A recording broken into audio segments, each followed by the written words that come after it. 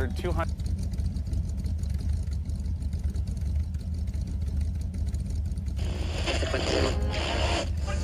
Here, me.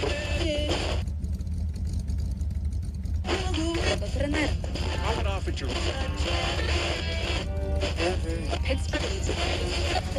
Done cut. He's no restart.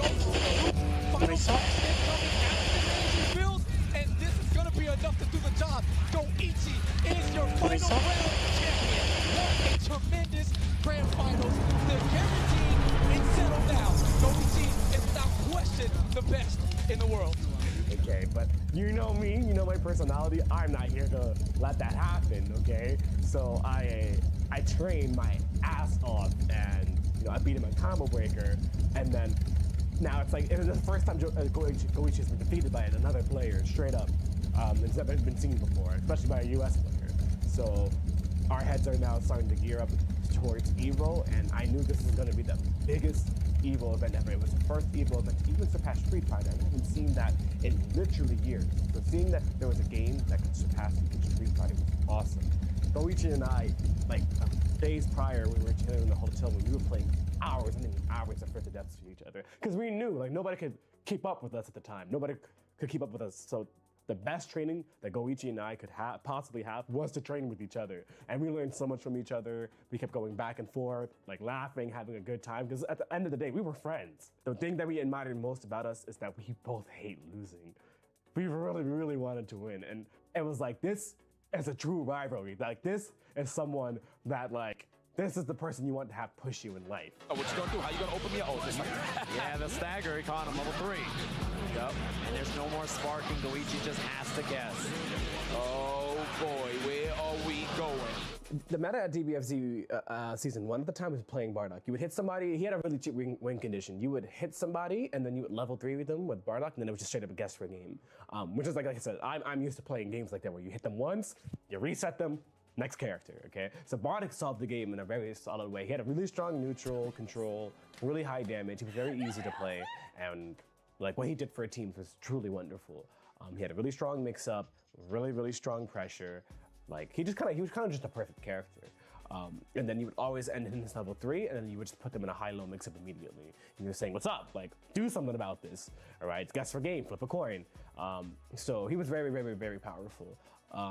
But because of him being very powerful, you were able to play a lot of other characters that you typically weren't able to play, right? Like I was able to play some Masu on my team, Goichi was playing Cell still. Like we had, even though we both had Bardock on your team, we had vastly different teams and vastly different team strategies. So It's crazy, you gotta work overtime on the health bar. Yeah. With the Revenger Assault. That damn dragon always meddling. Always meddling. Everybody wanna be green. This is the best Chipotle order. I would like a bowl, Triple wrap. mild, medium, hot. Then dip it in here. Sour cream inside the vinaigrette. 2 tortillas, if you know, you know. Lettuce, cheese, waffle. Yes. Oh, that is good.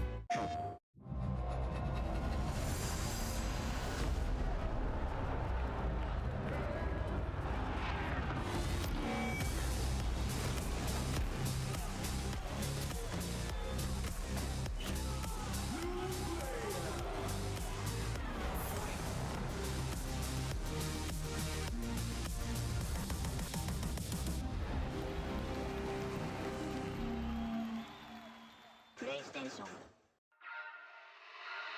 I got my hands on my back. No, I don't want show me. You can't keep that. I make it pop like bubblegum. I'm hot now, wait till the summer come. Shake some. Those who have lost their lives will never return. Nothing can bring them back. So where we going, old man?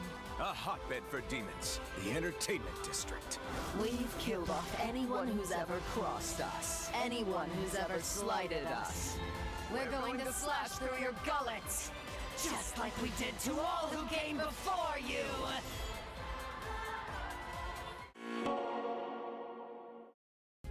Sunglasses in the day, blue light glasses for the gaming at night. Zenny's got affordable eyewear for everyone. Vibe and style while protecting your eyes. Evo sunglasses, available now.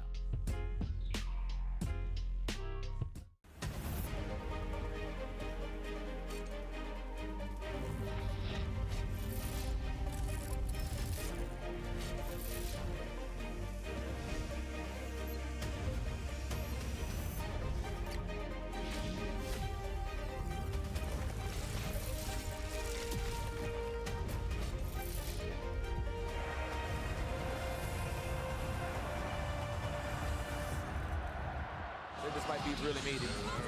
Oh, that block was incredible. We really think you slick, Goichi. I like that. He got him! Fox! Oh, and Sonic Fox is feeling that. He's powering up. He's hulking up. I think it kind of cooled him down a bit, but he was still playing really, really strong in the first match of Grand Finals. I almost lost, okay, off my own nervousness. I had like a really decisive moment where I could have just won on the spot, and I missed it because I was nervous. But I ended up clutching out the match anyways. But it was like, he was like, to me, I felt like it didn't really affect him that much. He was playing really good. I ended up playing better at that moment. The reason why I was so nervous on this one is because, again, I'm playing against literally the strongest opponent I have ever faced in my entire life. I have never played a player more stronger than Goichi in my entire life. There's many players that have been very close, but nobody can compare to the way Goichi made me feel playing against him. Ooh, he's gonna save the bars. Get off of me. No staggers for you. Put your hands away. My God, one away to crown our champion. So I was very nervous, especially with DBFZ. It's the very first year. People say I can only win in NRS games, and I just wanted to prove to people that is not true. I am good at any fighting games I truly want to apply myself to, and I wanted to prove it to like I said, to the entire world, especially with DBFZ being the most entrants at EVO over Street Fighter. I was like, this is the one I need to show people. Like, I can do this, and once I do this, nobody can say shit to me. So. Fox, wait a minute. Yo, wait, do not tell me we're gonna summon. Are we gonna summon? And Sonic Fox is your Dragon Ball Fighters Evolution 2018 champion. He's done it. He's done it. All those years, Sonic Fox, back-to-back EVO champion, multi-time EVO champion, NRS games, he's done it all. Everybody said he only wins in the games people don't play. He won the biggest game at Evolution. Everybody has to respect this name. That is unbelievable. Now Mike with still the advantage. Gamer B out of meter also. Can't create any shenanigans there. Mike wants to win on jabs. And Mike Mike takes down Gamer B. On his feet. The crowd is loving it. The Taiwanese newcomer was one of the two people that took down Justin Wong. He is now out of competition, and Mike Ross is going to go forward. For EVO 2010, I was playing every day. In every tournament leading up to that EVO, I was getting bodied. But I knew, like, body meaning I was getting top 8s, but I wasn't winning. I remember driving to Vegas, that long stretch, and Combo Fiend called me. And he called me just to say, he's like, yo, it's your year, bro. He said, this is your year. Like, you did the work. So, man, that gave me all the praising that I needed. I didn't win the tournament, but I hit my goal, what I needed to do. And in that moment, you know, Dr. Chaos is amazing. I'm surprised that I hadn't played a Ken that solid. But what was really getting me, and why I popped off so hard too, is what wasn't picked up during that match is everybody to the right with me who was East Coast. I hear Triforce's voice so loud, you know, they're all popping off. Mike sucks, he's gonna crack, you know, like all this kind of crazy stuff. And I'm like, okay, just keep your composure. And I won with the move that Flash Metroid taught me. And he's like, why aren't you anti-airing with Jump Back Fierce? I was like, what do you mean? And he said, watch, and I played him and I couldn't get in on him. I was like, oh, snaps, Jump Back Fierce, okay. So let me walk in, let me bait the distance where he's gonna jump, and I'll jump back fierce. Cracking mentally, wow! Wow! Okay. Double wow, now crowd on their feet. Crowd's getting ready to explode. What will it be? Mike Ross, they're all on their feet!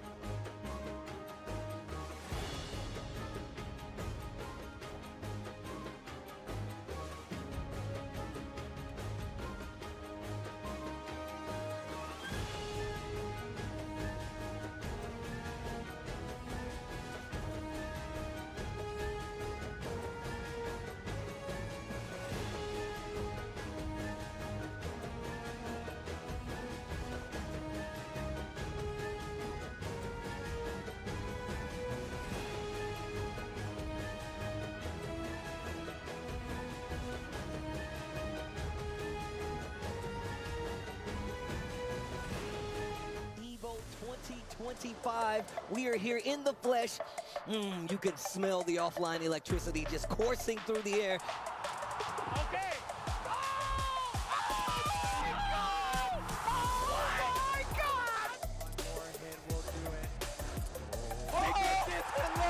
And there it is!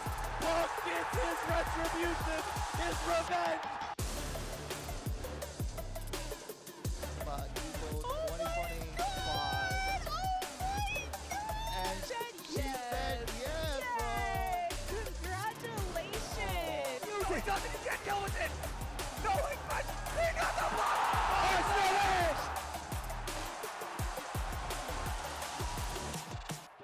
Two more hits!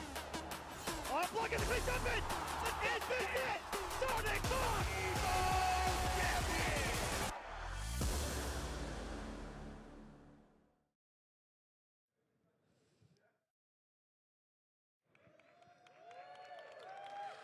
What is up, everybody?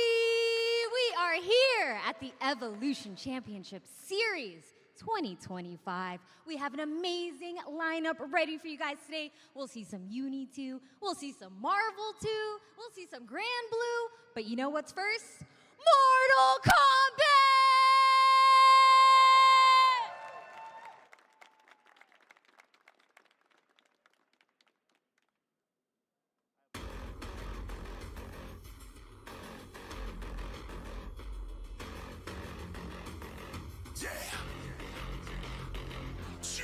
Your controllers in the blaze, I'm digging your grave. In your blood, I can bathe, can handle my rage. Left and right hand got a sibling vibe. They start cutting, leaving stains like ketchup and mustard. Me in first place, the definitive timeline. Do your worst, I'll murk your multiverse. My rivals are dead on arrival. I carry every soul that I smoked and killed the grand finals. Your counters be canceling out your combos. I see your combination and all of them look like combos. Pacifist, I'm on my havoc shit, I'll leave you hollow. So hustle away, go my friend, you'll be seen at the crossroads. No market of beast, I'm just hard to defeat. Cause I walk around like Baraka, how I'm armed to the teeth. Who wanted with me? I'll cut your cord without warning a brother. I'm sending you straight to hell with the baddie, singing your number, man. You never, ever sending me to the nether. Ain't nobody ever been stellar. How I'm leaving them seven genetics. Dismembered and analyzed each little letter. Because I'm smarter, faster, stronger. Yeah, I told you I'm better.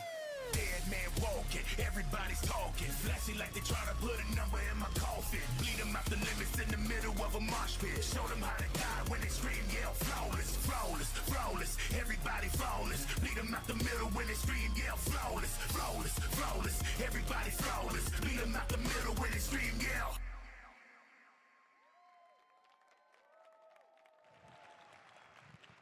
All right, let's give it up for our top 8 with the introductions right here, starting with the one and only Sonic Fox.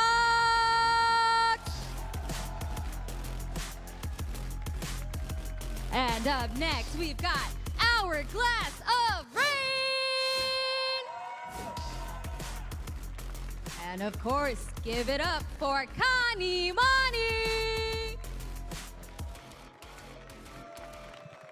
And make some noise for Nicholas.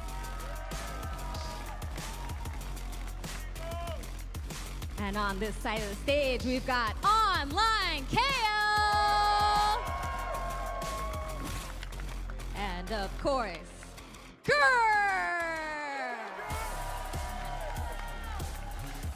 And up next, we have Michael Seraphin. And last but certainly not least, we got MK Javier. All right, thank you guys so much.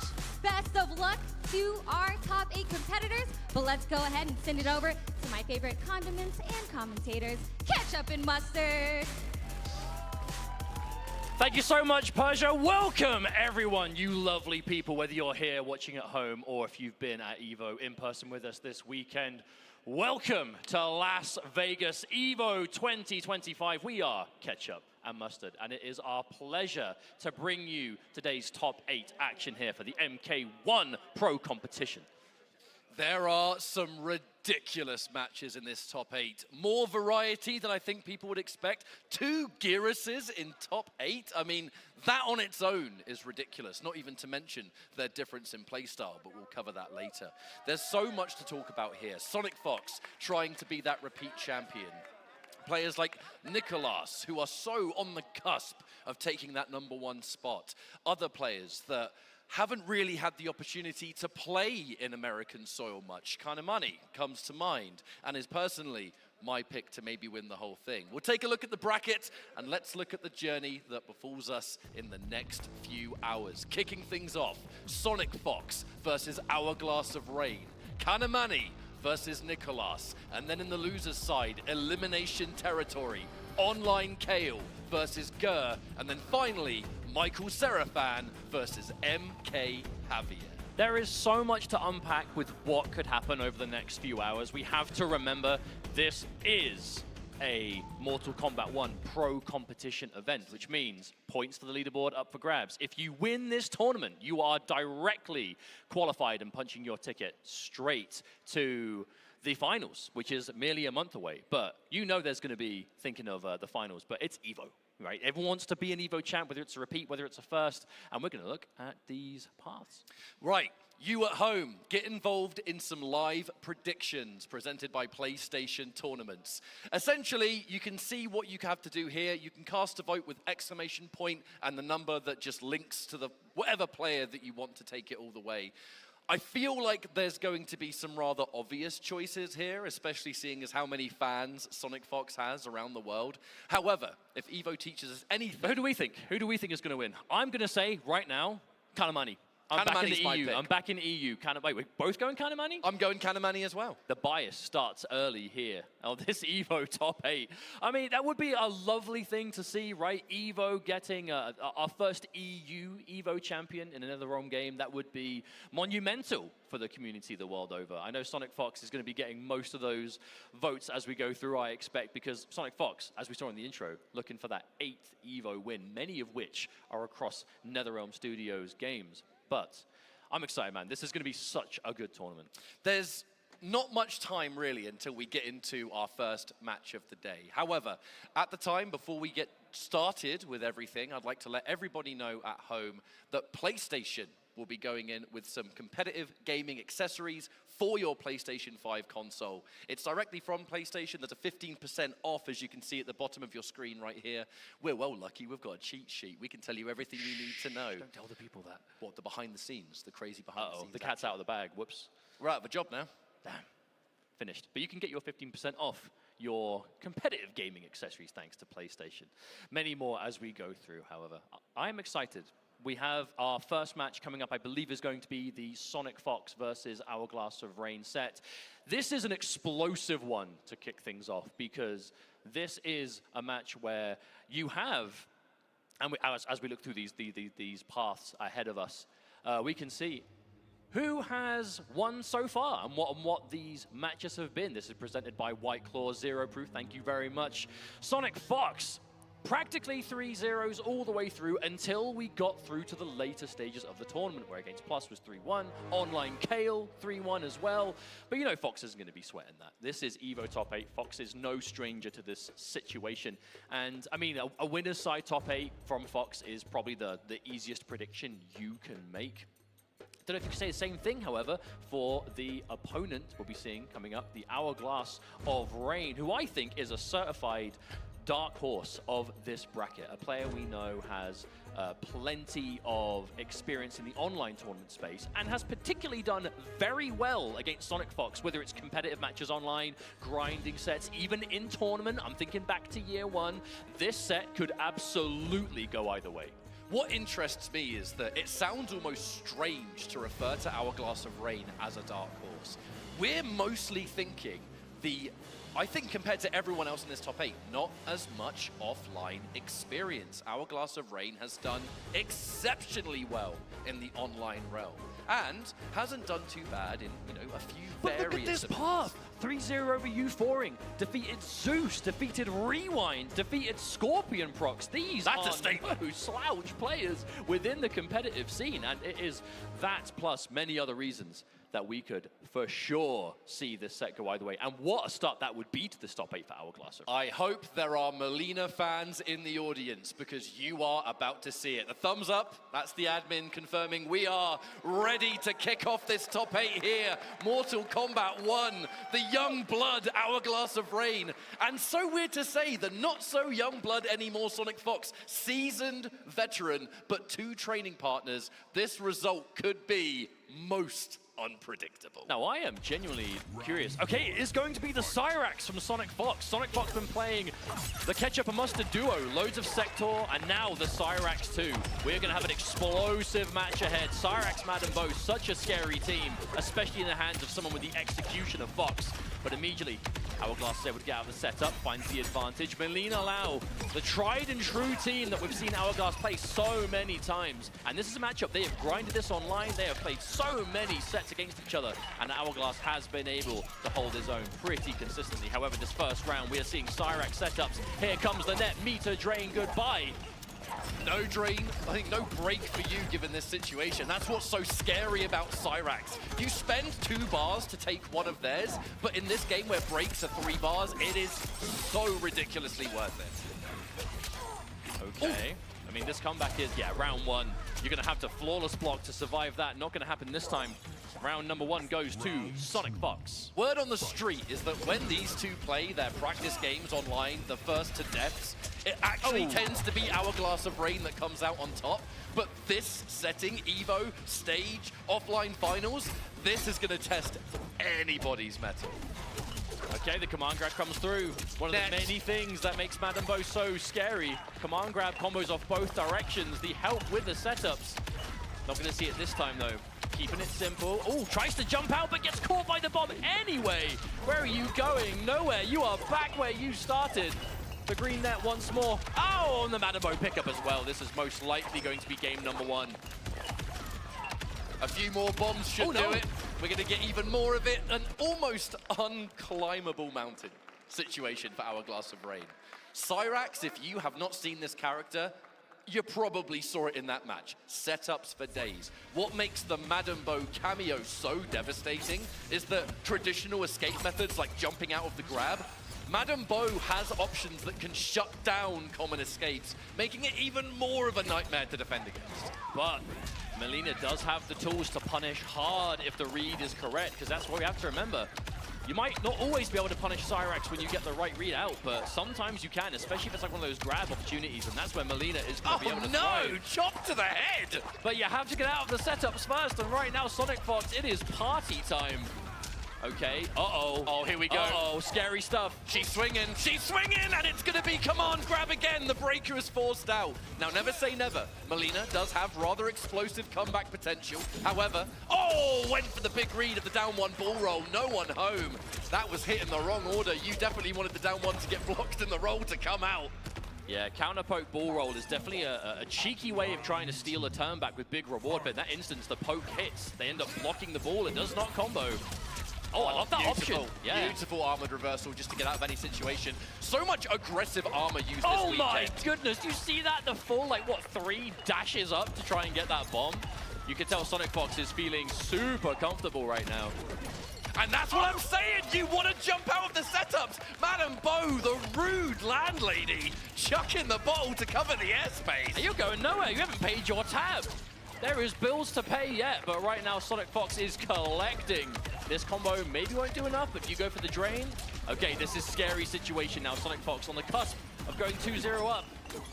Oh, hang on. Oh, no, that's still reached. Oh, that is unfortunate. Right, character select. This could be a cameo change, but more than likely, I think it's just to take some time. I mean, take your time. Hourglass of Rain is a Melina loyalist. Day 1 has been representing this character and is in winners top 8 for good reason. Has taken out some serious competition to get here, but now staring down Sonic Fox, current reigning Evo champ, looking to add another world title to that resume. Of all the players in this top 8, Hourglass of Rain was said by many to be the one that really could pull it off, could take him out in this winner's bracket. But I'm telling you, this experience, you cannot prepare for EVO top 8 unless you've been there before. Well, but this set is by no means over. We have to remember, we have seen reverse 3-0s plenty of times in EVO's past. Yes, we need have. to see it now for Hourglass. Trying to find something here. The Oh, danger. wow. Okay, Sonic Fox getting a down one off that blocked mid. That mid is very minus, but Fox, again, so confident in what's going to work. And here we are again. Here comes Bad and Bo. What's the mix? Oh, the mid is good. The strike connects. And here you are once more. Yeah. I mean, how do you escape that? I don't even have the health, man. No, I genuinely feel in that situation there was very little you could do, save like maybe a flawless block on one of those hits, but easier said than done. Potentially a match point situation now for Sonic Fox. Another throw escape. Even the grabs aren't connecting. The only time Hourglass has been able to hit anything significant is the unseeable overhead low of just the quick overhead and the quick low. They don't really result in much success. Sonic Fox is content to take those. Really doesn't mind. Okay, but this is a big opportunity. Damage, we can see it now. And just to beat the startup of the bomb, 400 reward for your troubles. Again, okay, back to back. Goes in for the low poke, try to enforce some frame advantage. 2 overheads. Didn't believe in a possible whip punish. The low hack, keeping you safe. Hourglass, an opportunity here. Another throw escape. Cannot be thrown. Both sides, in fact. Okay, good block and a punish. Hourglass of Rain. Signs of life officially kicking into gear now. We could see the beginning of a comeback. We just need to get more comfortable. The trade, the hit advantage of that orbiting hat is unbelievable. Not surprised we got a trade combo there. However, this is going to be not quite a huge combo, a bit offset with the bomb into net. Oh, escape failed. Try to go for it. At least in this instance, there's no meter for Sonic Fox thanks to the breaker before, so you don't have to worry about the meter drain, but you're still in setup town.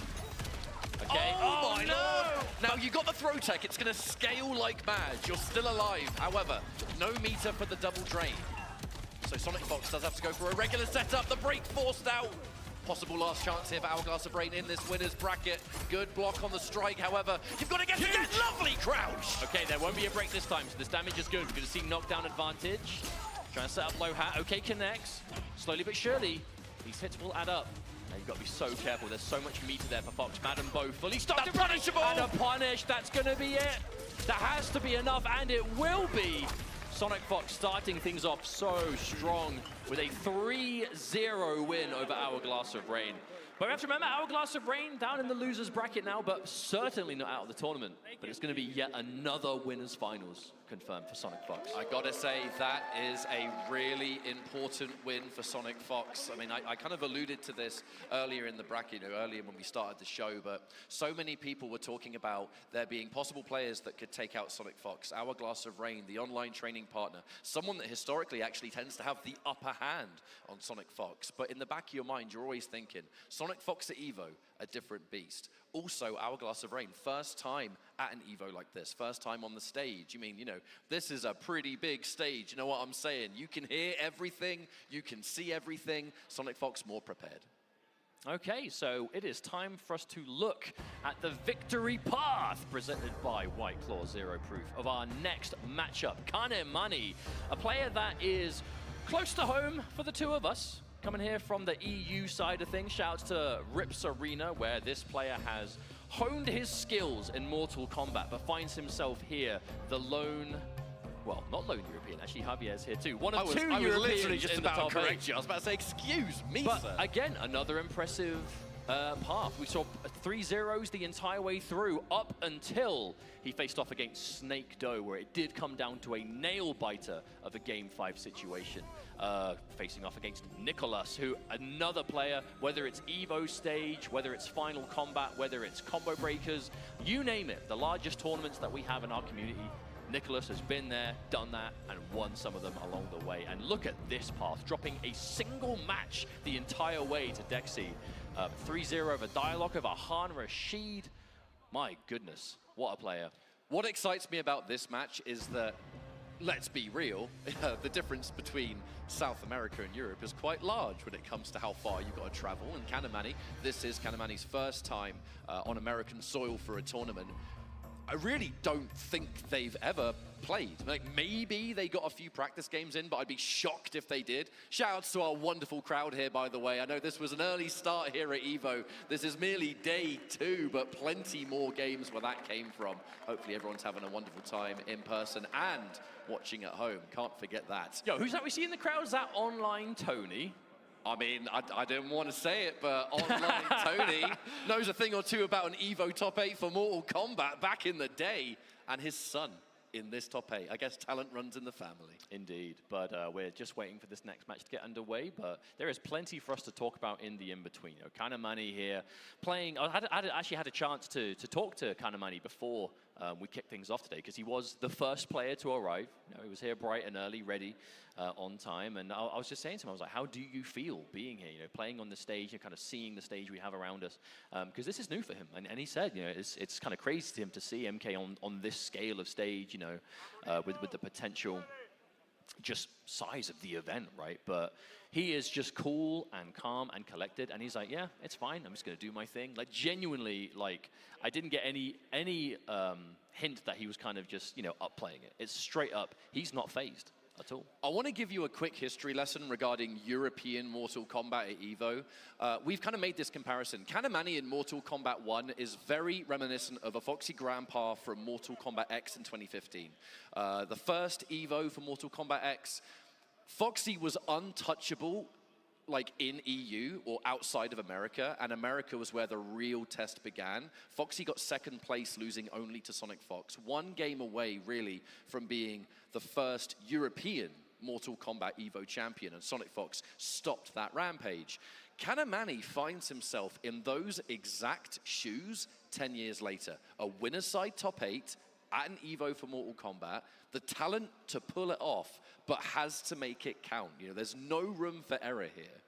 And on the flip side, Nicholas, a big thing to point out, the only one of the 2 Chilean twins in top 8 this year. So, you know, somewhere in that crowd, there is a lone Scorpion prox who's just going to be screaming his lungs out every time Nicholas does anything at all. Understandable. But that's what you want to see, right? Nicholas, who was second place at EVO last year, so has come so close yet so far for that EVO first at the hands of Sonic Fox.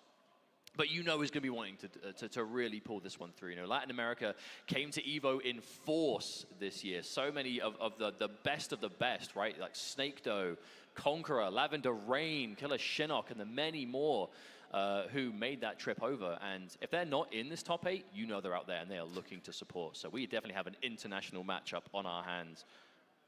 And you know that last chance qualifier for Final Combat going to go crazy because it's in Mexico. Oh, for real. There's no two ways about that. It's going to be wild. Looks like we're able to go into our next matchup. I did kind of confirm there. The staff saying, you are good to go, gentlemen. Have fun. Now it's going to be Havoc versus Sindel. Sindel still just as strong as ever. A few minor nerfs, I guess, in the last patch. But ones that I don't think are going to make a huge difference with how Kanamani plays. It's not enough to change the fundamental game plan. You know, Kani has gone to a lot of Sindel. And again, we've seen a lot of this in particular. A lot of this green crystalline armor. You know, when that armor is on you, hit stun. Oh, wow, fantastic. When that green armor is on you, hit stun is altered, and you're basically much safer in a lot of situations, otherwise you wouldn't have been. And it lets you kind of go crazy. No fish for those hits. Don't worry about losing damage too much. Here's a catch with a scream. Now there's no tremor, so we're not going to see a crazy situation to follow this, but still, nice damage. And there it is. Okay, another use of the crystal armor. Kanamani has a strategy in mind that he is enforcing. Now, as this is EVO, there's a chance some of you might not have been following Mortal Kombat 1 as closely through the year. Quick TLDR. That crystalline armor from MKX, it just gives you a unique hit animation. It can make things unsafe on hit and create a really uncomfortable situation. And Havoc, so scary. There it is again. A strong character in the current meta of the game. We know Nicholas does like going towards those characters who are so scary. But so far, a good round one. Oh no, gets hit by a long-range sweep. Turned into a launcher, courtesy of Movado cameo. Match made in heaven. Wake up, Fatal Blow, hello. Oh, no. No, that jump in was far too active. Fatal Blow armor, unbreakable down 2. Wait a minute, is this actually going to be the round? It is. Oh my goodness, just enough time. I was worried the Fatal Blow wouldn't come back in time. Remember, if you go for a Fatal Blow and it doesn't work, there is a cooldown period before it comes back. But that combo took just long enough on the back of that unbreakable launch. Hey! That allowed to show that. That was perfect.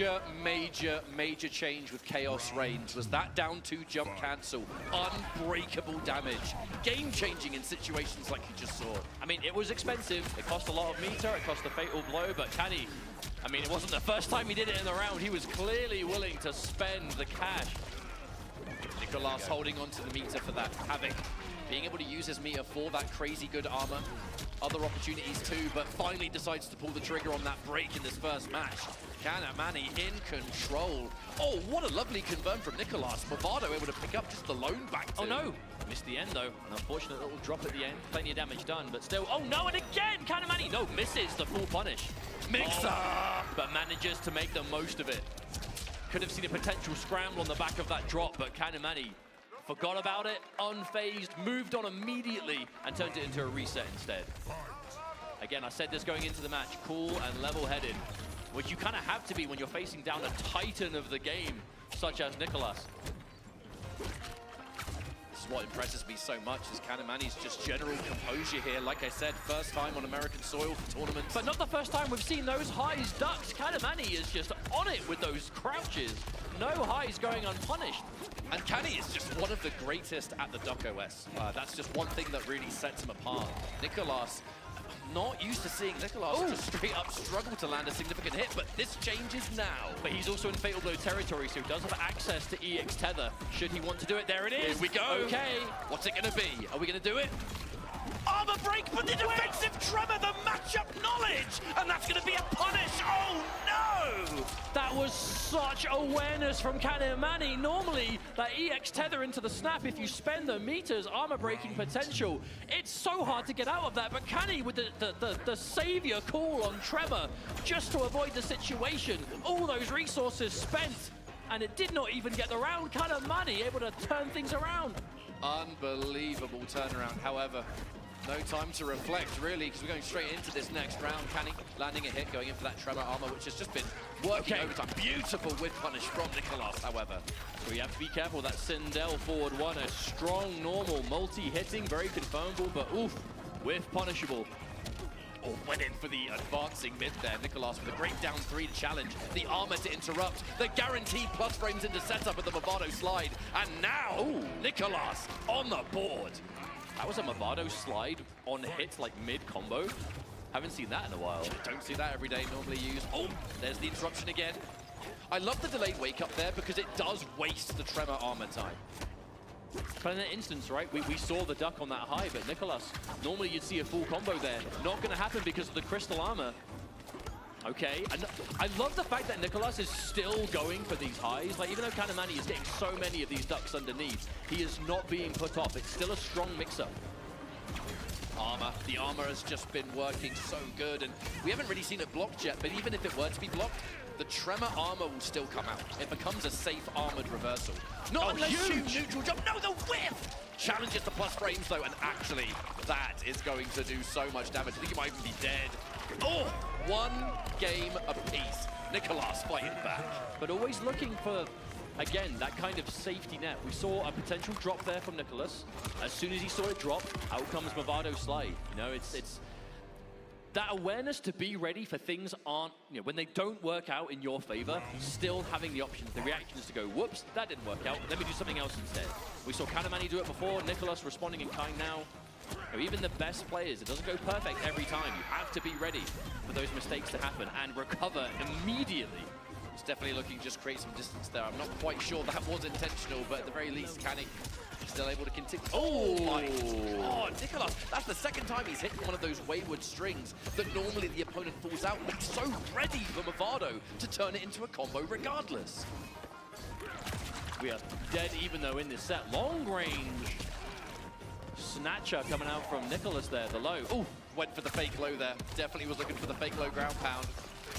Okay, that was still in time for the armor to happen, but look, that actually was quite a lot of damage that Kanny took, and Nicolas with the perfect timing, going for the overhead mix-up right as the armor disappeared, and now going up in the set. A round ahead now, Nicolas looking to make this a winner's finals rematch against Sonic Fox. Plus frames there from the Movado Nomad touch. Plus frames on the 1-1. Wow, the range on that down one punish. Kanamani in trouble. No wake-up attack for you, my friend.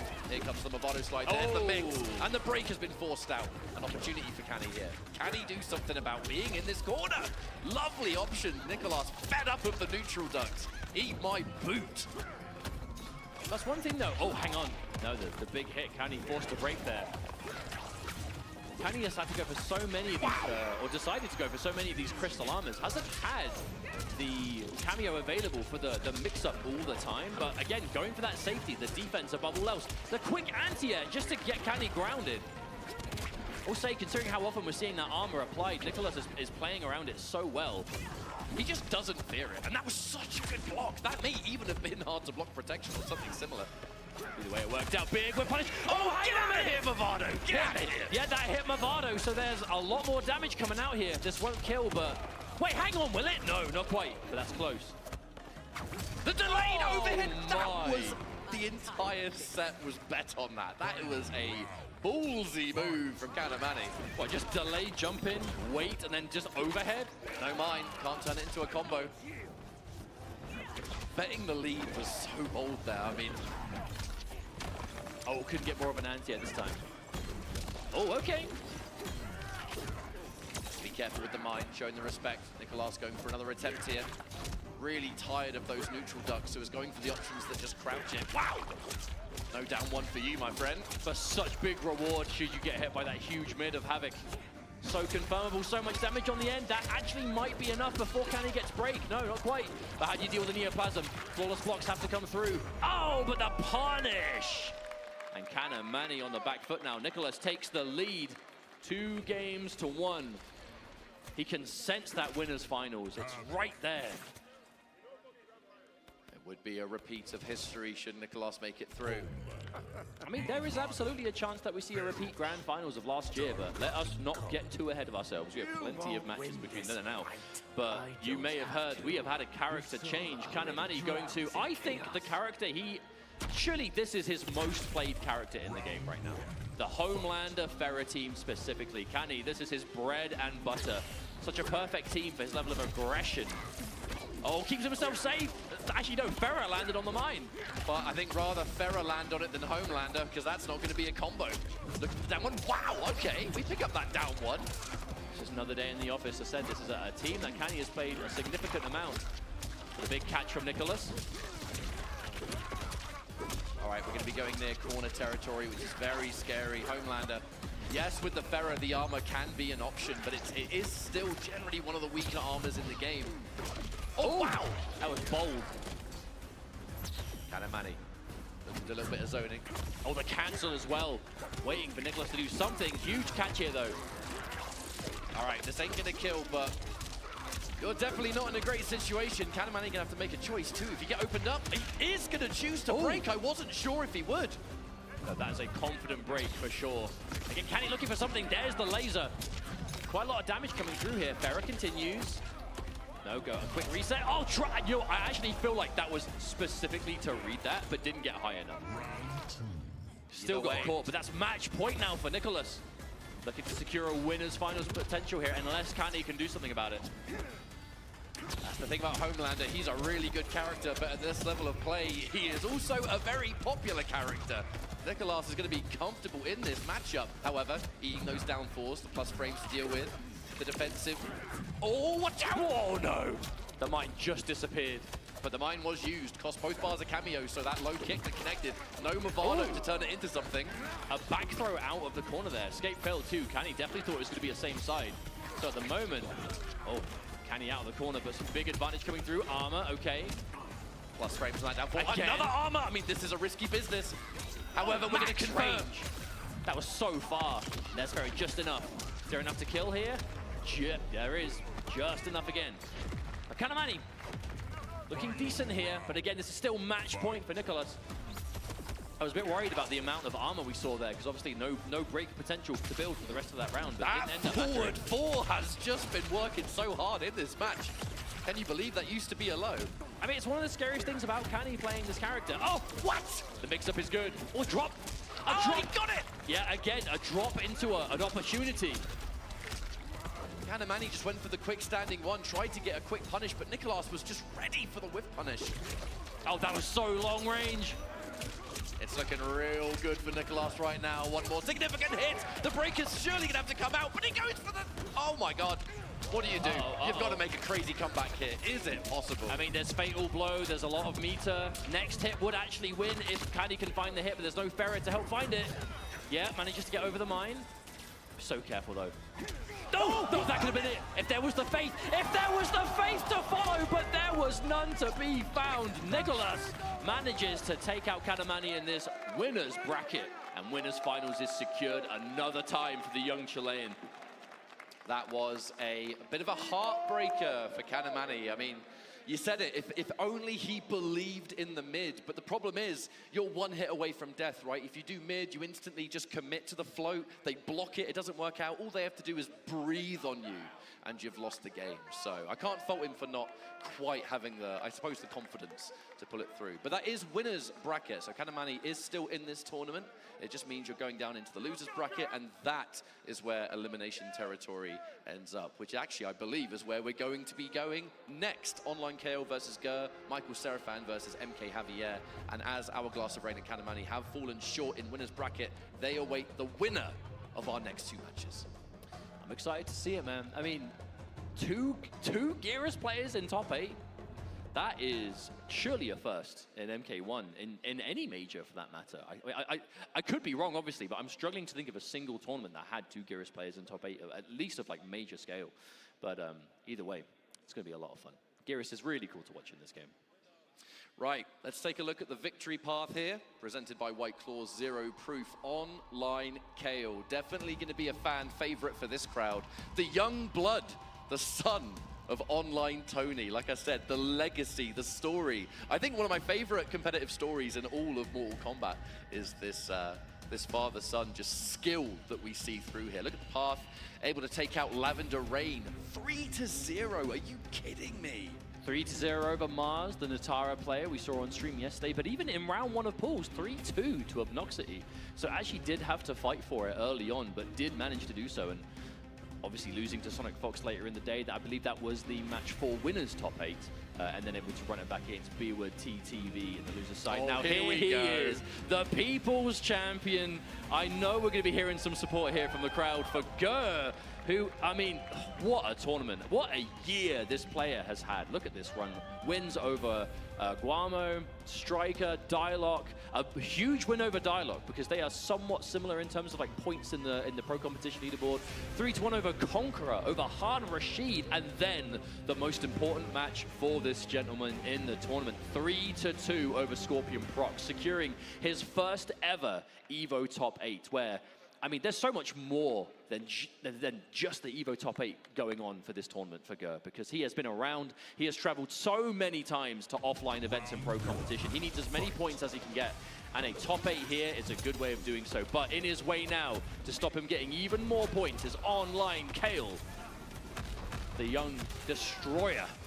I gotta say, I do like this Lao pick. One of the big things is that Lao now is heavily built around that somewhat range control, that neutral. The way Gur plays Geras is so heavily geared around the rewind. If you hit him and he spends a bar while he's got the hourglasses, he'll go back in time and break the combo for a bar, get the health back. If he's fighting someone that's chipping away, there is no such opportunities to rewind. There's the first one, though. Make no mistake, though, it is hard to play Geras at this level. There is so much you have to keep tabs on. Resource management from the start to finish of every match you'll play. He is strong, but he takes a lot of work. But we know, lucky for us, Gur is the kind of player who has put in that work and worked so well with that Motaro low shot. Massive block advantage on those little projectiles there. And Kale just content to just sit and defend. Does get opened up by a throw, though, but still sitting with a nice lead. Oh, went for the snap. Actually, that was a big snap. If that snap connected, that would have been enough. Nice catch on the overhead, though. Haven't seen any Lao players do the spin before. It is a much safer option, I suppose. Oh, Kale has always been, like, of all the Lao players who have picked up this character in MK1, Kale does the most spins.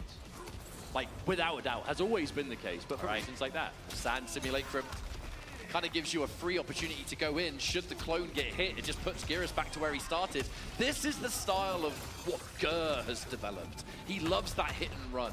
Doesn't take too many risks. The issue, sorry, go ahead. I'm just saying, he creates such a brick wall that he has the most timeouts of any player in the competitive circuit. But his issue is going to be resources here, though. You know, you can stack that hourglass if you've got the meter to do so, but he's been pretty starved of it. Oh, and was that confirmed? Was that a single hit confirmed from Online Kale? This is bad. Knockdown, homing missile, it's all gonna chip. The chip damage was avoided once, but only so much you can do in that situation. Maybe try and flawless block and just pray for your life. Either way, that's gonna be game 1 for Online KO. And to remind everyone at home, this is elimination territory. One of these players is out of the tournament after this set. But if we're talking pro competition stakes, they're definitely playing with different levels of pressure. You know, Online KO won an online regional finals, you know, for North America West. He's going to be confirmed for Final Combat. He doesn't necessarily need the points or the... That must have been the final end of the plus frames. Oh my word. But, you know, he doesn't really need that placement. But he's been entering events. You know, there's still prize money. There's still, you know, you want to win Evo, right? You still want to be a world champ. For that prestigious Evo first place, but Gur needs those points, as many as he can get. So every match he wins in this top 8, he is making his life so much easier. Did not expect to pull the trigger on that second use of the armor there. A big risk to play, but one that at this point, well, clearly worked out. That farm Motaro teleport Gur really trying to just create as much distance as he can. Now he knows he hasn't got Motaro, so he's got to go for a different option. However, Online Kale just pulling out the perfect read there. That was so expensive, from 3 bars to 0 in the matter of seconds. But those time stop setups from Gyros, they are scary, but you don't necessarily have to respect every single one of them, right? Like, depending on what normal you do it from, the advantage might be a bit different. And in that situation, Kale's like, hey, I can jump out of this. Gonna try it, and absolutely worked out. Oh, mid. What a catch. Caught airborne, so that's going to allow that command grab to put him in the corner. And then the armor. I feel like the reads on the raw command grabs have been so perfect for Kale so far. Has Gur even, like, hit a raw grab yet? Oh, walks right into it, Kale, with a preemptive string. No meter and no sector, however, so that is going to be no launch available. We also saw an up block attempt there as well from Kale. You know Kale has been prepared for this match. Gur is so willing to just swing those overheads. But not as many so far in this match. Keeping things a bit safer so far. A lot of those lows. Oh, tries to stagger, but no. Kale calls it out. There's an overhead, but trades with the rocket. Gur's blocks on that mid into overhead low 50-50 has been so on point. Oh, that's still punished! That's it! You can't freak either! Oh, that was such an optimal punish from Kale. The quick little micro dash to get there in time. The early cancel to make sure Gur did not build break before it connected. That was as efficient as it gets. And Online Kale now 2-0 in the lead, looking absolutely all there. Now Gur, a loyalist through and through, not just with Gyros, but with whatever team he uses at the time. I don't think he's going to change, but I think we are going to take just a few seconds to go back to that character select. Oh no, never mind. No, he is going right back in. Consider me wrong. Gur wants to go right into this and try and just get the job done. All right, there's the command grab. We're going to build up a rewind possibility. Well, Still have to build meter, though. I feel like it's not like Gur is doing like a bad game plan here or anything. I think a lot of the instances is he'll go for a mix-up where there is one, and Kale's defense is just on point. I don't think it's necessarily a problem in terms of style, but we'll see if Gur can bring this back. Oh, huge armor. Even if that homing missile doesn't result in a combo, it just totally freezes the neutral. It just gives Kale that opportunity to push us back to wherever you want to go. If I'm getting pushed near the corner, you kind of have to respect that homing missile. It's so plus on hit, so plus on block. Lovely throw there from Online Kale as well. 3 bars of meter. Can break if he gets opened up. We also have the hourglass stocks ready from Gur. Should he want to go for something big here? Hang on, wait, is he going to avoid? Yep, gets to the other side. Sector completely misses. No homing on that missile, I'm afraid. Punish! Oh, but manages to get a full punish. Kale unfazed by the whiffed fatal blow. Manages to get a full confirm here. And now match point to potentially 3-0 over Gur here. This, again, loser's bracket. Kale even tried to go for the sector fatal blow, which is way faster. Plus hit. You know, 9 plus frames for that flamethrower. I actually think Kung Lao's like normal strike might be faster at point blank, but at that situation you want the range. Yeah, he's too far away. Yeah, I think there was more of a distance thing. But still, that's a strong thing about this team. You have access to 2 strong fatal blows for different reasons. But good defense from Ger. But again, this has been the issue. It's the neutral. Kale, so much lockdown with these up rockets, the mobility, chipping away. Oh no, Motaro got slapped! Yeah, one hat at a time. This life is just disappearing, although we are pretty even here. Oh, but calls out. Wait, no, was that a full? No, I actually don't think that was a punish. Remember, Kung Lao has access to that fast punish option, though. Big up block. Oh, wait, hang on a minute. Whoa, whoa, whoa. Could still go for the rewind. Catches underneath. Big opportunity here for Ger. Gets a freeze. Teleport extension. No, straight into Fatal Blow. Okay, Ghira's Fatal Blow, I swear this just doesn't scale. This might actually kill.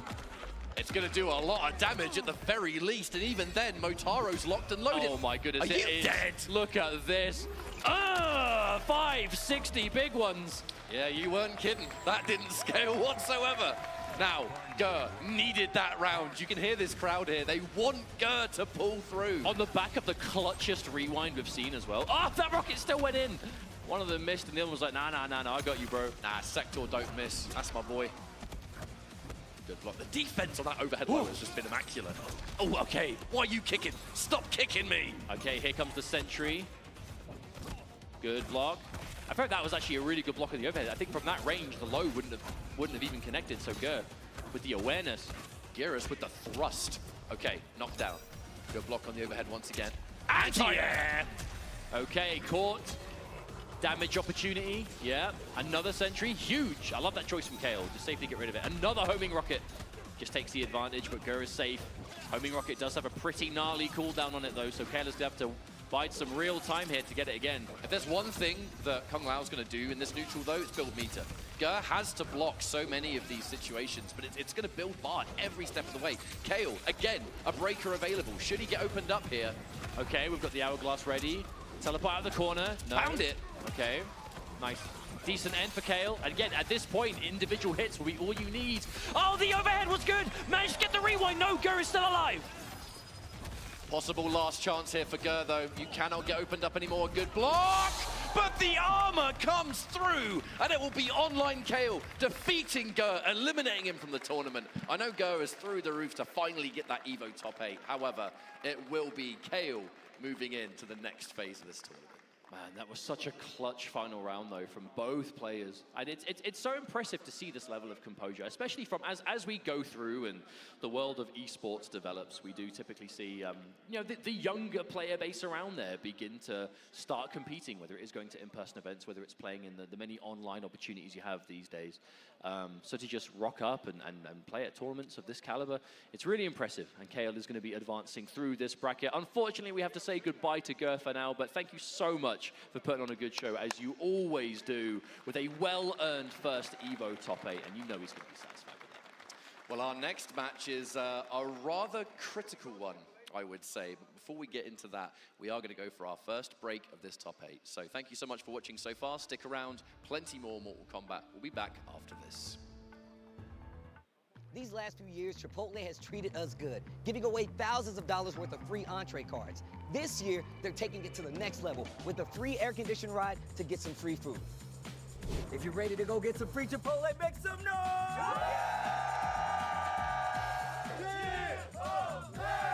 We're here. Let's go. I guess there is a silver foil lining to washing out of pools day one. I won PlayStation's Road to Evo and went head-to-head with Arslan Ash.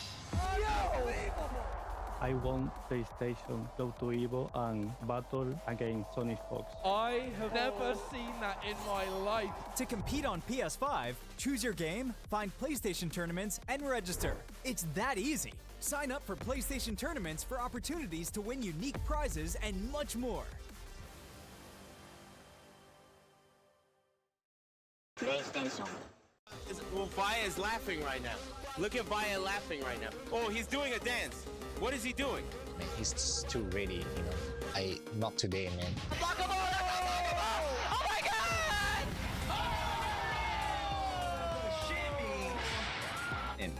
に参加して、でその時また賞金額が上がって、気持ちは調子良かったです。So it's much more than just playing. It's being just being a part of this community.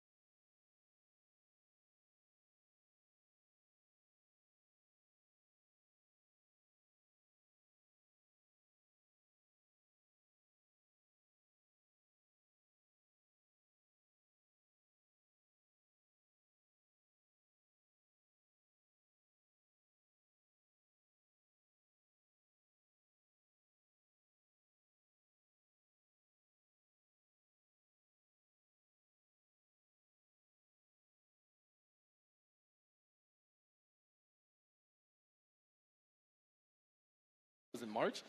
She kind of got a lot of adjustments to make her stuff more consistent, more stable. Yeah. Combo routing is very good. And then we'll talk about more about that, but right now we're going to throw it to Jalen really quickly back on stage. All right, y'all, it is time for another Evo Connections Trivia Challenge presented by AT&T. Prizes for this include the Evo Online merch, gift store cards, and products, including things like the Nacon Daija Fight Stick and the Rig headset. Go ahead and use the display chat command to lock in your answer before the timer runs out, and check the prize pinned in chat to see if you're correct. Hello, everybody. Welcome back to Evo Connections Trivia presented by AT&T. I'm here with Sherry Jennings. We're going to see how much she really knows about fighting games. I'm going to ask you a question. You got 30 seconds to answer it. 30 seconds. We're going right into it. Okay. How many players have won Evo back-to-back in their respective franchise? This is the hardest one. Good luck, Sherry. All right, so I'm going to go for Justin, Sonic. Let's hear what you're thinking. Tell them what you're thinking. It can't be that high. I feel like it's got to be like below like 4. But it can't. What does that mean? What does that mean? What does that mean, chat? What's he doing? It's kind of a tough one, but think it through. Okay. I'll give you a hint. It's high. Believe it or not. It's high. Okay. So I know Justin probably went back to back. It's hard for me to imagine that that's more than 4 or 5 people, right? Let me see. 4. I'm gonna say 3. 3. Oh my God. I'm gonna go with 8.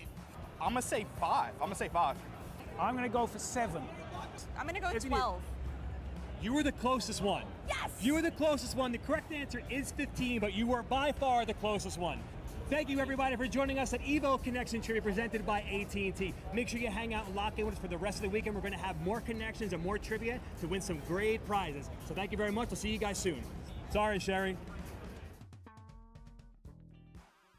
This is the best Chipotle order. I would like a bowl. Triple wrap. Mild, medium, hot. Then dip it in here. Sour cream inside the vinaigrette. 2 tortillas. If you know, you know. Lettuce, cheese, guac. Yes. Oh, that is good.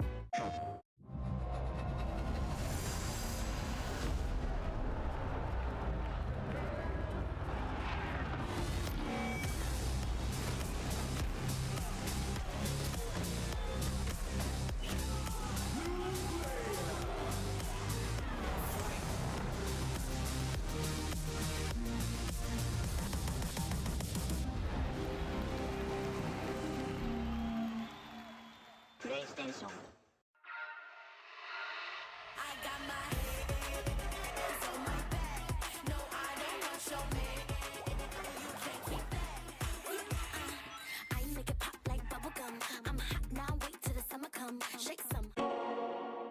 Those who have lost their lives will never return. Nothing can bring them back.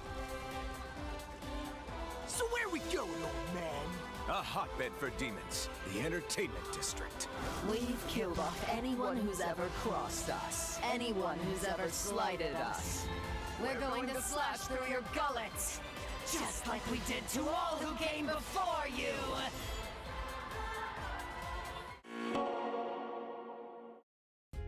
Sunglasses in the day, blue light glasses for the gaming at night. Zenny's got affordable eyewear for everyone. Vibe and style while protecting your eyes. Evo sunglasses, available now.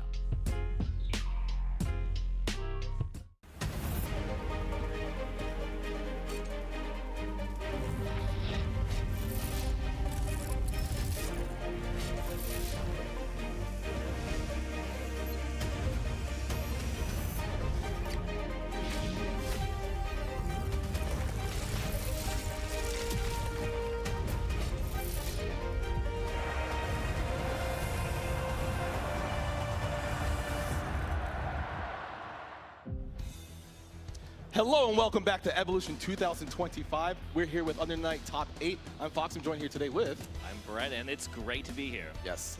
We're all glad that we saw the first 2 matches that we had so far. They were pretty high-intensity matches. Yes. Knots and Revert and Defi and BB. Honestly, any other tournament, that would probably be our winners or grand finals, as you can see up there.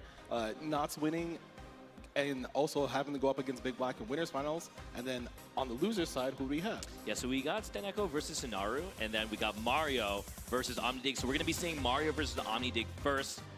It's going to be... I don't know how this one's going to go, honestly. I mean, so it's going to be Wagner versus Eltnum. Yeah. I do think Eltnum... I don't want to say she has a hard time versus Wagner, but I feel like there's a couple areas where when Eltnum wants to press buttons, Wagner has a better presence in her 5B, 6B, 5C, and even like 2-1-4 to tackle. Yeah. Trying to like counter poke Eltnum. She does do, I would say, like on average the same damage in some instances. But right here we have the victory path presented by White Claw Zero Proof.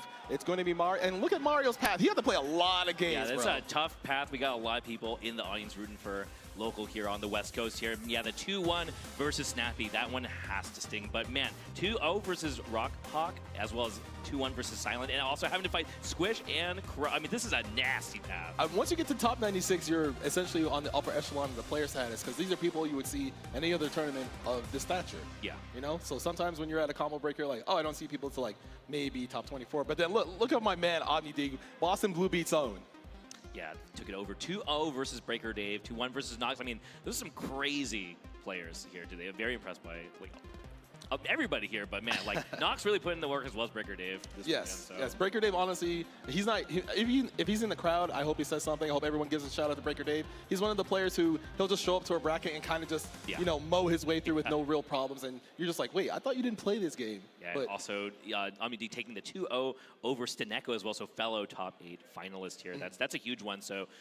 Players got the fist bump. We are going to be going into this. So, yeah, I mean, Mario obviously very familiar with fighting Eltnum, but each Eltnum kind of plays differently here. So we'll see how this plays out here.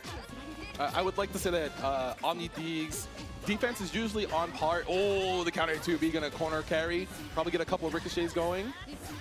Going to do double 2-2B. Going to have almost full Poker bullets. With that. Well, how about that drop to 60? That's the ender. Wow, Mario capitalizing on this. It's good that it happens. Yeah, it happens now and not later, right? That's true. That's in a game-winning scenario. So now he's got his back to the corner. The evil Wagner strike throw character with good footsies. Yeah, here we go. Mario with the chain shift on deck here. Block the overhead. Omni kind of gets out of the corner. Ooh, the 2C startup gets snuffed. Nice. I like that attempt to go for the throw, but Omni so ready for that. Takes the grid break here. Get the 2A low. Look like Mario's trying to jump there and wake up. Gonna get a reload. No, uses some meter. Now he'll get the reload. There we go. Let's hit Ray with the DP. Mario fighting back here. Just barely too far away for the woman sweep, but dash up. Mario holding down back. He's not flinching in any clean hit will end the round. One throw can do it here, so it's very scary for Mario, but he's going to try. Rising J! Why do so many characters have good rising I mean, that has truly, so far, been the story of this tournament, especially in the top 8, is rising OSs. I mean, I don't even know if that one's really OS. That was just sending it, honestly. Yeah, he did that raw. He was like, I have reactions. I have good eyes. You see his glasses he has? So he's going to get the double 2-2B. He's going to reload at the end here. Pull up. Okay. Can Mario get out of this? Oh, counter hit. Up. A lot of damage here. Sheesh, he went for the swag route. Let's go. He's going to get double 2-2B ender. All right, crowd. Can I hear it? Get the reload. Hey. Very good. Very nice. Oh, and here we go. Omni Dig again. Saw that a lot last year, that EX dive, just putting in the pressure. So Shades of Scenario here as Omni Dig really working to clean up Mario in this game 1. He won't be able to get the confirm here to win the round, but he is in a great spot, even though he does not change him. Yeah, tier. I mean, that just makes sense. Because you're assuming that Mario's going to try to press a button there to get out of the pressure. But it's kind of scary, because Eltnum has like evil advancing normals, so you kind of have to like hold that on defense. It's not really the easiest thing to Going back to character select, just taking some time, drinking that water. Get that water. Hydrate, y'all. Get that water if you're at home as well. Omni Dig making sure he's nice and calm, collected, doing his breathing exercises, making sure he's not rattled in the slightest. I mean, round win of losers in top 8 is a tough spot to be in. Yeah, because if you lose, you're just hanging out, doing nothing the rest of the time. You're just like, I'm a bum, hanging out. I got top 8 at EVO, though. You can't tell me anything. Yeah, Mario not a stranger to being in this top 8. But I think Omni is pretty happy with that 1-0 right now. Oh, no. Stagger pressure. Gets counter hit thrown. Saw Omni Dig probably trying to press buttons. Ooh. And you can see Omni Dig trying not to shield because he doesn't want to get crit broken. Wow. Nice. Yeah, the dash B catching it. Solid confirm here from Mario. I mean, this is definitely going to be, especially as a Wagner player, about believing in your pressure and hoping that works out with the confidence is going to be really important. So we'll see if Omni Dig doesn't care, just presses. I'm surprised. I guess Mario's trying to walk forward. He got hit by the Eltnum 5A. I mean, just the timing a little too slow there for Mario. So Omni Dig.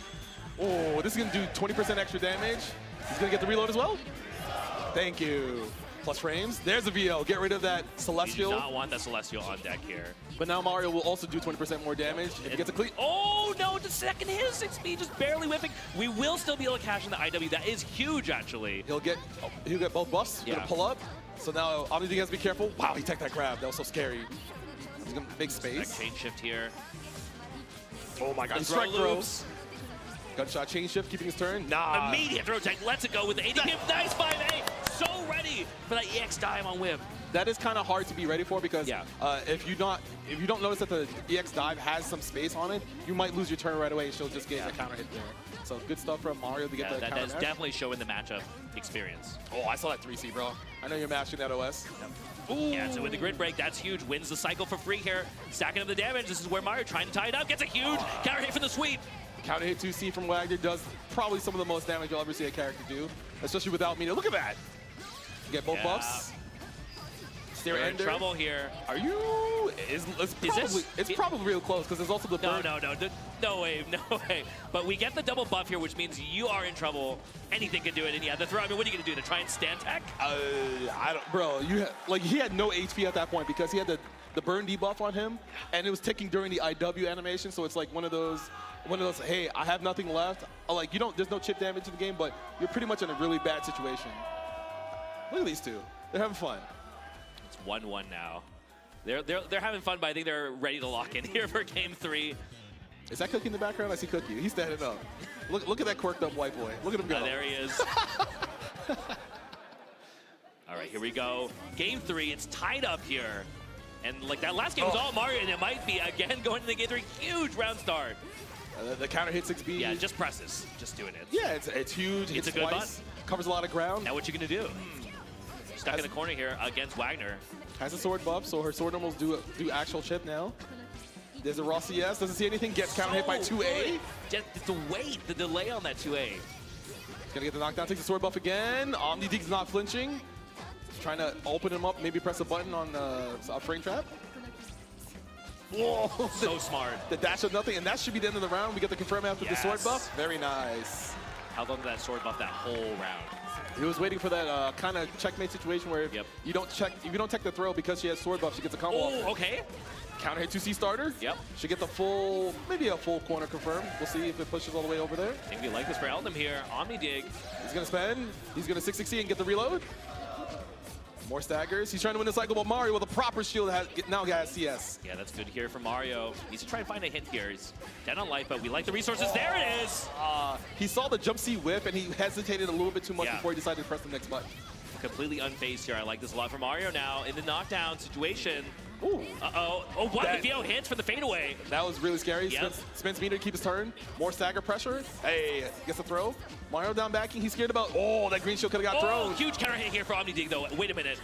He's going to win cycle 2, so. If he can get 100 meter, he might be able to end the round, but he's not going to. He just gets the reload. Oh, and the meaty throw. He knew Mario just down back and not react in time. Final game, final round between these two players in losers round 1. Oof, more staggers. Someone is going home after this. This is crazy.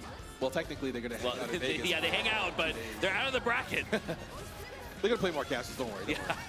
Gonna get the knockdown, sword buff, or we're gonna get both buffs. I blinked, and now Omnidig at half HP with double buff here. Lets it rip. It's plus. Does not press this time. Mario holding down back. He wants to make sure if he gets a clean hit, he can win the round. There's no meter there, bro. You got to do that with meter to make it safe. You can be challenged.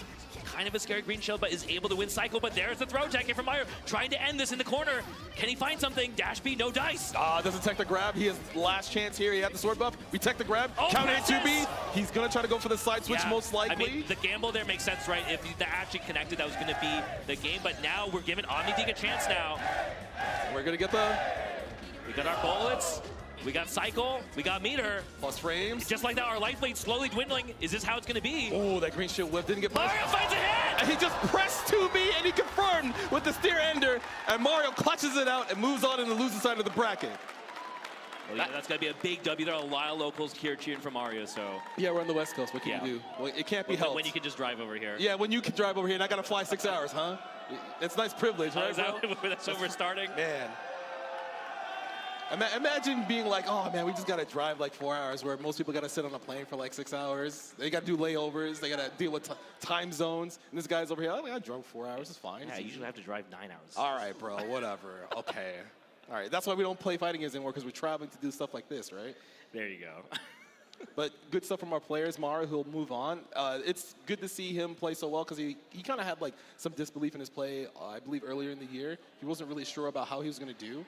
But OmniD gets knocked out. We'll see in the bracket here.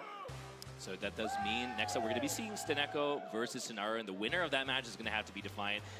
No matter what that's going to be, that should be a very interesting one. And then obviously that means Revert is going to be fighting Mario in losers quarters.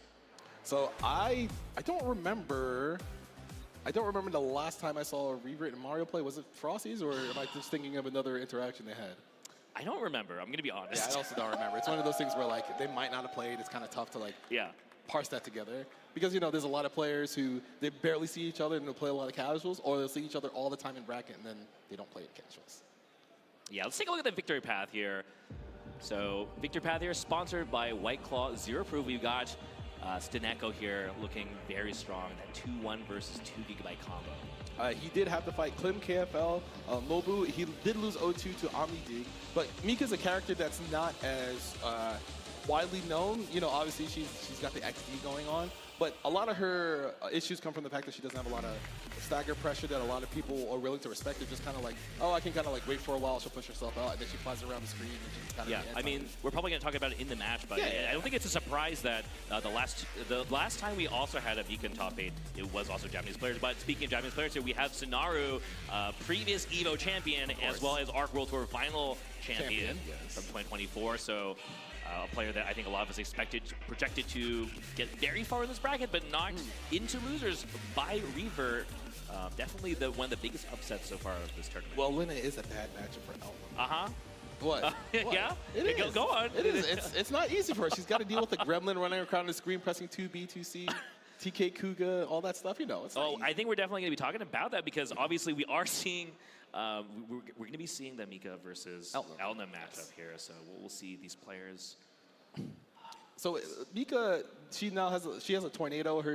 To the move around the screen, she has the beast cannon. It can kind of be a little tough for Eltnum to like snipe where she wants with the ricochet bullets, because if those miss, you have a lot of recovery if you don't have chain shift. And obviously, a lot of Mika stuff got buffed where her C normal's a little bit bigger. A couple of her special moves are faster, do more damage.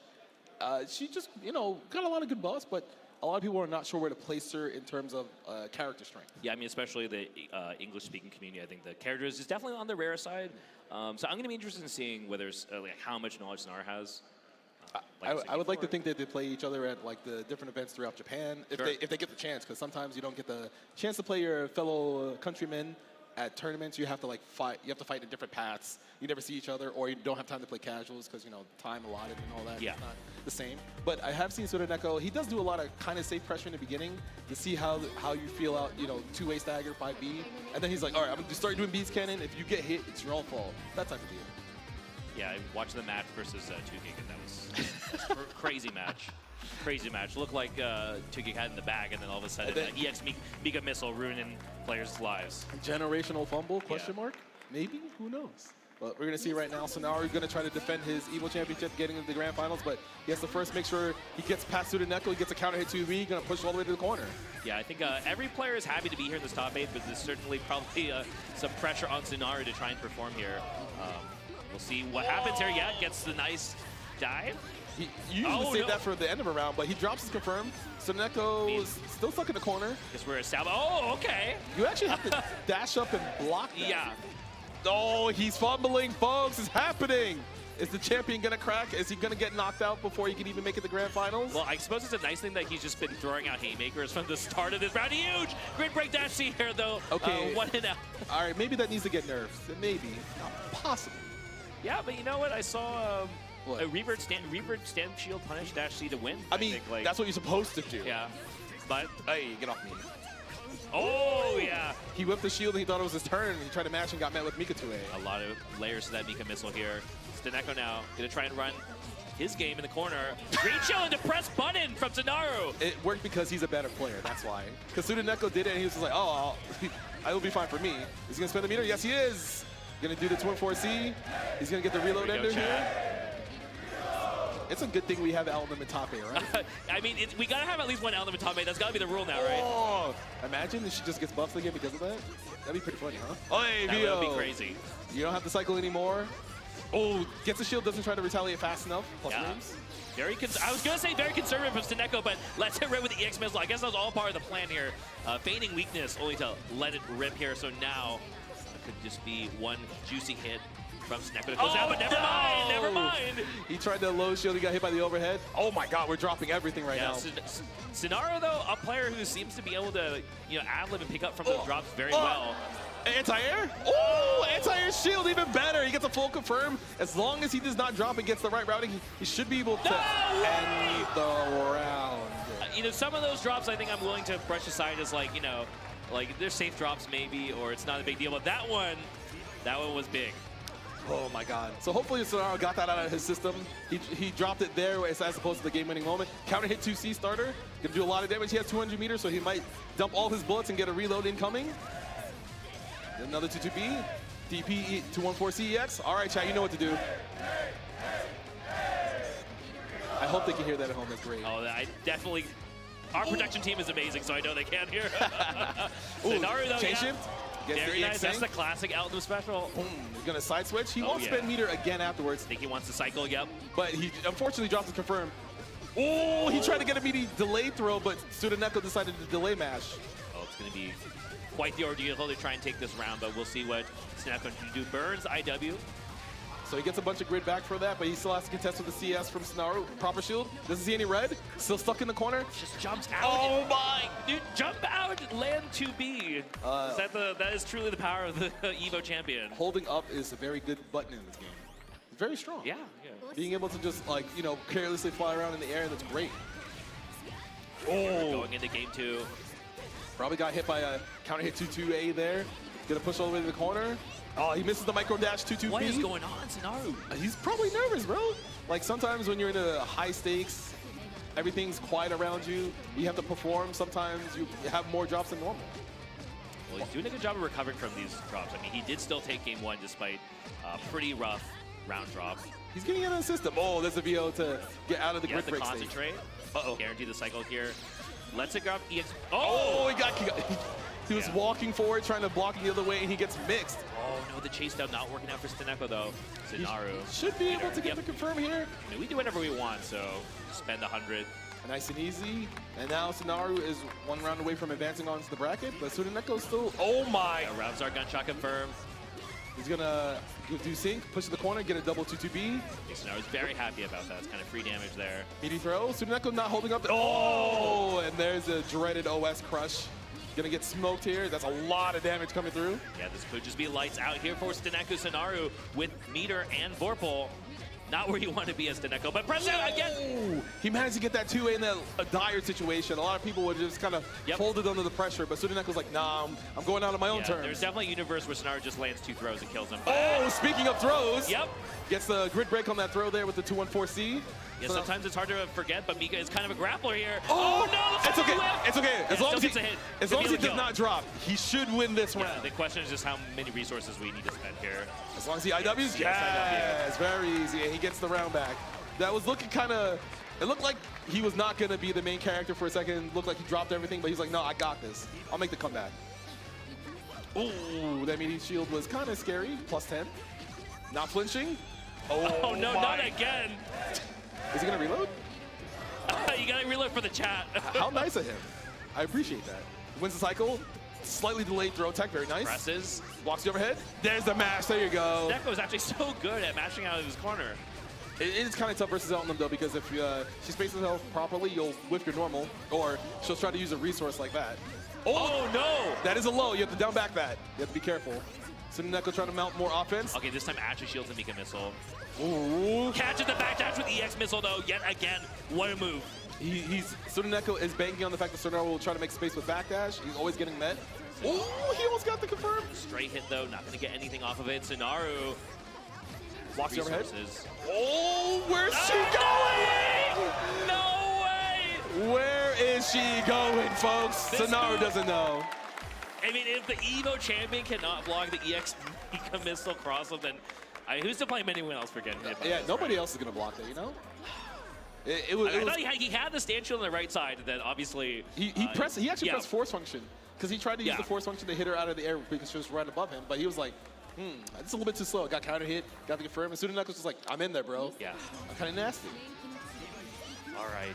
Game number 3. So let's see if Sonaru got all those nerves out of his system finally. Oh my god. Yeah, I'm nervous for him, man. This has been a crazy set. Counter hit 2C once again. Good, great starter for Eldom. Gonna get a ricochet. Gonna dump 5 more bullets and get a reload afterwards. Chases. I don't think he wanted a shield there. He might have wanted to assault, but the roll swap sides for him, unfortunately. I thought Staneko was going to be one punch instead. Wow, it is all Staneko right now. The Mika. Insane Mika representation here at this top 8 now. Like, pushing in the corner, no flinching. Oh, he was too far for the command grab, but it's fine. No, he gets counter hit by 2C once again. Gonna be great damage for Sonaru. Oh my god, look at that routing, bro. Yeah, unfortunately, I think that command grab whiff is going to cost him so much. Yes. So hopefully Tsuneko can kind of shake that off and figure out a way to get out of this corner because this might be his last chance. Yep. More stagger. Oh, he gets the counter hit again. He just knows. He just knows. He's not going to be able to kill off of this, but he gets a steer ender knockdown. Time to guess, bro. No, I'm going to change it. Mash again. I dare you. Oh, hey! Speaking of mashing, he had resources, so he's just going to make that safe even though he got blocked. And now Tsuneko is on set point, of all things. Oh, 6-6 is so good. Oh, the wins are no punish though, but here comes Sonaru with some pressure. Again, the EX with the trade. You take that trade. 100. Oh, you'll take that. The dive gets a full confirm into the corner. They buffed it so it doesn't use a bounce, so she gets more damage on this. Staneko is just throwing out every knowledge she possibly can here, and it is working out. Uh-oh, there's the grid break. You're not going to get any meter. You're not going to have access to the D button. He's working on the grid. Oh, there's the 2B press. Counter hit 2B. He doesn't have a lot of bullets. He can still get a decent confirm off of this. Gonna spend? Yes, he is. He's gonna get the reload after this, everybody. He's gonna pull up. Ooh! It was a frame trap the whole time. He knew he was gonna mess up the air 214B. Yeah. So he waited for him to press the button and then chain shifted and saw red and got the So win. smart. I mean, that won him the round. Again, dangerous throw whiff here from Staneko, but no, eats the air DP. He's gonna full confirm into the corner. Let's see if he decides to spend meter or not. He's going to try to win this cycle as well, and he will get it. So right now, Tsuneko he's done a great job of fighting out of the corner and being right on defense. Yeah, is it going to stay that way, though? Ooh. Dash blocks. Yep, take the throw. Yeah, changing it up here. Nice. Mika missile again. Catching back dash says you have to down back this. You got to hold that. And even if Sonaru were to down back, he would still have to deal with the mix if he does not shield it properly. Now, it is a messed up move. And oh, he did not know which side he was going to land on. It ate the 2A on the same side. This is getting closer. Staneko might only need one more good hit to close this out here. Blocks the overhead. What is going on? Oh, that is a punish. He's going to hopefully side switch because he needs the position. Yep, he's got it. And now Sonaru looking to try and close this out off the next hit. Or is it just going to throw Laboom to death? It depends because he's going to do 10% more damage on his offense while he has to cycle. Or is he going to air dive EX to close it down? It would be so funny. Oh! Oh, so non-counter hit. Mika missile gets away. And that was not the right thing he wanted to do. Enough. So as long as Tsuneko does not drop, he should be sending Sonaru out of the bracket. And the Evo champion is now out of top 8. And just like that, Staneko moves on. Takes out Sonaru from losers. Even though you can tell he's disappointed in his performance, he's still kind of just like, oh shucks, oh dang it, you know. He does wear his emotions on his sleeve. I mean, he always looks happy to be here, but love this for Staneko. That did not look like it was gonna go in the way of his favor. It looked like Sonaru was just kind of steamroll him after the first game, even with those drops. But I mean, he just pressed at the right time every single time in the corner. It took a little bit. Like the first game, he was trying to mash, but then he got counter. He was like, maybe I should mash later, and it started working. And then he started getting the side switches. Yeah. He started pressuring Sonaru's back dashes with the EX Beast Cannon, which was a great way to make sure people can't get back to full screen safely versus Mika. I mean, the EX missile landed like every single time he did it. He knew. He's a knower. He actually knew what he was trying to do. He was trying to make the space. Even if he blocked, he was like, I'm just going to apply pressure. Every single cross-up landed, and every single one that was aimed at a backdash landed too. There was like 7 of them. And if you're not ready for that, obviously it's very odd to see. But as you can see, by PlayStation Tournaments, this replay that we have, we'll hopefully get some of those on here. Sonaru doing up back falling with jump B, getting the counter. That was also crazy. Honestly, that's top player privilege. That was top player privilege. But I think really right Steneko really knew everything he needed to do to like. I think it was funny that we were talking going into this about whether or not Sonaru knew how to fight this character, and like the answer is maybe no, it does. No, maybe. it doesn't. I mean, to be fair, he had a lot of input errors. It looked like For sure. input errors. And I don't want to, you know. But I mean, he won the game where he had a lot of drops, and the game when he still won it with the drops. Yes, but it also looked like Tsuneko was not performing to his standards. Sure. So, as we all see, Sonaru is not going to be moving on. He's knocked out of Loser's top 8 first round. Tsuneko will be fighting Defiant, and that'll be interesting to see, considering Defiant plays against a lot of he plays a lot of the cast, so he should understand how to fight Mika. Yeah, we saw Defiant bring out the Mika versus, I think it was Ohito in Arc World Tour Finals. So, yes. I mean, like, Defiant definitely knows what's going on with Mika too, but we've said that before with other players. We'll definitely have to find out whether that's true or not. Yes, because you have to perform on the day, right? Like you did all the studying, you know, you studied up way more, you got all the references, and then you sit down at the test and you kind of just stare blankly, and you're just like, I don't remember what I'm supposed to do.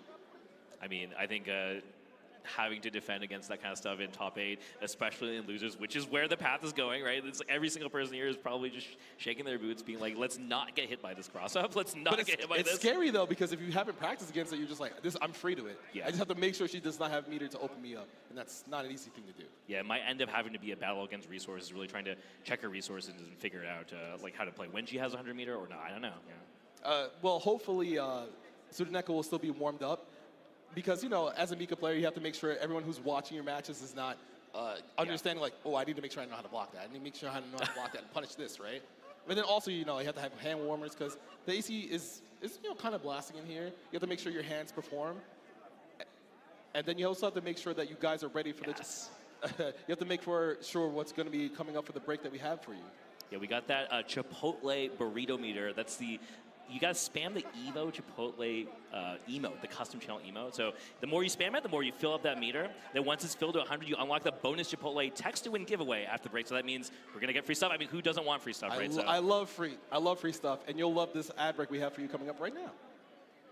These last few years, Chipotle has treated us good, giving away thousands of dollars worth of free entree. There will be no Chipotle talk here. They don't hire minorities, so what we're gonna do is we're just gonna come over here, and I'm gonna make it small.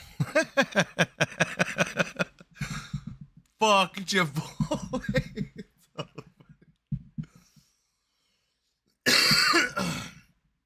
Right. Sorry. We're going to put it back right now. All right, we're back.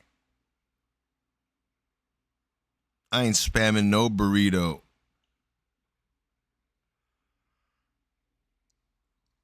To win unique prizes and much more. PlayStation. Well, Vaya is laughing right now. Look at Vaya laughing right now. Oh, he's doing a dance. What is he doing? Man, he's too ready, you know. Not today, man. Oh my God!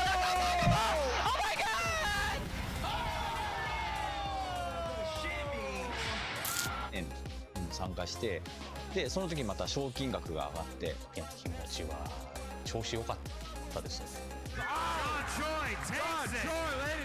So it's much more than just playing. It's being a part of this community.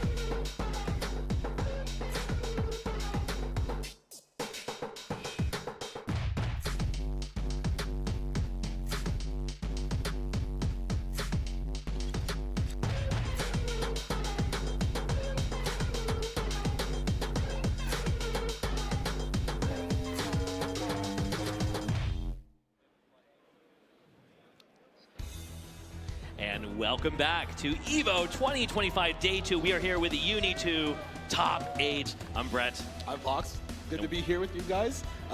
Good to also see Revert on the stage. This man has the most emotions I've ever seen somebody have that I can barely see his face because of his afro. Look at him. Look how photogenic. Yeah, he's just happy to be here, and I think we're so happy to be able to commentate these matches because, yeah, Mario versus Revert, no idea what's going to happen here, right? Yeah, because like the biggest thing is that Revert hasn't been able to travel as much as he probably wanted to, but Yeah, I still consider him. East Canada. He's probably one of the strongest players we have in North America.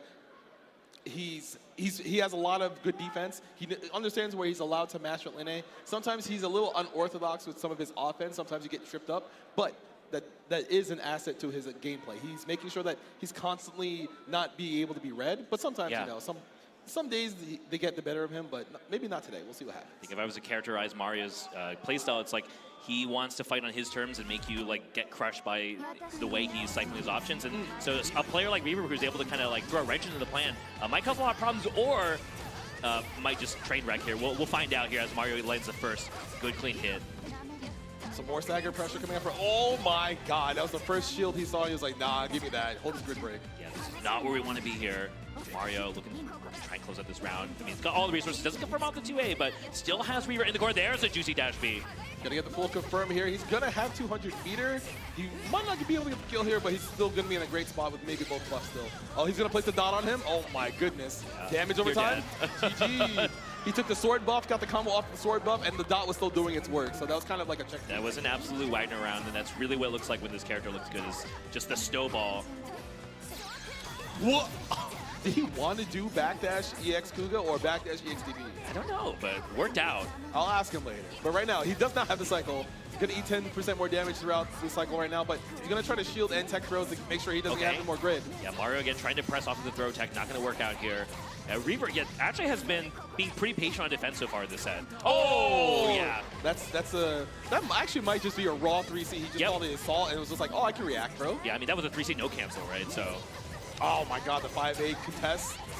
Gonna full confirm, probably spend 100.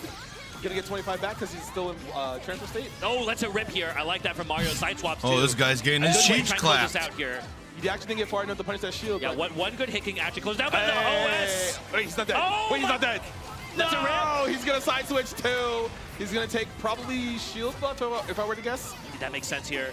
Oh no! Oh, he wanted maybe the cycle. I'm not sure, but there's an EX and That was great recognition from Revert to understand that as long as he doesn't play to losing the cycle, he'll just win it just by having more grid at the end there. Yeah, Mario's been relying a lot on these assaults into the fadeaway, and that hasn't been working here against Revert.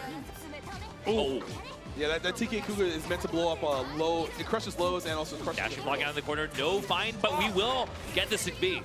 He tried to press 2C there, 2B there, but he just, got met by Wagner normals already.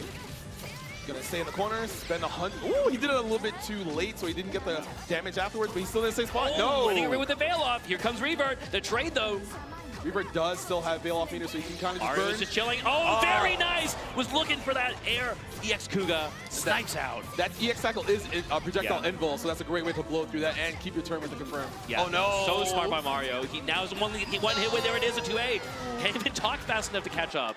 Mario's really good at just kind of like walking up to you and just like pressing 2A at the exact right time. It's similar to Sudaneko, but it feels like Mario's very proficient at it because you think Wagner's trying to do 5B, like all her bigger buttons, but it's just a small 2A doing its work. Yeah, I mean, that move is all you really need, right? It's just like just timing it right, and Mario's definitely a player who's all about trying to find that timing to blow up your defensive option. So it's working out really well here. Nice trade. We get the full combo off of this sweep.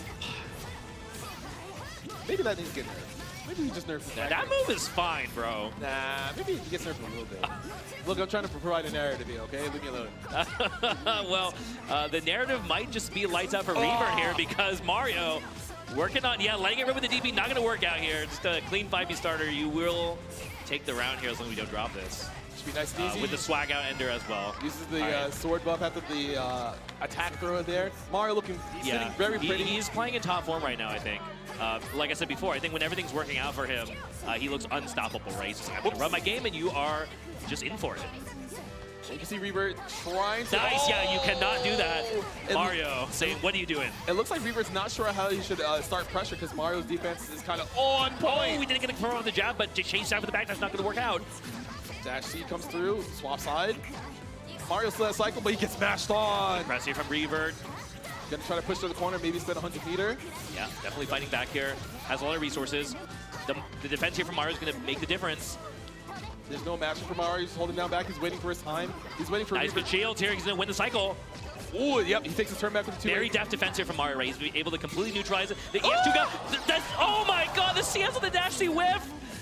So smart, finds a counter hit too. That's going to be it, I think. And that should be GG. Yep. Steer Ender, IW, nice and easy. And Mario takes the set 2-0 over Revert. Dang, that's kind of unlucky, huh? Revert got the top 8 winner side. He lost 2 games, but he's still considered probably one of the best like under night players in I mean, North definitely America. the best performance we've seen out of Revert ever, so. He is he's trying to make sure that in the future that he's not going to have any issues there. But the Envision Victory Zenny with the official eyewear partner from Zero. Yeah, swing by the merch store. So you can get an exclusive Zenny Evo co-branded gear while it lasts. That's here in the venue. So you can hopefully see our other great contestants later on. Because I think up next we have more losers. I think we have Devi versus Yeah, the other Neko. side, right? Yeah, so Steneko versus Defiant. We were talking about that before about how much Defiant knows how to fight. Not only Mika, but also Steneko, who's been playing really well today. Yes, it also depends on the character he's trying to pick, right? Yeah. Because does he pick Londrekia? Does he pick Kuon? Characters who could probably keep Mika out with their big projectiles and lasers. And as you can see here, we're going to have that next that match coming up next. But the big thing is the character Defi's going to play because he does have a plethora of characters at his disposal at a very high level. Defiant's definitely a commentator's treat here because we get to sit here and theorize about like whatever character he's going to bring. Usually we talk about the matchups, but here because it's Mika, I think it's a little harder for us to really, you know, zero in on what that's going to be. Yes, because like Mika's one of those characters who, because you don't see a lot, you're not sure how a lot of her matchups go. Yeah. She is a slippery character. She has a fast dash. She kind of has ways to stall herself in the air. But sometimes some characters are just like, oh, you're up there. She gets sniped for it. But it also comes at the cost of having the execution to do so. And as we've seen today, a lot of players have not been on their game outside of like Mario. He seems pretty good. Yeah, I mean, Mario was looking really strong in that previous game. And getting into top 4, that's where you want to be. So he's probably feeling really good about this. And the fight here is going to be a nasty one because we are still on the loser side. Someone's getting knocked out here. And obviously, both players want to get as far as they can, but being in the losers is rough. And especially, I think Divine was probably really hoping to take it over Big Black, considering how often they play each other, right? Yes. That one could have gone either way, so that could have been a little bit of a confidence deflation. But we'll see if he can bounce back from that. I mean, he probably went to the bag, just went through a lot of his characters, just said, all right, I got to figure out how to make sure I don't drop anything. Make sure I think we're going into train mode, recording Mika do an EX pistol and practicing blocking that cross up, or fuzzy or air shielding, or there's a lot of different options, that you can try and throw out here. But so far, we've seen none of that in the matches because every single person has just gotten hit. Sometimes you know what the answer is, like I said earlier, and you just don't perform. So it looks like, he goes with the Londrekia. He does have, his 5EB is very adept at, counter poking you from the distance Mika's trying to dash up at. He gets a 5A counter hit confirm into the corner. Probably going to go to the Ice Flower side, as you see there. Try to attack a throw. Doesn't get anything. Yeah, this Defiant pick makes a lot of sense here. We've seen Defiant on that lawn quite a lot. Is putting in the work versus Steneko with just pure reward, right? Well, this all was from one jab, basically. Does he still win the cycle? No, the cycle did not turn over before the green shield occurred. Decides to spend meter to keep his turn. Steneko kind of stuck in the corner. Yeah, that CS did not really work out. So we're actually feeling really good as Defiant here because it's like, hey, you worked hard to get those shields to get the Vorpal only to, do nothing? That's rough. Okay. He thought Steneko would probably jump on wake up. That's why he down back for so long. Yep. Oh boy. Is it throw loop time? No. Tries to bait out a button. Oh! And that was one of the buffs that Mika got. She can kind of drift after she does the Beast Cannon in that form from the ground. So that was a great bait by Steneko. No! Does not fall for it. But no combo. There's the VO to get out of the situation. There's scramble situation. I don't know what Steneko did, but it was not invincible. Yeah. So it was not going to be the jab. It might have been like a EX cannon to call out backdash or something. I don't know. We're going to push to the corner. Ice Flower set. So now Suneko's going to try to shield properly to win the cycle, but definitely is very adept at pressing 5A in those instances of any player's gaps. Yeah, it just puts in so much work. Ice Flower set again. Assault over. Team same side. He does have a setup where that pushes you forward out of the corner and swap sides, so maybe Tsuneko thought that's what was going to happen. Yeah, I mean, I think the layers that these players are playing on right now is very high because, yeah, that bait for the force function. You know what's funny is he did the was it the late fireball, late CS. Yeah. He saw, so when you try to throw and the CS occurs, you get that Gundam. I don't know what to call it. You know the new type noise. The new type flash. Yeah, you get the new type flash. You can hold up and actually punish the throw in a better way than just using DP. All right. Well, again here. Oh wow. This is looking really one-sided here from Defiant. That did happen to Sonaru as well. Sonaru looked like it was pretty okay in game number 1 and game number 2, but Tsuneko kind of just weathered the storm and got the W. But right now, it is actually not looking great because you're right. Actually, this could have looked like Sonaru's match if Sonaru hadn't dropped his combos, right? Maybe we will never know. Oh no! Yeah, gets caught trying to anti-AOS or something, and Defiant get a lot of solid damage off of this. Delay wake up. This beast can't. Yeah, so ready for that. I know what to do. Stay in the corner. So he decided to hoard his resource so he could bail off a reaction to the super flash. No, bets the farm on that. Meterless DP, not going to work out. Tsuneko has bail off, but is unable to cash it out. Oh, what the? Rock, not going to work out here.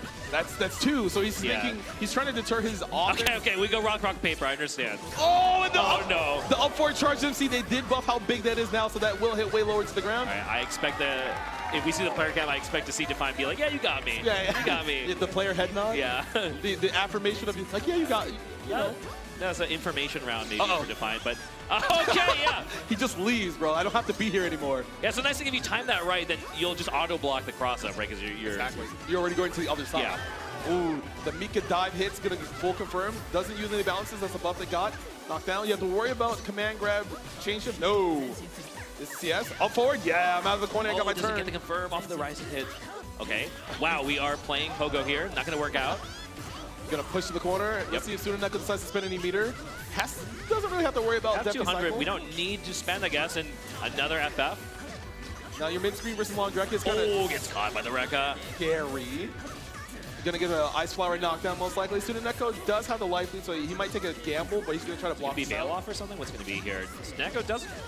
It's either been chilling until he. Oh God! It traded. It traded, and Defi probably trying to press 5A, and Tsuneko was ready and first, and gets the game number 2. Is this how it happens? Well, you're the prophet, man. Like what? I didn't. Whoa.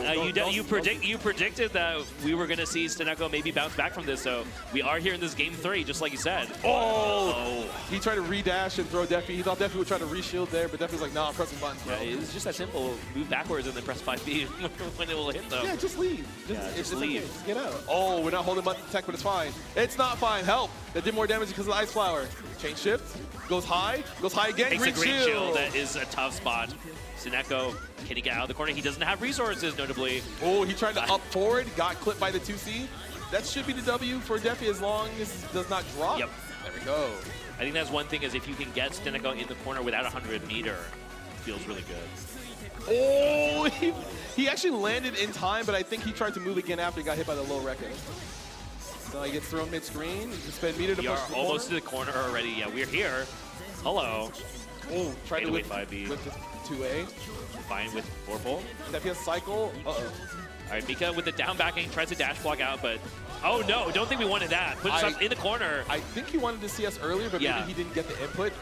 Maybe missed the window or something. But in any case, huge fumble. But Defiant is able to get back on the corner and guard thrust to keep Tsuneko in the corner. There's a Mika missile. Oh! I thought for once we were going to be good on this. It's like okay, didn't get hit by the cross up, but no, up into the jump in. Defi's trying to win the cycle. No, he backdashed at the very last second and lost the cycle. So now Tsuneko has the ability to keep this pressure. Oh my God. To get a punish from that shield though. Oh, he's trying to play footsies. Yeah, just gets the hit with the 2A. Okay. Yeah. Tsuneko trying to do something, or I don't know. Or didn't know which side to block on because the jump was kind of ambiguous. Spend meter, keep the turn. Tsuneko down backing. There's the VO. Get me out of here. You better do nothing. I don't. Ooh, are we gonna block correctly? We kind of did. Punish. Yeah. I think Defi might get the 100 meter. If he needs the 100 meter. Yeah, you have it. No! Wait a minute. It keeps happening. And it's not enough. But he's not in a great position either, even though he's about to win this cycle. Guess for game for either player now. Just run out jab. He most likely either tried to dash up or jump there, so that's why he got hit standing. It just came down to a complete guess in the corner. And now we are in last game round. There's the missile. Dodge, but no punish here for Defiant. That's unfortunate, but hey, I think we're okay just not getting hit by that move. Especially if Mika doesn't have 100 more meters to do her shenanigans. Oh! The catch, but no confirm, but we'll get another hit here. Staneko getting to the corner here. Deppy has a cycle. He does have to worry about Tsuneko kind of just baiting it out in that. Oh, the wake-up throw into the corner. Delay wake-up, we tech those. Redash throw, of course. Lights out here for Staneko as Defiant has so many resources. Sees it. Trying to get out off the flower. Beast Cannon. Deppy still has great positioning, even though Tsuneko. I mean, like I said before, the Staneko with no resources, right? We can't EX Cannon out, and we're just going to eat this. He should be able to live through this. He won't have to deal with any evil setups, but he has to worry about getting strike through. Oh, but Staneko, CS, but I mean, we can't do anything there. Just runs into the 5B. That's going to be it for Staneko. Defiant staying alive in the top 4. That was a lot closer than I thought it would be because, as we said earlier, we thought Deppy would be prepping a character to stop Mika, you know, being able to press 5B, 4C, even force function. The one time he did it in the in the first game where he was just like, I'm gonna do DP. I'm gonna do DP again. And then, what is he doing? What are you doing, bro? We want to come back here next year. Be chill, come on, bro. Well, I think it did work out that we were talking about, which is that I think just being able to deal with EX Cannon well enough is good enough to probably take the set there. Yes. Because yeah, even if we can't punish it, at least we're not eating like 3K for no reason, right? And getting pushed to the corner, and you're like, I thought I knew how to deal with this. You start to wonder about your offense. You second guess a lot of the things you want to do, and that's not what you want to do at Evo Top 8. Honestly. Yeah, well, especially I think after we saw the first one get Veil locked, and then I think Staneko actually changed up his options, right? It went for the op instead of trying to go with the zigzag cross up. So I think just forcing him to be able to do other stuff is actually good enough. Yes, because a lot of people are just like, I have this answer, and if anything changes, maybe the game plan starts to falter. Yeah. So it's like, all right, do you have the mental fortitude to come back from this and be able to perform? Yeah. Which Defi as a player does in spades with no problem. And of course, as we see here, we're still waiting in winners finals. We have Knots versus Big Black, which is a run back from Combo Breaker. Yep, we have not. We've been kind of ignoring the winner side for a little bit because we had all these amazing losers side matches, but now. Yeah, we're going to have Knots versus Big Black. Like you said, we've also seen some milestone matches between these two. So it's definitely a treat that we're going to be able to see a 3 out of 5 set on the EVO main stage here for Knots versus Big Black. It's funny because when we saw their grand final set, it was a lot of, I don't want to coach the players or anything, I saw Knots doing a lot of command grabs. Oh, yeah. I mean, we talked about that a lot, right? That's like, okay, well, if this guy's just going to attack every single throw, then we just got to bring in the command grab. And I was just thinking about that before I mentioned that, too, is like, I mean, we saw him bring in the Wagner early on, but are we back to the set now? We have the command grab? There's Big Black. Hey, look at that. That bucket is fresh. It's fresh, bruh.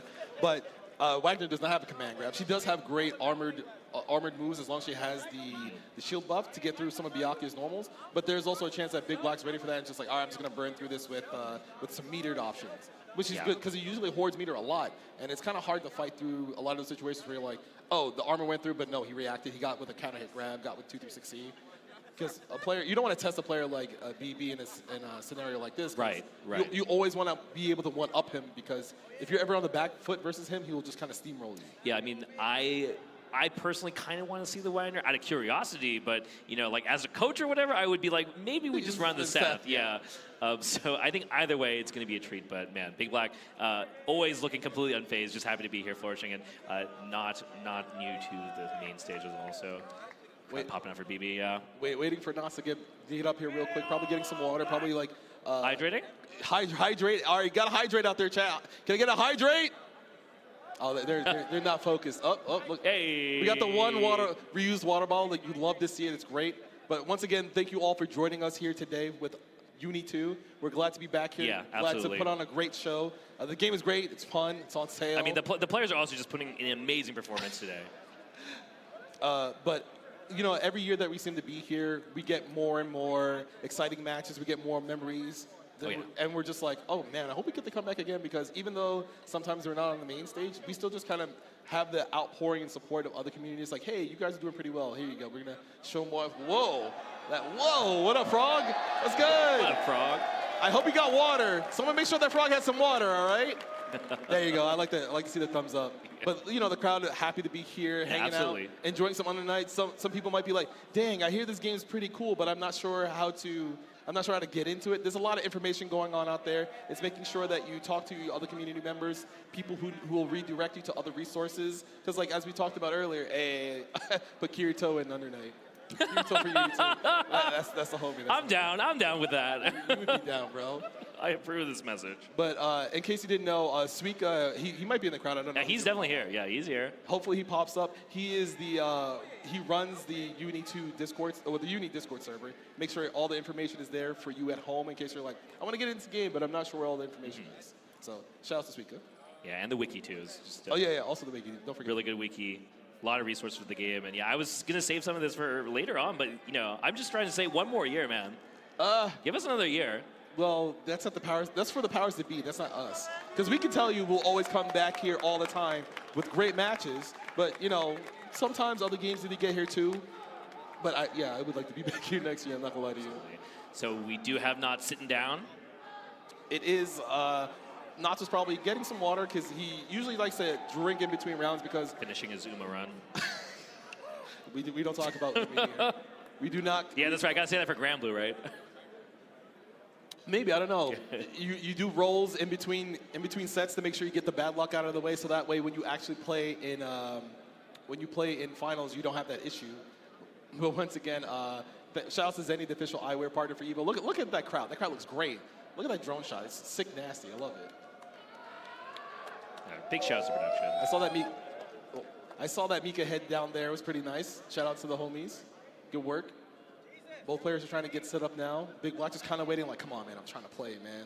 Trying to perform, trying to do well, get my game plan ready. Luckily, I think if there's a player that is the least efficient against icing out, it's definitely BB. I don't think you can ice that guy out. So I'm sure he's ready no matter how long he needs to wait. And you know, a player like him, he'll down back forever. Oh yeah. He'll wait till 0 seconds on the clock and somehow get a miraculous grid break, get the damage to go through, and win barely on a pixel. So hopefully we get something like that happening. Yeah, that was definitely not what we saw in the winner's side versus Defiant, though. It really just ended up being a lot of just who's better at playing around OS options, right? And just kind of a lot of gambits, a lot of just, I mean, the game is all about cycling options, but that set in particular was like, oh, wow, we're really just going to be trying to feel out who has the better counterplay, right? On just like the point-blank situation and stuff like that. We'll see if this happens here, obviously. So I was saying that he does play Aurier, so he's decided to go game. No way, he's bringing out the Aurier. Game 1, bro. So Aurier is so sick. I mean, she is no longer a potential woman. She has won a big tournament. She does pretty well at the mid-screen with a lot of her normals and special moves. They're trying to both win it. Oh, out to tie. All right, Shield makes CS. Yep. Ooh, there we go. Actually gets a punish for that. Very nice here from Nods. So yeah, bring out the Ori. How do you feel about this? It could be a feeling out process of trying to out-footsie Big Black, because sometimes he will miss some normals, and Ori would be good at that because her walk speed and dash speed is very good. Oh my! Air 2C is actually really big too. Speaking of those footsies, like you said, the walk speed really gonna matter. Should be able to get the confirm. Yep, we have this. Is that enough? Yes, it is, even with the CBO scaling. So good round 1 from Knots, looking pretty comfortable so far. Has the game plan ready. Yeah, I mean, I think being able to fight Byakuya at some of the ranges that he's comfortable fighting at, that's a huge boon, right? Because sometimes you're trying to outspace Byakuya, and then you're like, oh, I know you're gonna try to whip this, so I'll just walk a little bit further and mess up your spacing. Yeah. Oh. I saw that stand tag. Yeah, Big Black did not want to take the throw there. Knots. Here we go. Just barely outside 100 meter. Take that. Oh my God! Scooped into the throw.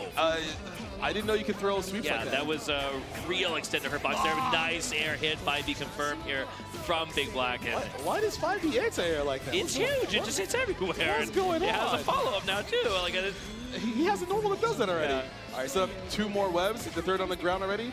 Oh my God, that web's right in front of his face. He didn't get rid of it, so he still has to deal with that if he's trying to move forward. Late chain shift. Oh! We just mash. Yeah. We're good at that. Let's see if he goes for a mid-screen knockdown. He does have 200 meter. Yep. Side switch. Push to the other side. Cycle's almost over. Big Black with the proper shielding wins. Has Celeste chain shift available. Yeah, not just focusing on finishing this round. Doesn't care about the cycle. Gets out. Oh my God, he took that grab. I thought he was going to fall with the button. So now BB's just kind of down back. He was waiting. Whoa! Presses into the web, and that's going to be the round. I can't believe that's how this ended. Wait, he dropped his combo! Counter throw. Okay.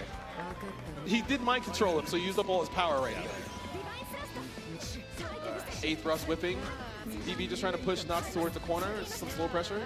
Not trying to shield to make sure he gets Celestial, but if we know BB, he'll find a way to somehow get it in the next one. He's bringing a lot of offense here, but donating that grid.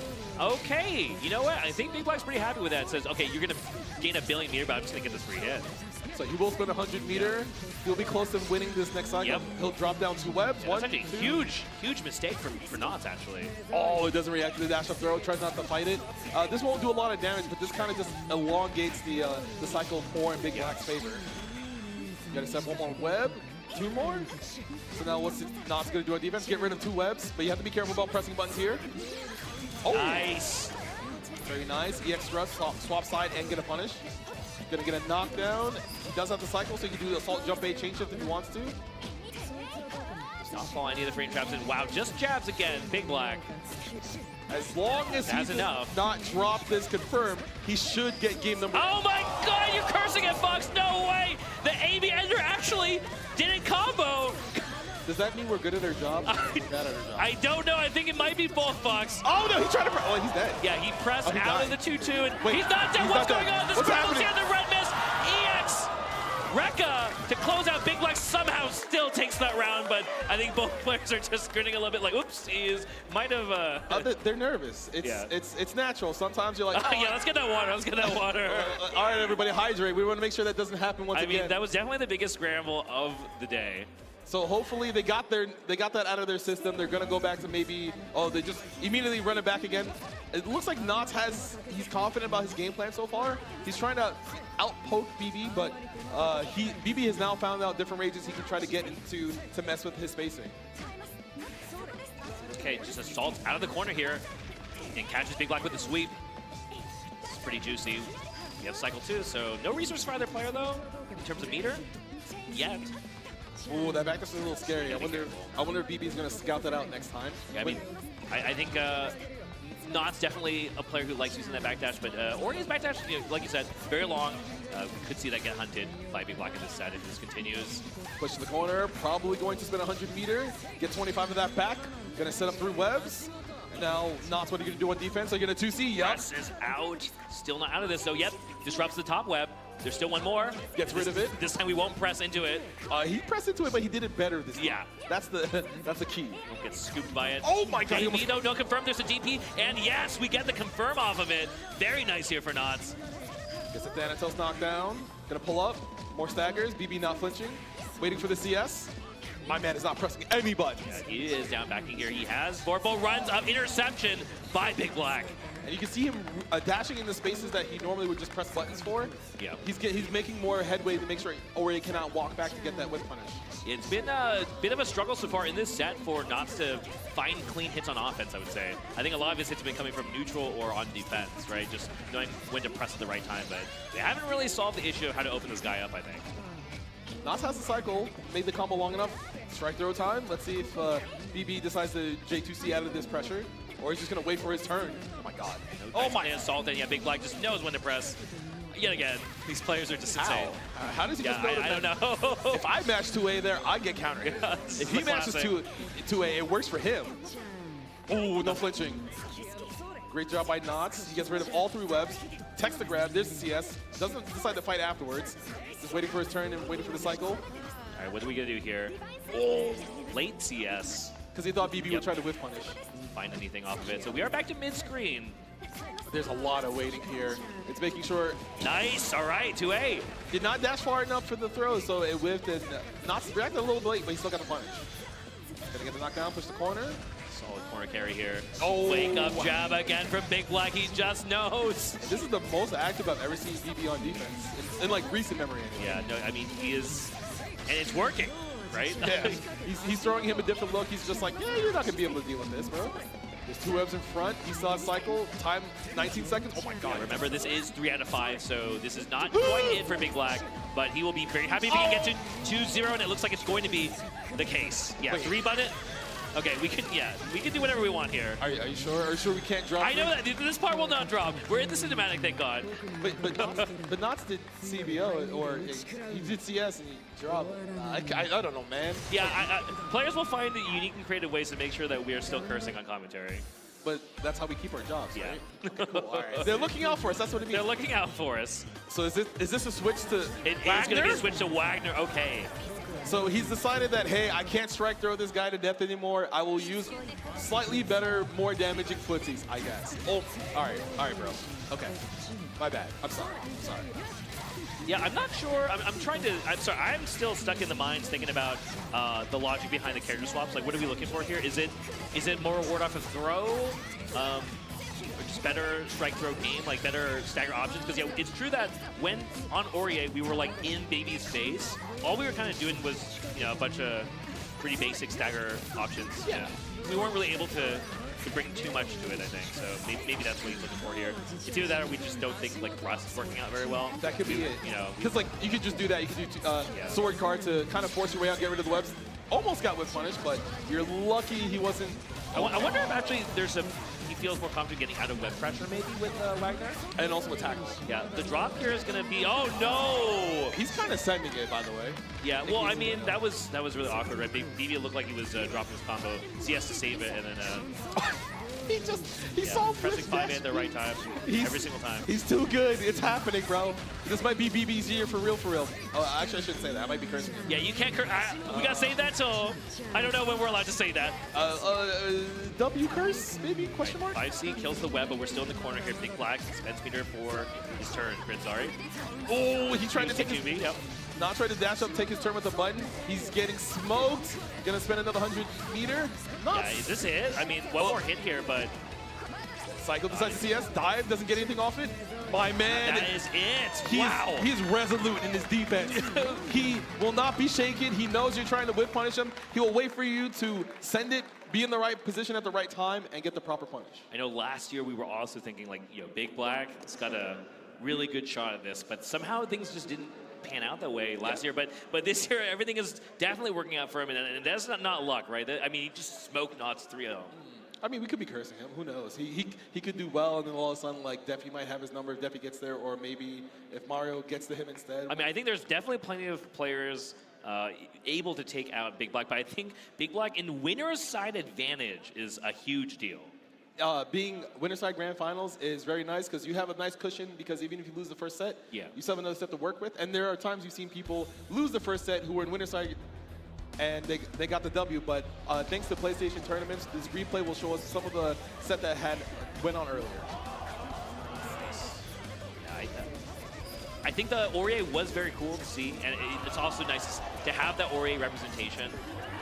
Oh, this drops, yeah. All right, that's kind of nerves. That's just raw. I don't know what's happening. I'm pressing buttons. And then this last interaction here where he whipped the dive and he just kind of dashed in. He knew he was not going to press because he's like, oh, he wants me to spend meter and I didn't spend it. But he get the W there. Yeah, the dive seemed a little desperate there, but I think seeing the replay again really reminded me that I think one of the most iconic things from the shift in BB's playstyle today, this weekend, has been seeing these 2-6Cs. He has been sending these, and they've been working like a disturbingly high percentage of time, like 90%. Like not just like, oh, I'm going to punish with 2-6C, but sometimes he's just sending them and they are working. That's because he knows what he's doing, man. He understands his risk reward. But you guys at home, we will have to go to a quick ad break, but make sure you spam the Evo. Yeah, I need you guys to spam the special Evo Chipotle channel emote. Yes, make sure you do you that. Fill that burrito. You gotta fill up the burrito meter so that way you can get some free Chipotle stuff. Yeah. You want free stuff, right, guys? So make sure after this ad break, you fill up the custom spam it. Spam it, and then we'll see you in a few minutes. New Chipotle Honey Chicken brings a hint of pure honey and seared smoked peppers with fresh chicken hot off the grill. For Chipotle heat with a touch of sweet and a perfectly balanced sauce. Chipotle Honey Chicken takes heat and sweet to a whole new level.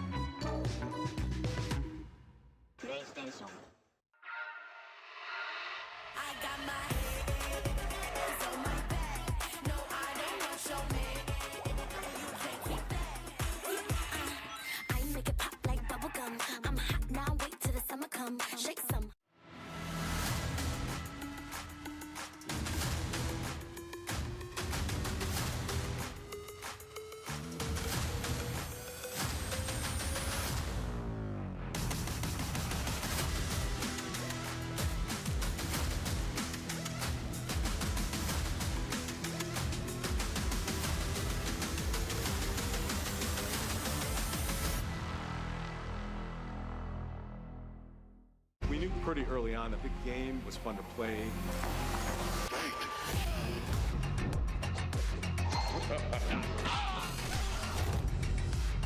It became something that added to the mystique of Mortal Kombat.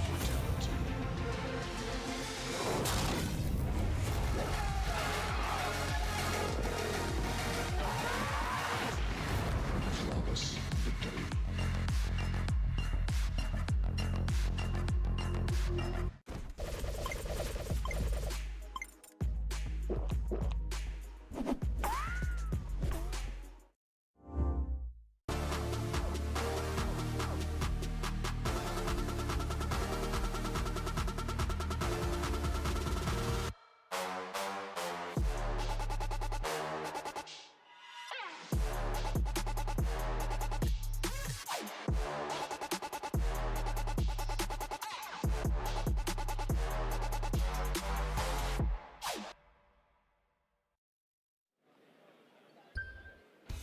Hello and welcome back to Evolution 2025. We're here with Under Night 2 Top 8. I'm Fox, I'm joined here today with... I'm Brett, and yeah, it's been crazy bracket so far. We just got off of an insane match here in winners. 3-0 for Big Black versus that's kind of, it's not too, well, actually... Well, we saw an Aurier for 2 games, okay? We saw Big Black pressing more buttons in the set than maybe a whole bracket, a different bracket, I don't know. He learned a new strategy called press more buttons. Yeah. Sometimes mashing creates winners, you know? But we will have to see what will happen later on in the bracket because BB is waiting in grand finals all by himself. But we're going to go back down to losers. We're going to do 2 out of 3 once again. And we're going to see Defiant versus Mario. We are here at our top 4. It's close to over. It's the home stretch now. Yes. Hopefully the players who are still left, they have the stamina in them to make sure they play at their best because the longer a tournament goes on, the more you're just waiting, the more you're thinking about different situations, and you're hoping that you have the right response for a lot of these things going on because mental fortitude is a very real thing in a lot of these tournaments. Yeah, I mean, it was a wild journey to get here, but now looking at this top 4, it's all players we recognize, right? It's all the players we're not too surprised to see. Yes, of course. Like Defi, like I said earlier, he said he was trying to win Evo. He's trying to beat everybody. He's trying to prove he's the best, and he's slowly making it there. Even though he lost to BB in winners semis, it's kind of one of those things where you don't know which way that goes because they play each other all the time so often. And there is the boy from NorCal, Mario. A lot of support for him in the crowd here. I hope you guys can hear that. There's a lot of bias going on. You know, a little bit of bias doesn't hurt, right? I mean, top 4's got to be feeling good about being here. Obviously, this upcoming match is going to be tough, but had some huge wins in the bracket leading up to this point, so really happy for him. So now the conundrum once again is, what character does Defi play versus a player of Mario's caliber when he's deciding to play Wagner, right? Because does he play Kuan? Does he play Landrekia? Does he play Hyde? Does he decide to have his own Wagner out of nowhere that maybe we didn't know about? Yeah, I do think that Defiant definitely has the advantage here as far as character repertoire and being able to maybe throw Mario off kilter. So I think for Mario, this is just going to be about believing in oneself and just not getting flustered, not letting us get tilted by whatever Defiant is going to bring, because Defiant is definitely going to try and bring something here. Yes, he is not going to be trying to fight Mario on Mario's terms, right? Or maybe he is. Maybe he's just like, I'm better than you, and you're the game plan that you have established for yourself, I know how it works more than you think you do. If that's going to be the case, it's going to be a Hyde probably, right? Because Hyde feels like he has some of the better buttons versus Wagner. He also has a couple special moves that Wagner doesn't want to deal with, like a fast 2-2X, because it can kind of just smoke Wagner for walking forward or for trying to press buttons at range. But also, the up forward jump A doesn't hurt to have as well. It looks like we're going to have Landrekia. Yes, he's locked in. Going to be Landrekia, all right. Well, this is at least probably a character that I think Mario's prepared to fight against. We'll see how this goes here in losers semifinals. Nice 6B counter hit starter for Mario. Going to push towards the corner. Okay, letting it rip with the mirrorless DP here. Defiant just chuck in Mario into the corner now, and just like that, we reverse the situation. Defiant caging Mario in the corner. Defiant got shielded. He knew he was going to lose the cycle, so he wanted to make space. Oh my God, he kind of poked him and got the counter 5B. Push the corner, gonna get the Ice Flower set. So now Mario, he has cycle, but it can be baited out if he's not careful. This whole situation just from one 5B press here. Can Mario get out of the corner? No, gets challenged by 5A, maybe trying to dash block. Got met with the 5A right beforehand. Then he decides to change shift, gets a meter, and gets round number 1. That's the first round for Defiant. The offense here from, again, round start for Mario, gets another dash C. Mario's round starts have been pretty well timed, making sure Defi's not immediately correct on. Absolutely, I think that played a big part in a lot of the games so far for Mario. Stagger. Oh, that throw was very sneaky. I did not think it was coming. Definitely gets out with the up forward jump C. Yeah, let's get with the veil up. Just wants to keep Mario in the corner. Tries to roll out. Doesn't get punished. He still has the positioning. Very important. Rekka. Spend the meter. Keep the turn. Oh, and he just thinks that Mario's not going to press the button Yeah, here. I mean, veil off war off. It makes sense here. Mario holding it, lets it rip. Try to, but there's the DP and the hit. Press 2A from Mario. Should be able to take this round, I think. As long as he does not drop. Might have to spend, 200 to keep it safe here. It makes sense. You're okay with spending the 200 meter there because we will take the round. You're not sure if the 100 will do enough, and you don't want him to be alive with the pixel. Oh, round start now going to Define, but no full confirm here. Whoa, it confirms for the 3C, no cancel. Huge. And here we go. Push the corner, gonna get rebuff, take the sword buff. Pulls out of the corner. Oh, trying to take it, but the veil off again. Oh my god, he still won the cycle even with that shield, but... Last time Mario just did not do anything. We'll see what happens here. Yeah. Winning corner. Failed the burnout. So Mario fighting back. Last time he was able to find something. Will he find it again? Let's it rip with the DP! He thought he was gonna stagger the last Rekka, so he kind of committed to the DP without actually seeing the startup. Yeah, no. Rough spot for Mario. Defiant doesn't have resources quite yet, but he's going to build it up with this hit. Just finds the hit. Right on press buttons here has been working out really well for Defiant. Maybe Mario's timing has been found out. He's trying to dash block and getting met before he can move. Oh my. There's a lot of stuff on the screen here. Yeah, I mean, what are you going to do? Have better defense, not press buttons. Yeah. It's hard though. There's too much it's stuff hard. going on there, yeah. There's a lot you have to look for. Assault, throw, assault over, charge jump C, empty jump in, backdash, whip. Like there's like a ton of things you have to think about, and it's a very real situation to always have to think about when Laundrekia has the ice flower on you already starting up. So sometimes you don't want to flinch, but you're just like, maybe I should flinch. You just like guess yourself. I think Mario taking the time to think here because the big issue has been dealing with the Flower Oki. If we can find a way to solve that problem, Mario has shown that he's been finding the hits in neutral, right? The offense has also been working out. Yes. So it's really just the defense here versus the lawn set play. And obviously that's just a problem for every single person in the arena right now. But, you know, it's not something that has an easy solution. But Mario's got to figure out the best way to at least neutralize as much of it as he can here in Game 2. Oh! Defi's been, what, 3 for 3 on these DPs so far? Oh, there we go. Normal hit 2C, full confirm. This does do a lot of damage because it's a C starter. Reminder, this is 2 out of 3. We're not in the 3 out of 5 universe quite yet here, so Defiant only needs one more game to see if he can find it. Stay safe side with the up forward. That's a huge win actually here. We really don't want Defiant to be able to side swap as well as escape defense. Oh! Huge win by that's footsies. We'll take that damage. Is that footsies? That is footsies. I don't know, man. Anyway, 2C. Gonna get both of us. Gonna keep. It's in the corner. Let's it over the DP, and Mario says, "I am ready for that." You gotta do a little more than that if you want to get out. So now this is where Defi stops doing it all together and now does like wake up dash throw. Absolutely, absolutely. Ooh, more defense from Defi. Trying not to swing round start because he knew Mario's right. And the 5BB coming out. Gonna push all the way to the other corner. Be very advantageous for Defi here. Okay, Mario has a round at least here, but see, we talked about this subject. Can he get out of this? Let's it rip. That's one answer for sure. But he did not swap sides, but Defi so graciously. Let's it rip again. That is air unblockable. Defi was still in the air, so he could not block that even though he's not coming. No, just barely. I think Defiant's a little too high in the sky. Fat 24C gonna eat it even though he didn't get Fat 24C. That's still a rough spot here. So Defiant has meter. I don't think it's enough. He's gonna get the ice flower set. No, everyone's gotten hit by that. Because it looks like he's gonna land at the last second, but then he presses jump A and that's still an overhead. Oh my god. We shield properly. Rekka. Still kind of scary to fight there because he might just do the last Rekka. Oh. No dice from the dash lead, but doesn't get punished for it either. Ah! He's trying to read Mario punish the Rekka late, so he decides to do DP there, but he's gonna eat a full confirm for his folly. Defiant definitely laying a lot of foundation for some of these mind games. I just don't know how it's gonna pan in the long run here. Like, it is 2 out of 3, right? So we don't have too many times to be able to just throw out the dice here, but counter very hit nice. 2C. Great starter for Laundrekia, especially because you're stuck in the corner. You can get the refreeze, set up the ice turret. Mario needs to get out of the setup or it could just be lights out. Double overhead gets blocked. No shielding for Mario except for right there. Manages to make space. Oh no, the spacing 5B from launch is too good. Is that footsies? That was not footsies. Oh, so that's not footsies. Yeah. Okay, I see what's going on here. That was not footsies. That was a miscalculation by spacing miscalculation from Mario. Oh my, what was that? Anyway, change shift gone for both players. Cycle's coming up again. Okay. Ice turning. Are you dead? Throw Oh that my god, wow. that does so much damage off of the throw.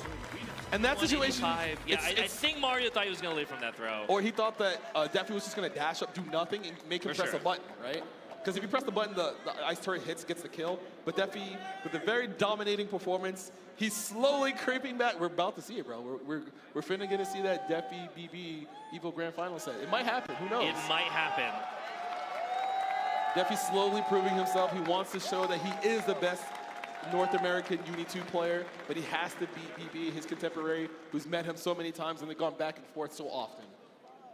There's one person stopping him in his path. Knots? Yep, there is Knots. Well, the thing is, now we have two players who play a lot of different characters in this situation because we have no idea, is this person going to play this character? Are we going to have a blind pick? Actually, I would love to see a blind pick. Yeah, here. it's funny because like that doesn't happen anymore. People don't have blind picks, I feel like. Well, if there's one person who you should probably be asking for a blind pick against, it's probably Defiant. Defiant, right. But it's also Knots. Knots, we know he plays Wagner, Seth, Ori now. I also see him play Hyde. So maybe there's a couple of things that you're not ready to see. But as we see here, we're up ready with our losers finals with Knots versus Defiant. And Big Black is sitting pretty. He's like, man, I'm not trying to fight Defi again because he's the only person to make, so far in this bracket, to make it a 2-1.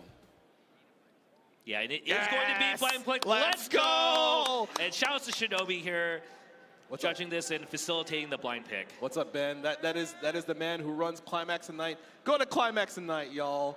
Buy a shirt. Shout out to Shinobi. So we're whisper in my ear. It's like, tell me what it is.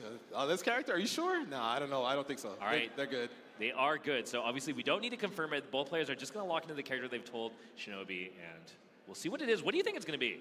I'm assuming it's going to be Wagner from Knots and then Kuan.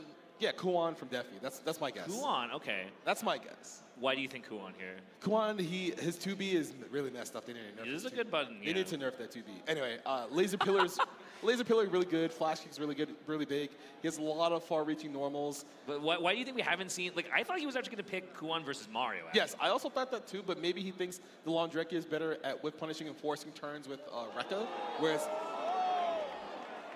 That's not happening. I see Ogre on the big screen. There's no way. No way. That's not. Well, I mean, is this baiting? He told Shinobi. Yeah, so he has to. Yeah. This is his character. If it's Ogre, it's Ogre. Yeah, it's Ogre. He's gonna play. Let's go. We got Ogre. Ogre in the top 8. Year 2 Uni at Evo. Ogre's such a sick character because like he can plant a bomb with his command grab. He has a move similar to Ori where he kind of like travels full screen and just punches you. And he gets a big confirm off it and kind of forces a lot of, wow. Damn. Yeah, I mean, this is a character that was not available last year since EVO, so it's nice to see him here in 2025. Ooh, proper shield. Now, Ogre only has a fireball when he's in the air, so. Yeah, it's a bit of an awkward one. But he's so cool. Look at him. Yeah, I mean, look at him holding his hat. It's sick. It's sick. Right. Oh my God, he's sending it. It is funny that it's Ori versus Ogre here, so both of these players have pretty vicious lunges. Yeah, they're just gonna send it. They're like, I'm in. Oh, the bomb has been planted. Get the knockdown, steer ender, and now it's gonna start flashing red where you cannot interact with the bomb afterwards. Oh, he just down backs. Oh no! Lets it rip with the veil off. He's dancing on him. He's gonna plant the bomb one more time. Push the corner. Yeah, straining out a lot of the veil off. Proper shielding. Bomb's gonna go off. Oh my God, he actually got that throw there. It was pretty sick. Oh, too far. He didn't get the car grab. Ryan showing here on this life lead. Finds the hit. Yep. I wonder what Knots was trying to do there with that high shield. I don't know. I mean, I'm not sure how much experience Knots has with Ogre too. So it could have just kind of been a complacent stand shield. I'm not sure. Knockdown from, I saw that dash block at the corner, counter hit throw. Definitely gonna kind of just weather the storm here. Oh, he's just mashing shield. Oh no, he's mistiming his shields. Laying it up. Nice block in the overhead. Still not just turn the trade though. Lets him out. No, where are you going? There it is. The up forward jump A. Even he has one, folks. Okay, I mean, I think we gotta give it to every new character, right? Maybe not. No, let's not do that. It would be nice. Oh, the layers! The layers! That was so sick. Bomb planted again. Deal with this again, fam. steer ender incoming. Bomb is about to start going off. Another one. Hold this. No, Wait, that doesn't work, bro. Yeah. Well, it takes a great shield. Oh no, the guard's supposed to keep it protected, but nice bait from Defiant. You have to know that's going to come. You cannot Oh my god. against it. And he does the whole IOX there. You get to see it. Look at the aura. This, is that called aura farming? Is that what it is? Big punch. Beginning part at least. So Defiant already kind of just cooking. He understands how Nox tries to defend against the bomb plant. He's trying to match at certain points to knock down Defi and get hit by the bomb explosion. But then Defi's like, yeah, you're gonna try to match it, so I will just back off, but you kind of. Yeah, I think we have a character spot immediately goes to the Wagner. This is 3 out of 5, so we can afford another loss, another swap, maybe. I don't know. You don't want to. It feels like you just don't want to give any losses. Period. I think we don't want to lose the match for sure. Yeah. Well, even though you can give a game. Trades again, pressing against the Rekka series is not been working out. He's probably trying to fuzzy mash on defense there for the delayed follow-ups. The bomb's gonna go off, so you have decide to block. Mash too far. Maybe if I see works out next time, we'll see. Goes for follow-up plus frames. Keep my turn. Trying to keep Knott's cage, but he gets clipped by 2B for walking back. All right, nice stuff from Knott's here. Sends the meter, but a little bit of drop here. Oh, finds the hit, Defiance. This 2B goes so far, man. Is that footsies? Can you tell me that's footsies? Come on. Debatable. We'll have to ask the judges. Oh, we have judges? Bomb goes off. Not enough to get the W. We will plant. No. Oh, we're not, yeah. Because plant side swaps, he wants to keep yeah. one. He did point blank. FF? Maybe he thought he was going to jump. I don't know. I don't know. Yeah. That's hard. That one into the second one is not something I'm used to seeing. Stagger coming through. Nas has both buffs. Oh my god, he's just making sure. Finds turn, but nice dash up here from Nas. Finds it just to stagger 2A. It's enough. Yeah, it's enough. It's enough. We're gonna get to see the swag. We're gonna do it back. We're gonna do it back. Yeah.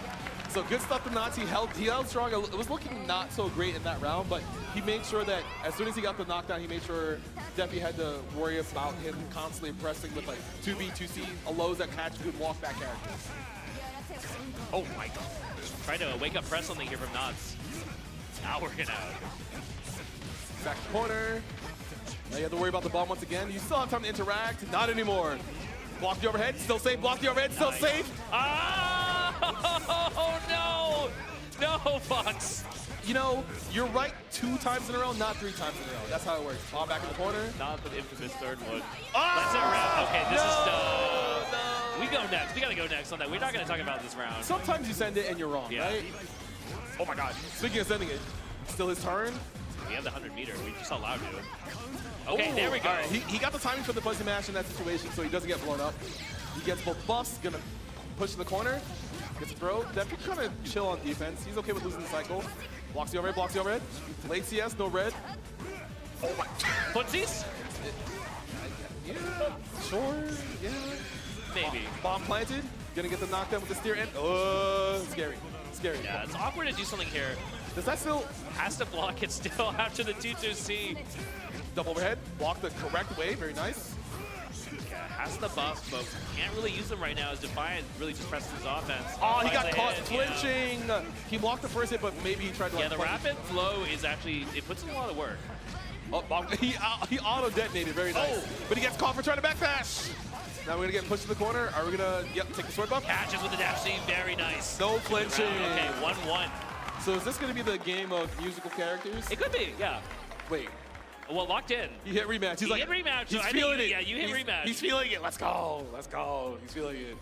Ogre's such a cool character. And when his game plan gets started, it kind of becomes one of those things where you constantly have a bomb on you and your time to make a decision becomes slower and quicker and quicker because as it goes off, you can't hit Ogre and have it stop. It's like, no, the bomb goes off anyway, Defi will get a combo, and then you have the whole thing. It's definitely a character that if you're not familiar with, you can just get caught. Wow, speaking of which, catching the stand tech. Defiant, off to the races here. Command grab, back to the corner, bomb planted, stagger pressure. We saw the triple overhead before. This time, Nox trying to do something, not block it there. He thought he was going to not stagger the 2-3-6 punch. Yeah. Here we go. Well, what if I just grabbed you again before it went off? That's very cheap. Had not shown that in the previous 2 games, but brings that here and is maybe going to just close out this round because of it. We'll see. Yeah, the staggers, that's violence. because as you wait for the next set of records to go through, the bomb is still starting to detonate. Yeah. And if you don't press buttons right away, that just becomes a safe option for Ogre. Back to the corner you go, extra damage. Now you gotta hold this. Let's see what Dots does on defense. He's chilling. All right, guard thrust, able to deal with the bomb, but lets it rip. Dash B into DP, classic, blocks overhead, plus frames. Yeah, good blocks here from Knots, but okay. I feel like that dash 2B might have been dash DP. I don't know, maybe I'm crazy. I don't know. Takes both buffs. Here we go, Knots needs to find something solid here in the corner. There we go. Forward throw, still has to cycle. Get off of me. Now you don't have to cycle anymore. Lets it rip. Oh, Jesus. Catches the backdash. Where are you going? He doesn't have sword buff, so he's not going to slice up. Wait, maybe he spends meter to get the W here. Not quite, just a pixel. Ogre might be a tanky boy, folks. Sends it. Oh my god. Okay, we'll take that trade. Is that FF? Maybe? I don't know. I couldn't tell what was coming out. He just got popped at the same time. Ooh, oh, wow. Dash up, dash back. Doesn't get it. He gets Yeah, clipped. a lot of but straight no hits. Proper Matching punishes. Very nice. Clean anti-air shield. Gonna push to the corner. Command grab backwards. Bombs planted. Long combo to make sure the timer is shorter and shorter. Down situation, blocks it overhead. There's another one.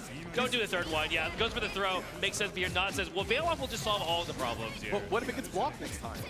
We're not blocking there as Defiant, right? We'll see.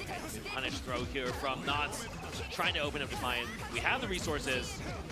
You have to worry about Wagner CS. Yeah, there's a DP afterwards. But you're back to the corner. You still have a good bit of life. You have some meter. Trying to win this next cycle. Yeah, lets Defiant jump out of the corner to make some space and actually wins the cycle here. Oh! Catches the backdash again. Where are you going? Back into the corner with a bomb. That's where you're going. Waiting for the cycle coming up. They're both kind of even on grid, but Defi gets him knocked out with the Stander. Woof. The baits. Nice. Wow, what a shield punish here from Knots. That was raw reactions there. Just got the proper anti-air punish. One more hit for either player, honestly. It's right hit here. The EX cancel, but no punish there. So the trade on meter sorted. Well, no, he didn't even spend meter as Knots, so that kind of works out for Knots. And he wins the cycle. Oh, he takes the grab. This is going to be very hard for Defiant to play it out here because Knots has so many resources. Oh my god! Yeah. He tried to send it again. Yeah, he thought Knots was trying to backdash there, so he used the dash speed to catch the backdash, but Knots was already charging up the 2-4. The 2-1-4 with the shield has the armor there. Yeah. And because he had no meter, he could not cancel it after. Charging star, we can call it that. Can we do that? We can do that. It's an homage, right? That's how you get away with it? Sure, all right. Catches Knots cleanly with the sweep here. So, you know what this is about. Back to the corner once again. Cycle coming up, gets the raw throw. Bomb's still about to go off. Overhead block, decides to chain shift. He's just I dashing could not see. I don't know what's going on there. It's still Defiant turn here, but lets it with the DP. Knots trying to find a way out. Nice throw into the corner. Knots has a lot of grid, so he should win. Oh, no! Defiant just hold it up forwards like, I'm out of here, yeah, bro. That move does not have that good of a backwards hitbox, I guess. And command grab. Very nice. Gets a lot of damage on that. Sends out a projectile. Make sure he can't move. Oh, dunks! But he gets no combo off of that because he doesn't have the explosion after. But he just runs up and throws him anyway. Unfortunately, yeah, that CS was actually sick from Knots, but couldn't confirm off the drill. Oh my god. Up and down we go here. Still Knots' turn. Definitely kind of chilling. Yep, he decides to take his turn with 16. So he's trying to put Knots for movement. Knots is just kind of letting Defiant go crazy. He's just farming grid. Yeah, he's just shielding. He's like, okay, you're done now? All right, my turn. And now I've got chain shift. But I think Defi, he's not okay with that. So we get the sword buff, gonna push the corner. The buff could be a problem here. Oh, cute. We don't get the confirm though. That whiff, I don't think we wanted that whiff. Yeah, he didn't want just raw 6 like that. Maybe TK Fireball or something, I don't know, but okay. ADP into EXDP, into EX sword car, swap sides. Oops, he doesn't get the tackle knockdown. Oh, nice. We flinch! Yep. Let's go. And now, match point for Knots. Only needs one more round. This would be a big upset if Knots were to defeat. Yeah, I mean, Defiant locked in on Ochre, and I don't think it's necessarily a character issue, but I am a bit surprised to see him not try and swap to something that has been working throughout the rest of the day, right? Lawn, etc. Oh, nice catch. Backdash gets caught by 2B. Logre's 2B is pretty good. Gonna get the bomb set. So now, let's see if Knots tries to fight for the cycle or get some shield. Nice press, but the trade here on the bomb, that's going to be okay though for Knots actually. Gets out of the corner. Top side sees red, DP gets knocked down. Gonna chase win the cycle as well. Right. Immediately uses it, blocks overhead. So definitely just trying to keep his pressure going, but I don't know if he's noticed that Knott's just Not willing farming to... grid, but oh, very dangerous. Yeah, bet it all, and now we're tied up 2-2. That's very unfortunate. Yeah, pop off. Let's hear it, crowd. Let's go. Yeah, it looked like Knott's was kind of in control of parts of the round, but I think that last portion with the dive 2-2C whiff cancel just didn't work the way I think he was hoping that would be a little closer. Yeah. Oh, they're right back in there. We are going straight into it again here. Game number 5. Oh my God, counter hit 2C. Great damage started for Ogre. Gonna get the bomb plant with the side swap. So now the cycle's almost up. Knott's gonna win the, Trying to stand shield. Not gonna work out. You're eating a lot. Gonna plant the bomb once again, or yes we are. Yep. EX thrust, there you go. Same situation here. What are you gonna do as Knott's in the corner? Here it comes. Oh, presses, but nope. It's mind control, it's mind control. Yeah. Oh my God. I mean, even when you know, it's sometimes very hard to tell yourself not to press. Not to press the button, yes. So now Defiant is on set point, poised to go back in the grand finals. No flinching. Oh, and just dash up 2B from Defiant, making sure Knott's cannot retreat or advance. Great dash up for Defiant here. And again, we're in this corner with the bomb. Knott's has to find a way out and does. Gets the fuzzy mash 5-8. Does he swap sides? Does he push to the other corner? Trying to go all the way to the corner. Never mind the tech, though. Gonna keep us mid-screen. Oh, whip throw. Doesn't get punished for it. CS doesn't see anything red. Tries to see something with the bow. Oh, catches the stand tech there. Very slick from Knott's. And now we're looking pretty good here as Knott's. He has a cycle. He has 2 buffs. He has a good life lead. He has the W. Yes, he... Oh, he does it! Oh, my God! Defiant! Could make an insane comeback here. Gonna need one more hit at least after this. If not 2, but it could be 1 with IWEX if we have enough meter. I'm not sure. Oh, doesn't CS, doesn't see anything. Knott's blocks directly. He's not flinching. You have to be... Oh, my God, he's dancing on him. Just bets it all on the dive. Sweet counter hit. Defiant's trying to guess that Knott's going for a throw or something and presses. Oh! A back dive beats the dash B. Gonna push to the corner, probably take a buff. There we go. Defi on defense now. Has been a little shaky, it looks like, but... Huge throw, honestly, but there's the veil off to fight back here. Lets it rip with the DP. Knott's is so good at landing these, actually. Oh, there's a back EX fireball. Let's go. I can do that too, fam. Yeah, shades of Line actually a little bit here from Defiant. Gets the hit. There's the bomb. Manual detonate. This is CS from... Oh, and he just challenges the 5-8 right away. He's like, yeah, I'm not letting you get your turn, bro. He's gonna side switch, back into the corner. Defiant's gonna have cycle, but the press out from Knott's. Bomb is still there. Yeah, the bomb is still there. That's safe because of the bomb. Oh my God. For it, though. Overhead blocks. Defiance still on the offense. I should beat again. Enough meter. He's not gonna have enough. Oh, he did the longest time he could. We have one more chance. Doesn't see anything. Defiant gets the my God, he got the dash up throw, and Defiant moves on to grand finals in a very clutch situation. Crazy. 3 out of 5 with Ogre. Yeah, he did it all Ogre. He didn't switch characters. Not switch characters. Bomb up with the cosplayer. The Ogre got... He has the hat. He's moving, bro. He has the hat. Great work from Defiant. He was in a very tough situation in the middle of that round. He brought it back. And that last position where he was just like, I'm just going to do dash up throw. That takes the heart of a champion. We'll see if he can get there. No, I mean, definitely clutched that one down. Like you were saying, I think there was some hesitation for me about whether this was going to work out in like game 4-ish. You know, when especially Knott's had a slight lead in terms of the rounds there for a bit. So, but at the end of the day, Defiant clutching out, very impressive stuff, and hopefully inspiring a lot of people to try and check out this character. Yeah, Ogre's a pretty cool character. Like we said earlier, there's a Discord, there's a wiki for all the information about the character. A lot of people are playing them. He's very good. He's pretty good. He's kind of cool, so you should check him out when you get the chance. I mean, he has the potential to win a tournament maybe at EVO. I mean, you can't say anything about the character if the character wins EVO, right? Yeah. Look at it. Well, look at it. I mean, already has done enough, honestly, winning in losers finals, right? And now we get the matchup we were all waiting for. Big Black on winner's side and Defiant on loser's side. I can't believe it comes down to this. It comes down to this at EVO 2025 Grand Finals. It's Big Black versus Defiant. So, are we going to see the 5-game reset into the 5-game winner? Are we going to get 10 games at EVO here? Or are you just expecting a blowout? I want to see as many games as possible at the highest level, you know. Yeah, I mean, these sets are sick. Every time these two have played in the Grand Finals, it's been a treat. You know, and obviously, again, Defiant always throwing in the wrench with the character choice. Like, who knows what's going to be here? I don't think we're going to be blind picking this time, but I think you know, the question is still out on what Defiant is going to play. tons of time to be thinking about this. I'm sure Defiant has a plan. If you're Defiant, you're absolutely thinking that you're going to have to fight Big Black in this tournament at some point, right? Yes. Or, you know, I mean, I feel like last year, Grand Finals wasn't the one that I think people going into the tournament were projecting to see. This year, though, it totally is one of the matches that we would be like, yeah, this is Grand Finals, right? If not like Sonara versus someone else, then, you know, the North American, like, major of all time, just every single match is BB versus Defiant. You know, how many times have we seen this? How many times have we commentated this, right? Like way too many times, and it looks like Defiant's gonna go with the hide, so it's kind of the same matchup that we've seen many times. Oh my! Help me out with this. He Ready to count to blocked three? assault jump C and did an immediate jump to C. Yeah, we are just going straight into this. This is Grand Final for Uni 2 at EVO 2025 here. And right off the bat, Big Black going on the offense, gets another hit, converted to the web. He's crazy!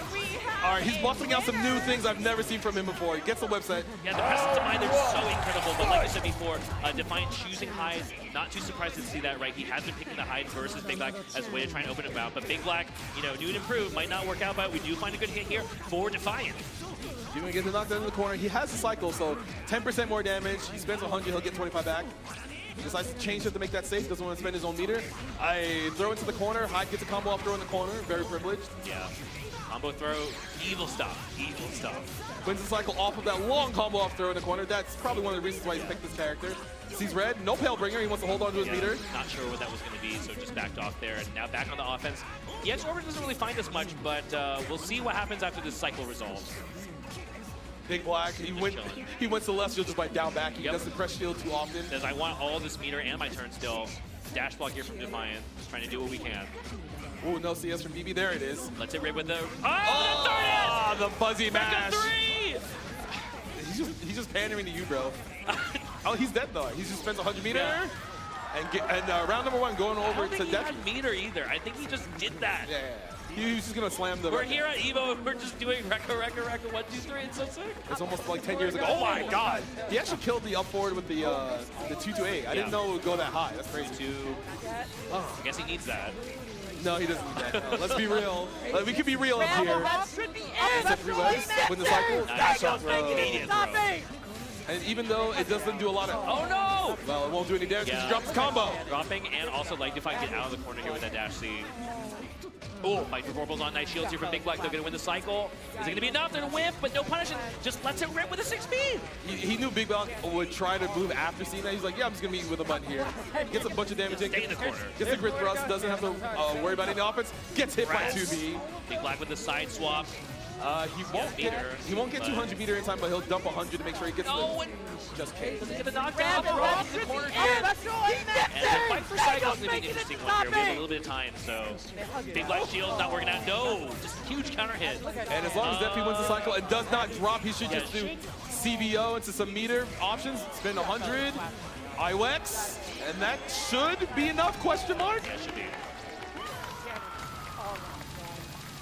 There we go. It does, because he had Vorpal, it does do 10% more damage, so it kind of helps along that process. But Defi looking like he's locked in. This is looking like it might be one of those... might be in for a long one. The game 5 reset type. It could be, it could be. That should be Oh, 16 not getting a Hitting like, yeah, just a little bit of the tip there. Well, unfortunate for Big Black Rising Jet. Aiden doesn't find anything, though. But look at that Celestial. I just have Celestial already. I don't know. How does this guy do that all the time? Hey! That speed gets blown up by the Orbiter by Defi. Great timing. Gonna push to the corner, but BB has 200 meter at 76 seconds. Yeah, just lets it with the stand tech, and not gonna work here. Defiant. Hyde does so much damage. Going a little crazy here in the corner. Getting freaky with it. Yeah, I mean, I think we're gonna see another turn. Yep, 2-2C.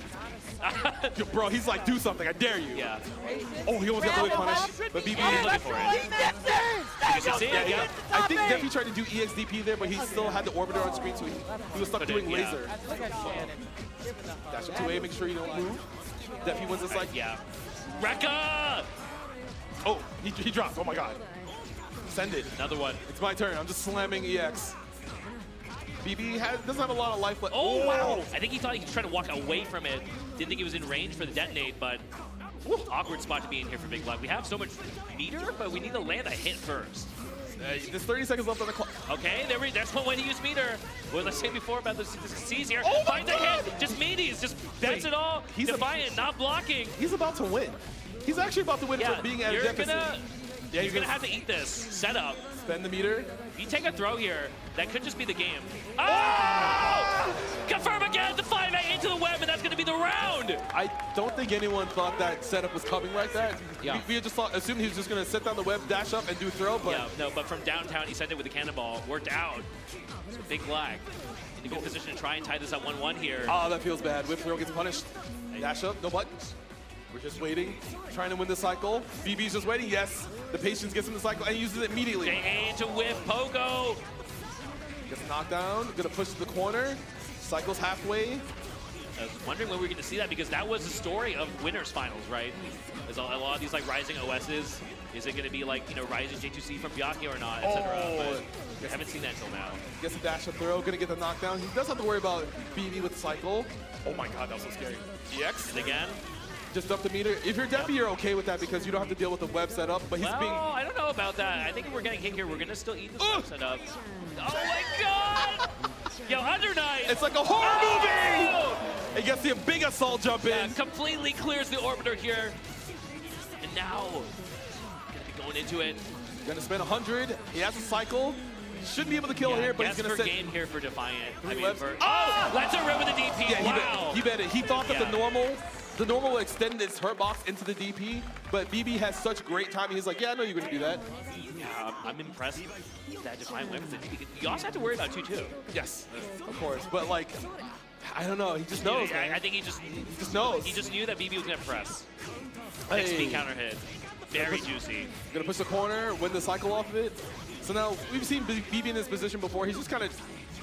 Oh, what a CS! And air shield to JB! The layers, that is insane! Layers that these players are playing on here. And that comes from winner's side of the bracket too, where BB was just getting away with jumping. Yeah, the counterplay to that TK Pogo is jumping and trying to hit him out of it. But Defiant just one step ahead using chain shift off of the TK Pogo.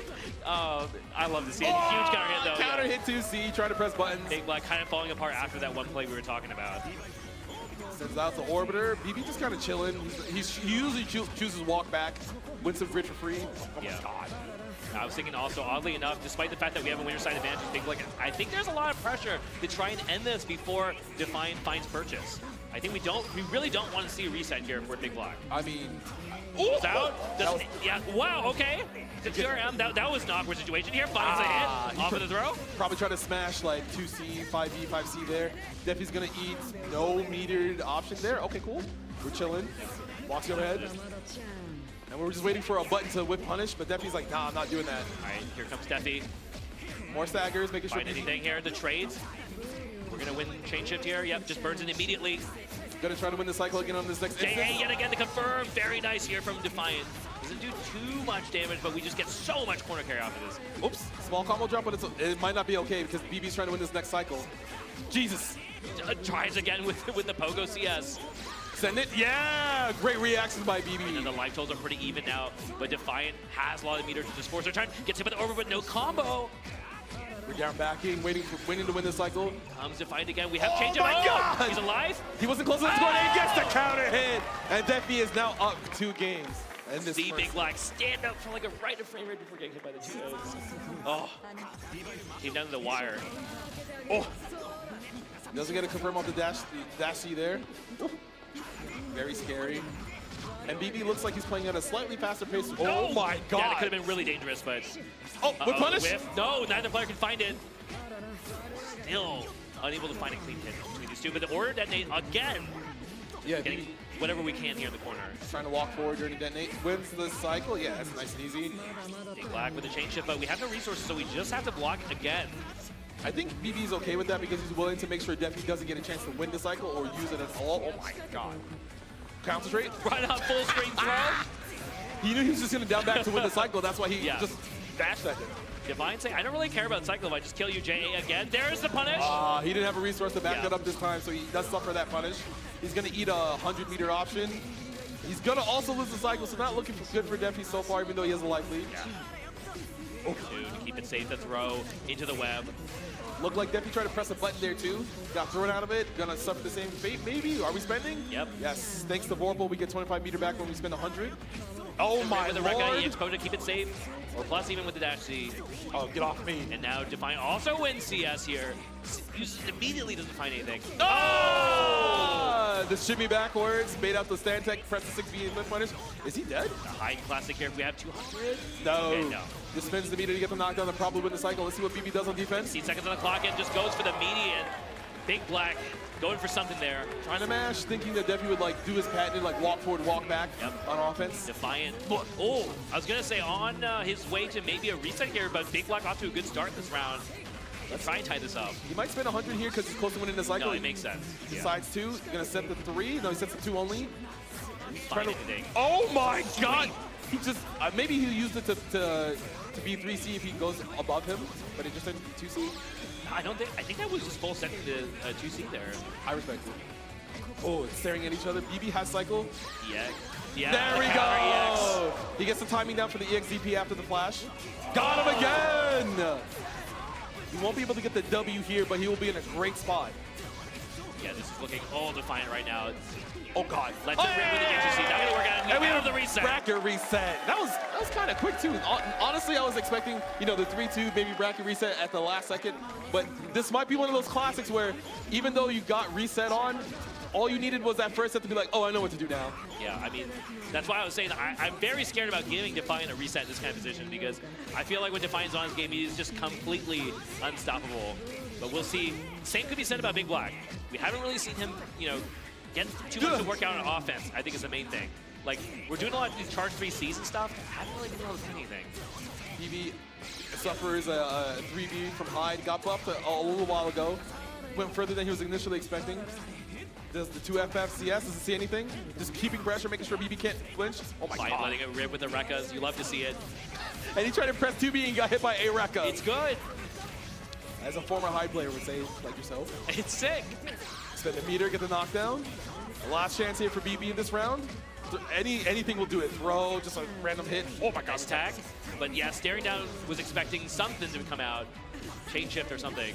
But Defiant holding on to the chain shift here. Knows they only need to get this chain shift once, but gonna lose it now. Spend the EX. And just like that, Big Black actually in a position to try and take this. If he can get one more hit. Oh, I thought that was not gonna hit. Texas throw. He's waiting for a response from Defi. Up forward, punish. Let's go. Great response. So that's also pretty interesting because if you jump too early, your back is the wrong way, so you can't come down with the JA. So very well-timed response from Defiant. Great patience, making sure he doesn't get going the wrong way, as he said. BB is about to win this cycle here as long as he doesn't. Okay, there we go. And he's also pushing Defi to the corner just by kind of positioning him with door. Okay. Run up 2B here from the Big Black. I need to see him land something juicy from his setup because we really have not seen him get enough reward on Byakuya so far. That's really, I think, the thing that's been. No, he punished the whip DB. Oh my god. I mean, that's just Defi like gambling though, right? Sending it, yeah. Sometimes sending is part of the reward. So now BB's trying to win the cycle. Oh! I thought he was going to do dash C to punish that 2C, but he can react. What a throw! My bad, boss. Come into my arms. Ooh. Dash up low shield. Hey, up forward. I told you. 9 is it's a good button in this game. Hold up. 9, 8, 7. Oh, late tech. Win the cycle. Oh! He was still in shield recovery too, so it broke the grid as opposed to just getting normally hit. Gonna spend 100. No! Doesn't get the proper routing, but he's in a good position though. He has a lot of life. He does have change. He's going to use it here to try and find something. But the 2A, the press from Defiant. Gets a side switch, gonna dump. No, it doesn't dump any meter. Let's it rip with the IW, but that's not going to work here. I'm actually surprised he decided. Okay. Is that going to kill? He might have. I think he trolled his damage, but we'll see. He's alive. He trolled. Because he did CVO as opposed to just doing a long combo to dump all his meter. Could have just killed here.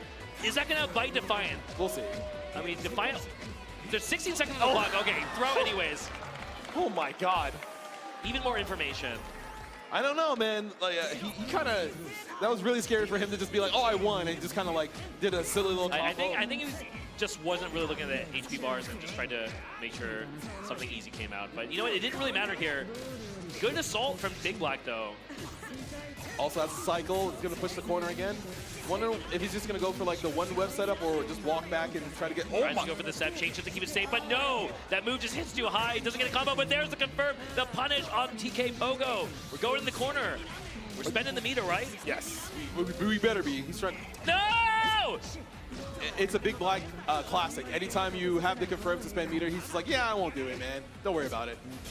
Ooh, he's the raw 6B here. Trying to dash up throw, didn't get it, get met by high 6B, gonna get pushed to the other corner. Quiet. Actually just barely wins CS as well. Not a good look here for Big Black, who has a life lead, but we've seen how many times Defiant has been able to just make that not matter because stacking up another throw. Let's see if he decides to spend any meter to make this combo long enough to win the cycle. Yes, will, but... The right hit, I think you're dead off the right hit here. Oh! I think this is the right hit. Yeah, yes, 4.2, you're super dead. Yeah, 10% more don't even damage. need meter. High damage, yeah, high damage in the corner. And they nerfed it too, bro. Yeah. They nerfed it. But it's fine, it's okay, it's all right. Defi, yeah, it looks like he's found the timing to fight BB. So he's being a lot more aggressive, making sure BB can't win cycle for free, but like right now, he's about to win Celestial, my God. I think the thing though is that Defiant does not care. Jesus. I mean, how often have we actually seen meter matter that much in this matchup for Big Black? Like, he's been struggling to get his knockdowns. Well, there's the website. Yeah, we do have the red set here. He has to find something though. Rolls out, can't punish it. With Celestial again, there's the grid thrust from Defi, trying to make some space, trying to whip punish BB, even though he's pretty proficient at that. Oh my God, he gets the confirm. Yep. He's gonna dump another 100 here. He's doing 20% more damage because of Celestial. Thanks. Gonna set up the two webs. There's one on the bottom already, so he has 3. Oh, I thought he was actually gonna block that. Yeah, that's one way to deny your opponent Celestial, right? Otherwise, it's pretty hard when the opponent has like 12 grid. I mean, he's about to win it again too. Yeah. He's just kind of oh, he gets punished. But he still wins Celestial. Come on, yeah. bro. I mean, I don't think it really matters anymore, though. I mean, one hit, almost anything on the throw is going to do it for Big Black. But can he find it? The footsies there, run up 3B, just the barely dropped the combo! As long as BB doesn't drop, yes, and he scores that round, which is very important because it was looking like Defi was able to manage his way through a lot of nice the offense. Anti-air shield gets a confirm, pushes the corner. Cycle's still pretty fresh, so BB can down back for a while. And he's also been whipping a lot more throws. He's not been dashing, he's missing his dashes, or he's just been way more finicky on defense. I think regardless of score, it's really obvious from observing just like how much it looks like BB is a little bit off his game right now, and he needs to bring his 100% because I think Defiant definitely is right now. Decides to rip 100 meter on the orbit. Oh my God! My God! Yeah, that is the 100%. I bet you won't do something. Pure aura. He has no meters. He has to be careful about all these strings. Nice. Oh my God! The dreaded frame trap of they'll run at me. Just so good at mixing up his options right now. Oh my God! He actually threw whatever he was going to do there. I thought that was like TK Pogo or something. Oh, he got out of the corner. You have to be careful about the change shift because BB, if he gets momentum, it could be kind of scary. Not anymore. What are you going to do, right? Yeah, High's a scary strike throw character. And Defiant. It's alive. Change shift immediately, but Defiant knows that's going to happen, right? So never mind. 2B. Even though it's now or never, I think, for Big Black. Yeah, even though Defiant was in a great position, BB should not ever be counted out. You cannot go down 2-0 in grand finals like this. You have to make something happen here if you're Big Black. Hard thrust. Finds assault, doesn't get a confirm off it, though. A little bit too far. He still has the cycle defense. CS. Oh my God! Backdash 6B yet again. Back to the basics, honestly. It's such a solid option. And now Defiant is up 2-0 in this bracket reset. It's compared to some other characters we've seen fight.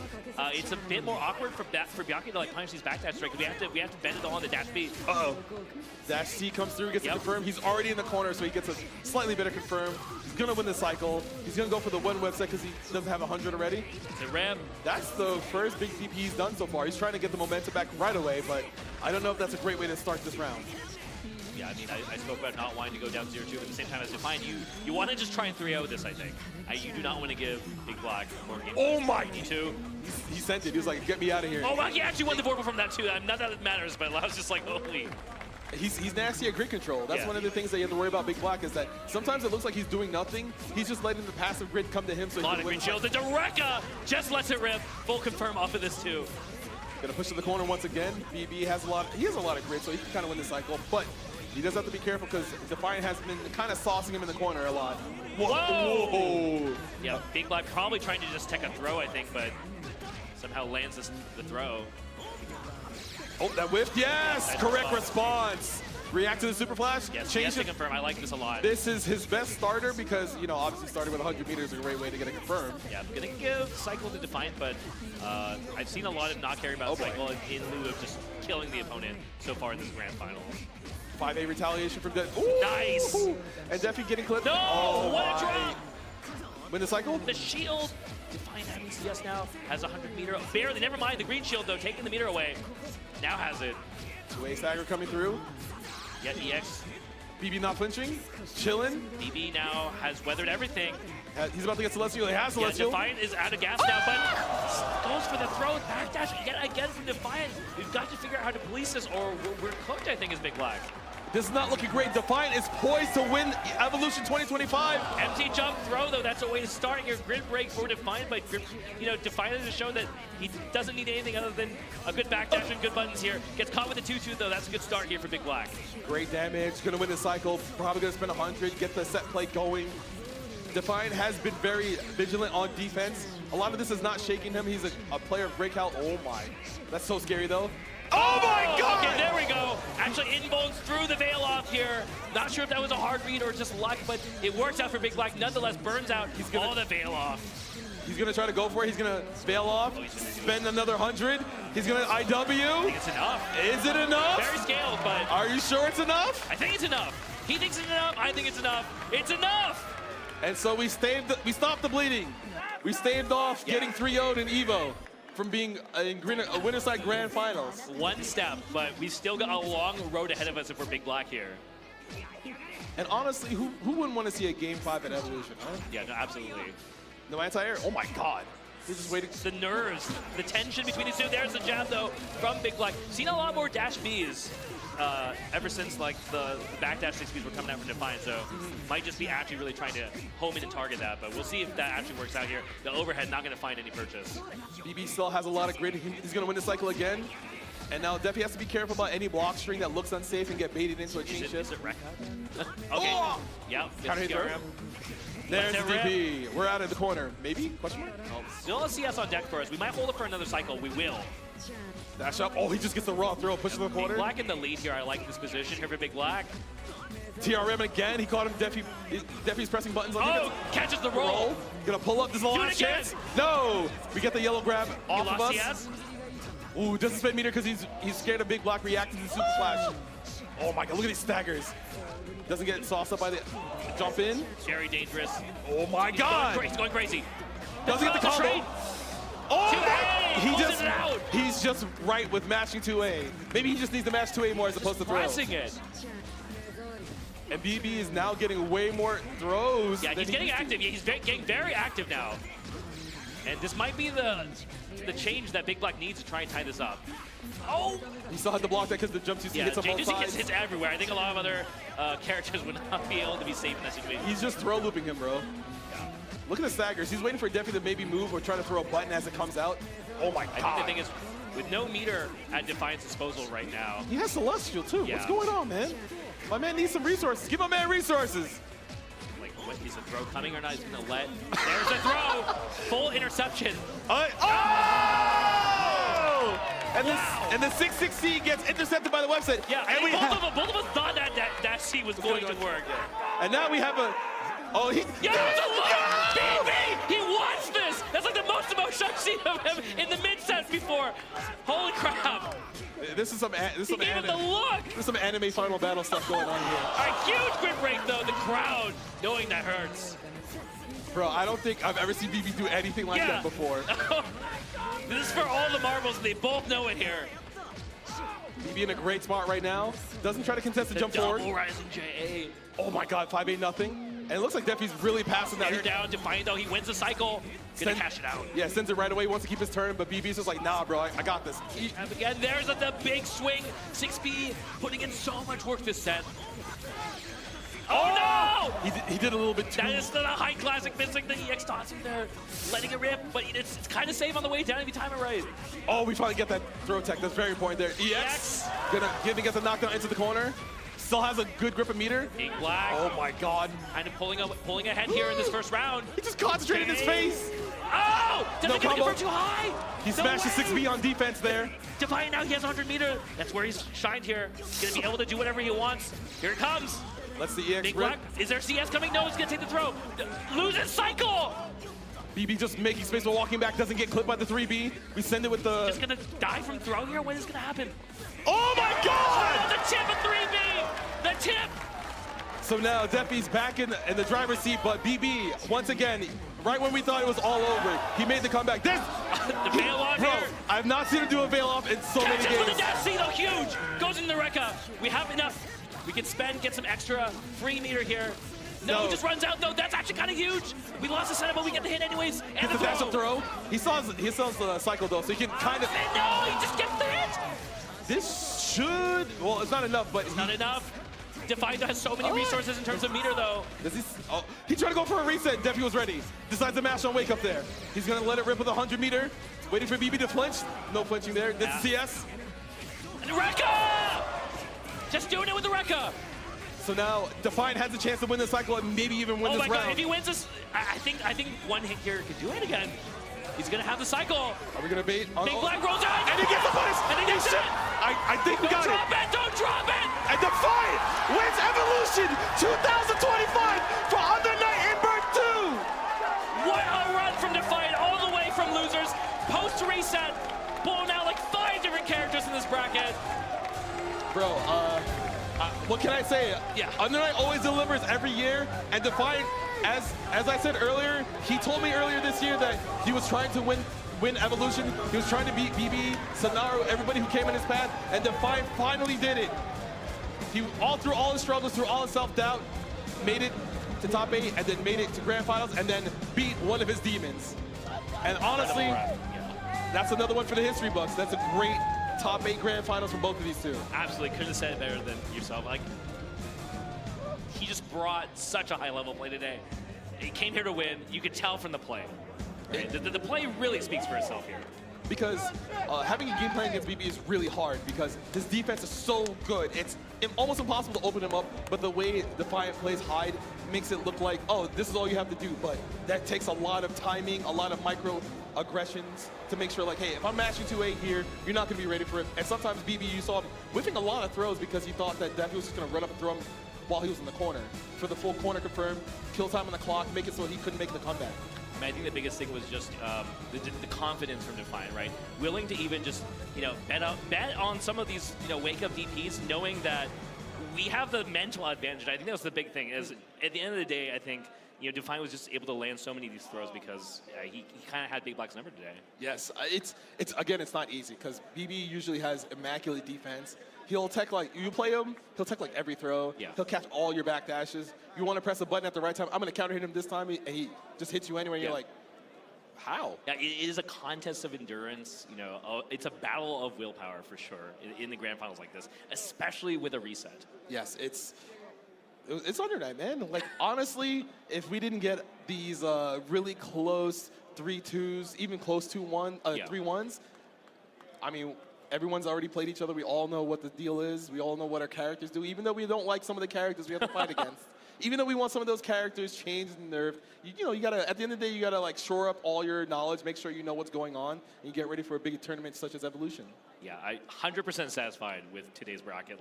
Just amazing matches throughout. Love the diversity. Love the players we had here on stage too. Yes, it was great. Hopefully we get to come back next year. It would be great to see. Yeah. You get to see a top 8 as good as that. You get to see that hype battle at the end, like that nod that BB gave. He's just like, we got it. All right, we got it, bro. Yeah. Game 5. I was just like, damn, I've never seen him do that ever.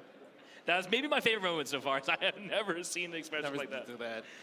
He didn't even change his expression. He just looked at him and nodded his head, and he said, let's go. And I'm just like, you know what? That's kind of badass.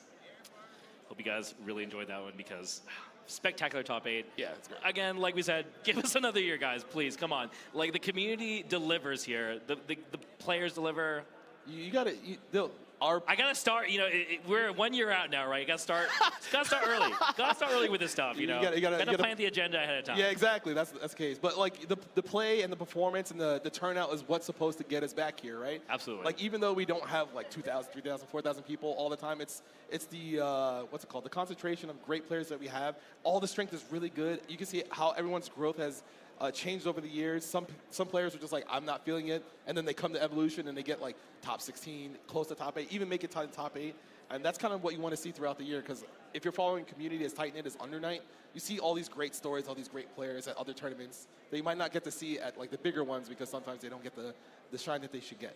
Yeah, I mean, like you said, the game is carried on the back of the community itself. Again, day 0, we had unique players in the cafeteria, bringing out setups. Did not see that with any other game. Yeah, they're trying to grind, and also like they are hungry. They're here for a purpose. Yes. So we have the top 8 awards coming up to you. So we're going to throw it over to them real quickly. EVO 2025, this is your top 8 Under Night in Birth 2 champions right here. We have in 7th place, Omnidig.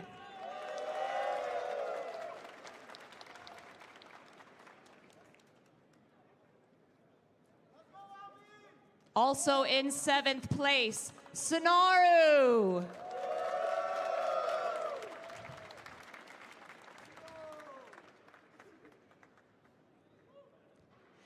In 5th place, Suitaneko.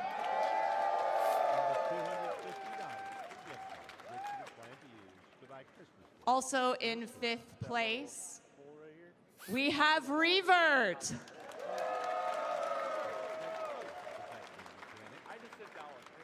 Who then pulled from inside the work ID of a Ford Motor Company. In 4th place, we have Mario.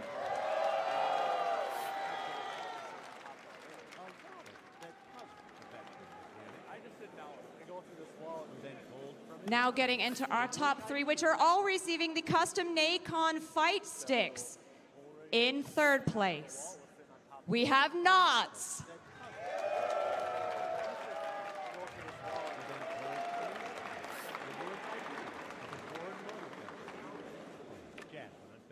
In 2nd place, Big Black.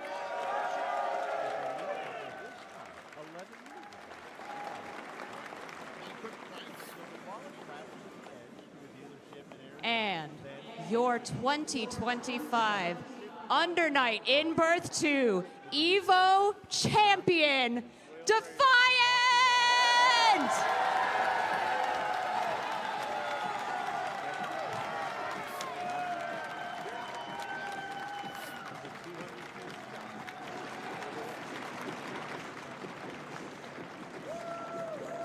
Everybody give it up for top 8!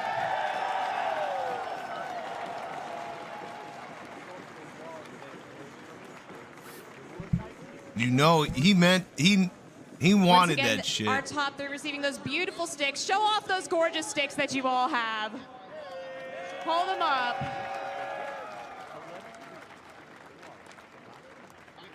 And give it up one more time for your top 8. Get those photos in now. Get them in, because they're all up here. Everybody smile. You're an EVO.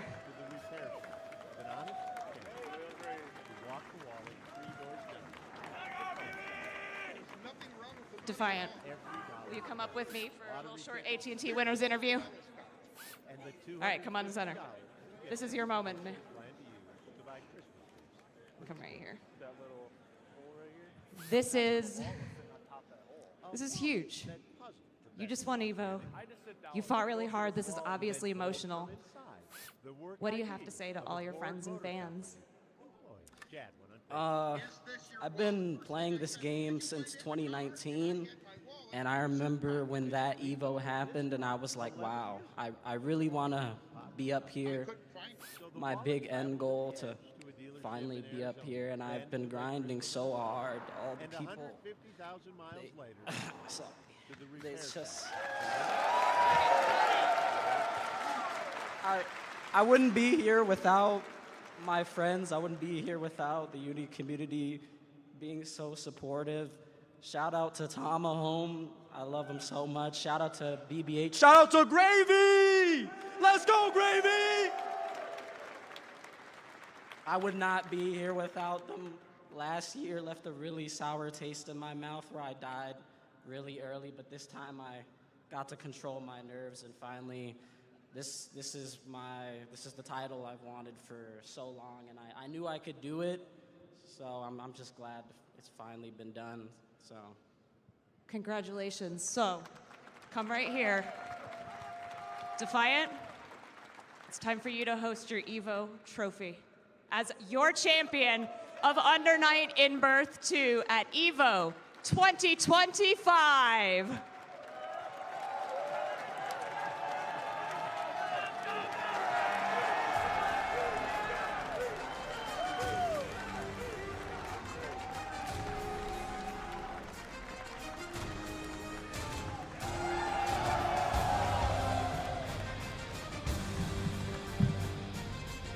All right, Brett and Fox, back to you.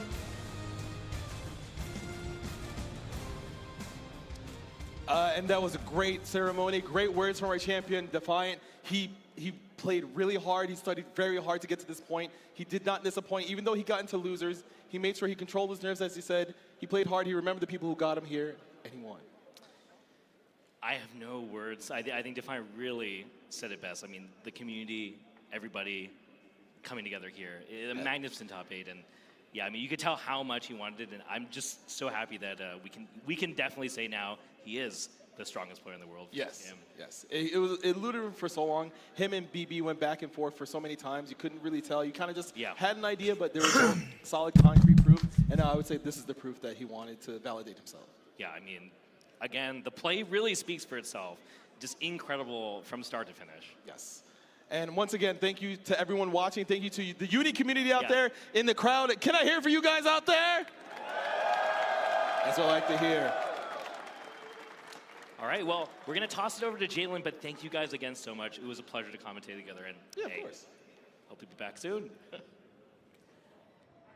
Brett, Fox, thank you so much. That was incredible commentary. I loved every second of it.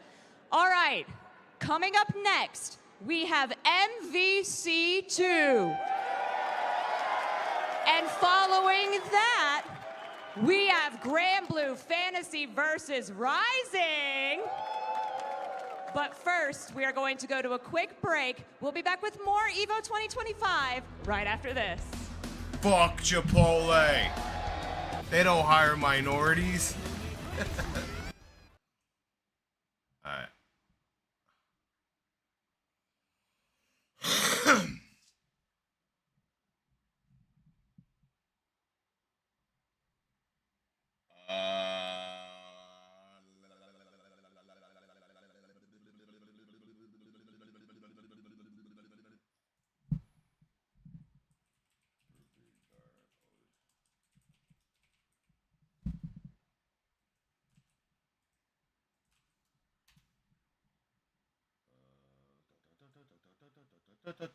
Go to the fucking page.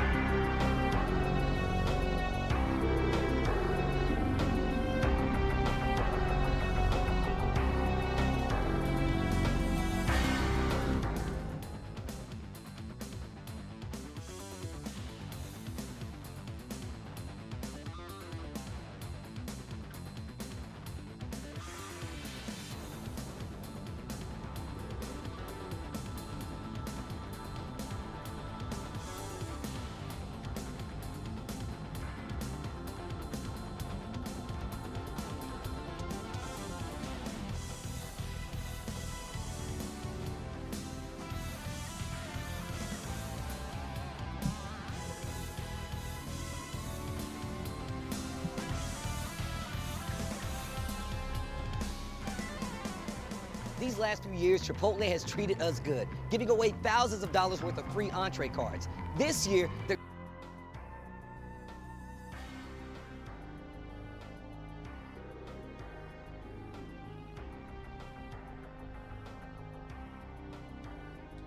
Chipotle doesn't hire minorities, so we're not going to let any of that, any of that happen.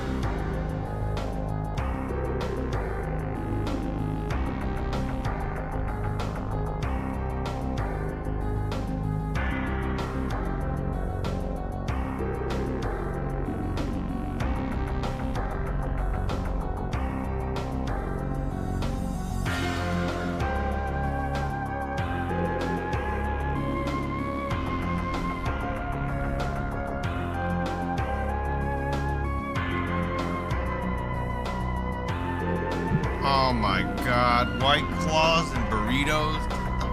What the fuck? Who invited this guy?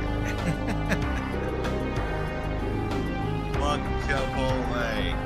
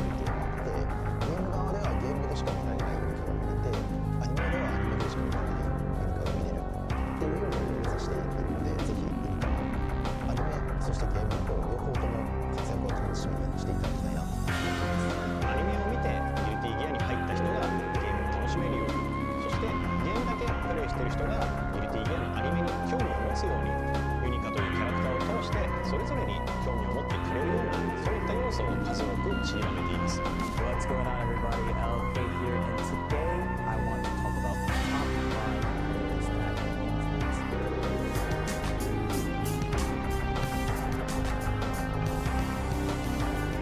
Before I even go to these, this list was actually pretty hard to make. I want to give a couple of shout outs to the homies, Dollar and J Dollar. You know who you are. Stickbug, I literally do not exist without Stickbug. I would need a whole video to talk about the globe. Also, Czar the Biscuit, who really helped me very, very early in Melting World. These 3 groups of people just helped me out.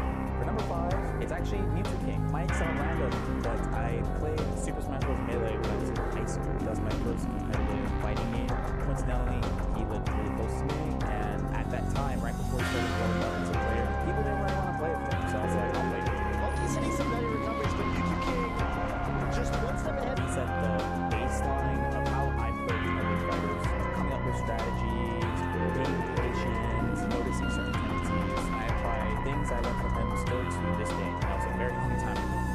Number 4 is Cho. He's a top player in many games, competitive fighters, Guilty Gear, he's a Persona Evo champion, he is a Japanese Blaze Blue, Championship 1 national champion, his teammate Tsuchikawa. This player has influenced me very greatly. He switched from neutral team EDCT to my main Lychee, EDCS 1. I believe I leveled up so much because of him and studying his matches. And after Formo is back, here comes the Bucket. Whoa! Bucket fixes him up. This is dangerous. He's got it. Just do it. Spins it out. And one thing he did that was really, really cool at the time, because the information was not shared so readily, was that on the Japanese forums, he would actually have threads and just like, yeah, just ask me anything, I'll just answer all your questions. And I learned so much about his player's mentality, how he builds strategy, tactics, getting ready for tournaments, all sorts of things from this player. Not only that, but if I had actually listened to this person, I would be one of the best Marvel Skyward 3 players of all time, because he told me to play Morgan King Virgil, and I did not actually listen to him. I asked someone else, what do you think of this team? And they were like, that team is not capped. Maybe you should play C-Back. So you could tell his third eye, like he knows, he's truly a fighting build. I don't think people talk about him enough. He's like a category of Japanese player that like just is really, really good and people just don't know. He despite being an Evo champion in Persona. For my third pick, another player that I believe does not receive enough flowers is Super Kawaii Gisu. You probably know them as SKD though. From my era, best Blaze Blue and Persona 4 arena player.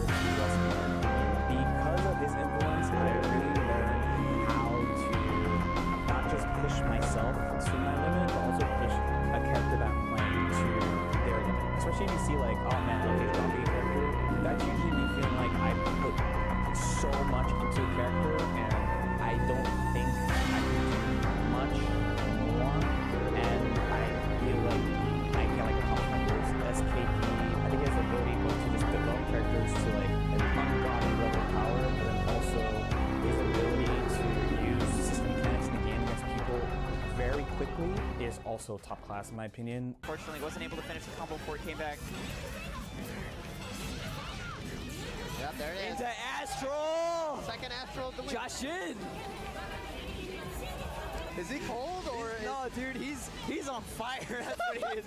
Really recent example would be in Strive. Quite literally one of the first people to use instant block was like SKD, when people were saying, this mechanic's too hard to use. Why is it 2 frames and not 8 frames now? Just find them to be really ahead of the game, and usually when I find myself in like a corner or dead end, I like think about like what type of thing would SKD do? Like what type of thing would I do to like try to push this character or use something that people aren't using or something like that. So this player was very, very, very influential on my playstyle. So for my number 2, it will be Woshige. I believe the battle planner for Street Fighter V. Also one of the best Guilty Gear players of all time, and in my opinion, the best melee player of all time. I know a lot of people know Woshige for like the, what are you standing up for? Not like this! What are you standing up for? but he actually is such a ridiculous fighting game player. Like, he's so good. When I was learning Guilty Gear is a legacy game, so I start in Exerd. I'm getting like advice. I'm talking to like high-level NA players at the time, people who like, oh, you should do this, you should try this, you're not doing this. I got very frustrated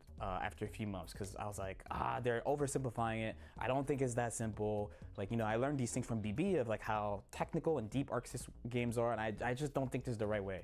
And after having an especially disappointing performance at one tournament, I decided actually to, outside of a very small handful of NA players, ignore everyone's advice and only watch Woshige play for like 2 months. And then I won my first major in Guilty Gear Exerd. So like, he can take a game that seemingly has so many options and just filter everything into like, this is just what you do in this situation. Go back and watch Woshige's play and you will see. If you don't understand, you might have to like play a lot of Guilty Gear to get it, but like, he just refined this game like so well. And so for my number one, this is a player who has not been around for a while, but I'm sure many of you know him. I know he's influenced a lot of people as well, especially if you play Dragon Ball FighterZ. It would be Okami. Forts in, Kubo with the up back, and this is where Goku Black, he really excels here with his rounded normal, the auto combo, he got it! Okami brings it all the way back. Oh my God, I'm sorry that I ever doubted you, my man. That was amazing. Kubo acknowledges it, even though there's some salt behind that. I would be salty as well. But look at this. This man look like he's running for president with the poses. Okami is my training partner, not only in Dragon Ball FighterZ, but also I met him during Guilty Gear Exerd. In Okami's case, it's actually just a really simple thing. It's not stuff about like a purchase of the game or like technicalities and stuff. It was just really helping me become more confident in my play and more confident in my decisions and being like, dude, like you could do it, you're good enough. That helped me out a lot. And in Dragon Ball FighterZ specifically, talking with him and working with him in Dragon Ball on teams helped a lot because I didn't really get what you're really supposed to do in a 3v3 game. I didn't play like Skullgirls or Marvel 2 or a lot of games that are considered like honestly core fighting games. So if you know like the end of my Dragon Ball history with like teams like Team Gohan GT SSJ or Gotenks Master Roshi Broly, a lot of that is from Okami's influence. So I'm really thankful for that. So those are the 5 players that have influenced me the most. I'm really not here without them. Really appreciate them. Like this video, subscribe to the channel. They're putting out great stuff. If you want to find me in other places, you can find me on Twitch on most days at twitch.tv/LoreKnight. I also have a YouTube channel where I talk about fighting games, LoreKnight or at LoreKnightFGC. Also, you can find me on Twitter, just waffling about at LoreKnightBB.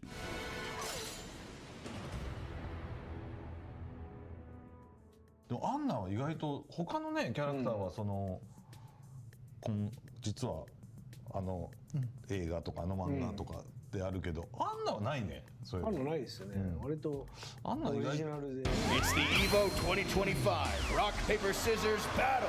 This year sees the return of the Wazzler, and this time he's brought a little hell. Vicious. Yikes. Tasty Steve. And the other guy.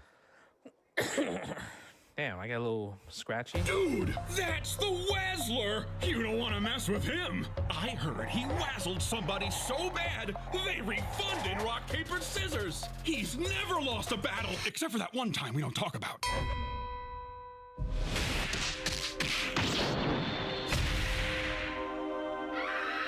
Oh, come on, man. Get that off the screen. Who wants to see that?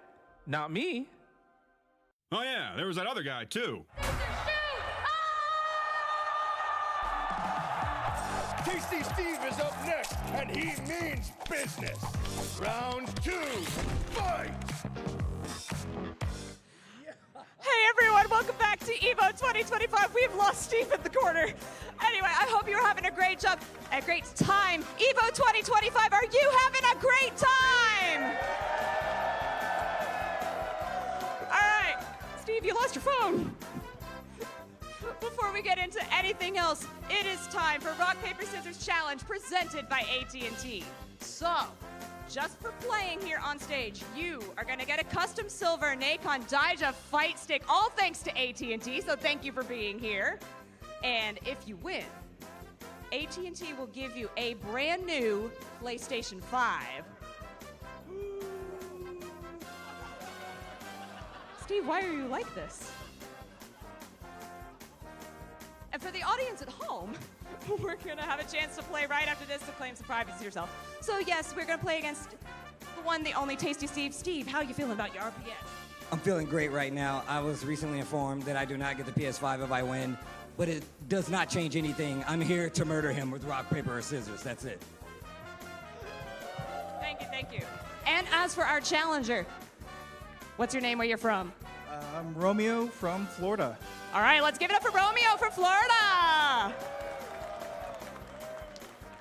All right, so the rules, first to one.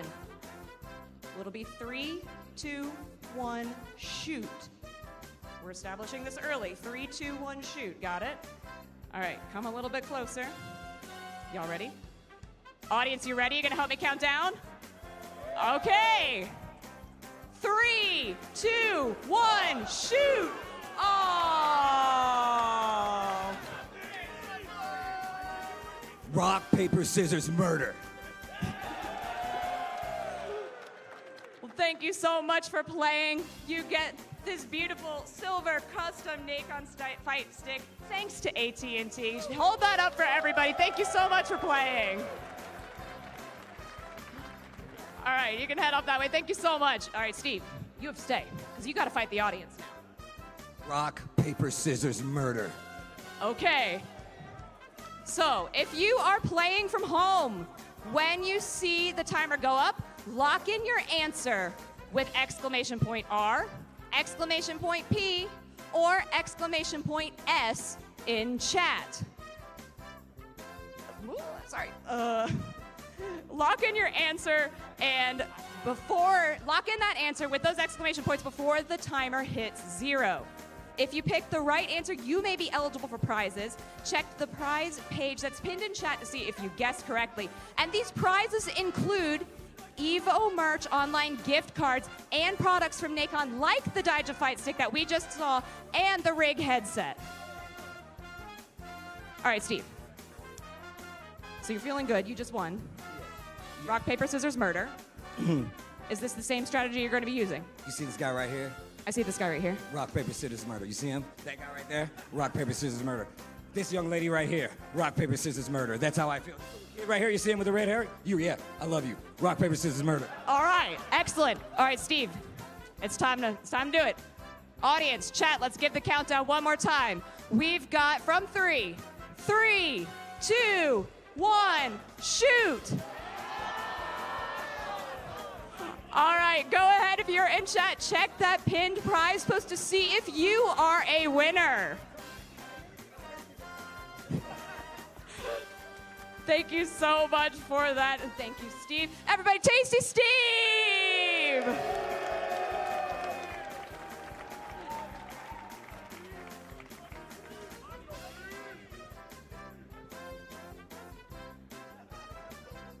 We are getting into the next of our arena finals here at EVO 2025.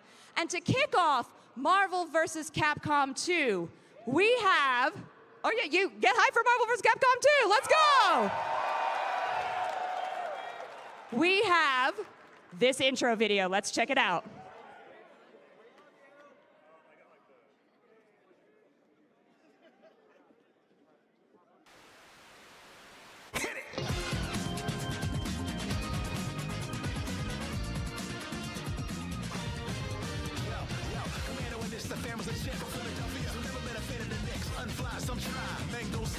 Incredible, watch the professional.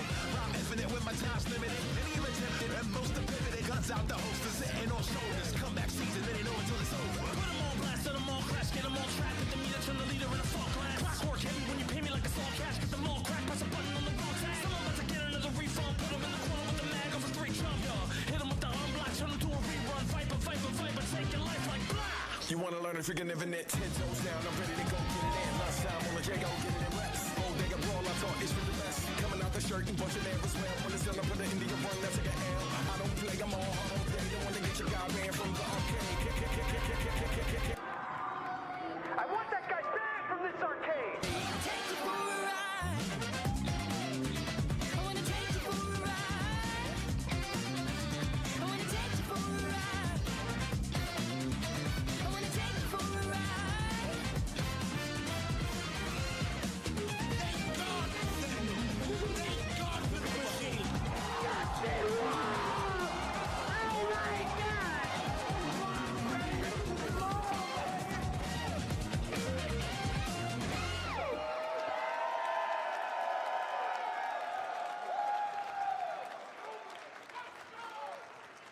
All right, EVO 2025. This is your top 8 for MVC2. We have Chaos.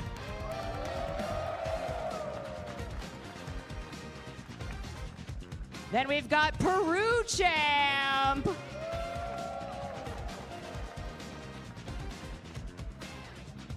Up next, Clockwork.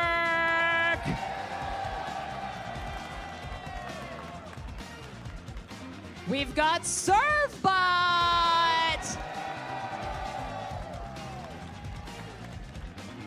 And then we've got G Concepts. Of course, the one Combo Fiend. We've got Telly.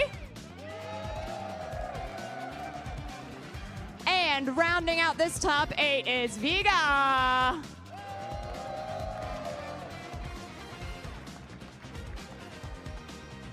right, this is your top 8 for Marvel vs. Capcom 2. Everybody make some noise!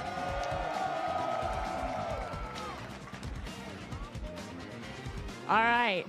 You know what time it is, and you know who it's with. Let's send it on over to my friends, Yipes and Justin Wong. Yo, Marvel vs. Capcom 2, the 10th appearance at EVO Las Vegas 2025. This is Justin Wong, and I'm here with my man, IFC Yipes. How are you feeling today? I'm feeling fan-freaking-tastic, and my voice is working this time, so let's make some noise for that one right quick. Let's go, baby.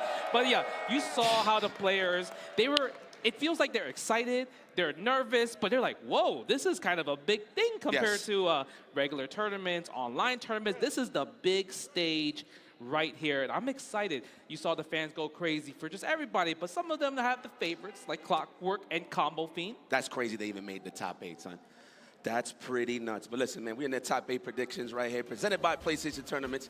All right, so obviously, I'm going to have to go with the OGs, but my personal favorite to take this tournament is G Concepts. Okay. So I'm going to go with number 5. But guys, y'all see it right there. If you want to vote, you can vote in the chat, hit exclamation point, pick your number, pick your player, and we go from there. Oh, man, this is a tough choice, right? Obviously, you want to go for G Concepts just because, like, you know, New York, East Coast, he's the lone representative when it comes down to it. Yes. And, man, going with Clockwork or Combo Fiend's really good, but I feel like I have to go with the person that has been beating me up online. Chaos has been beating me up online, so I'm going to go with Chaos just because every time he hits you, You're gonna die. I die. I get washed. So, yeah, I'm going to choose number 1. But you guys in the chat, maybe you guys are the ones that could be right.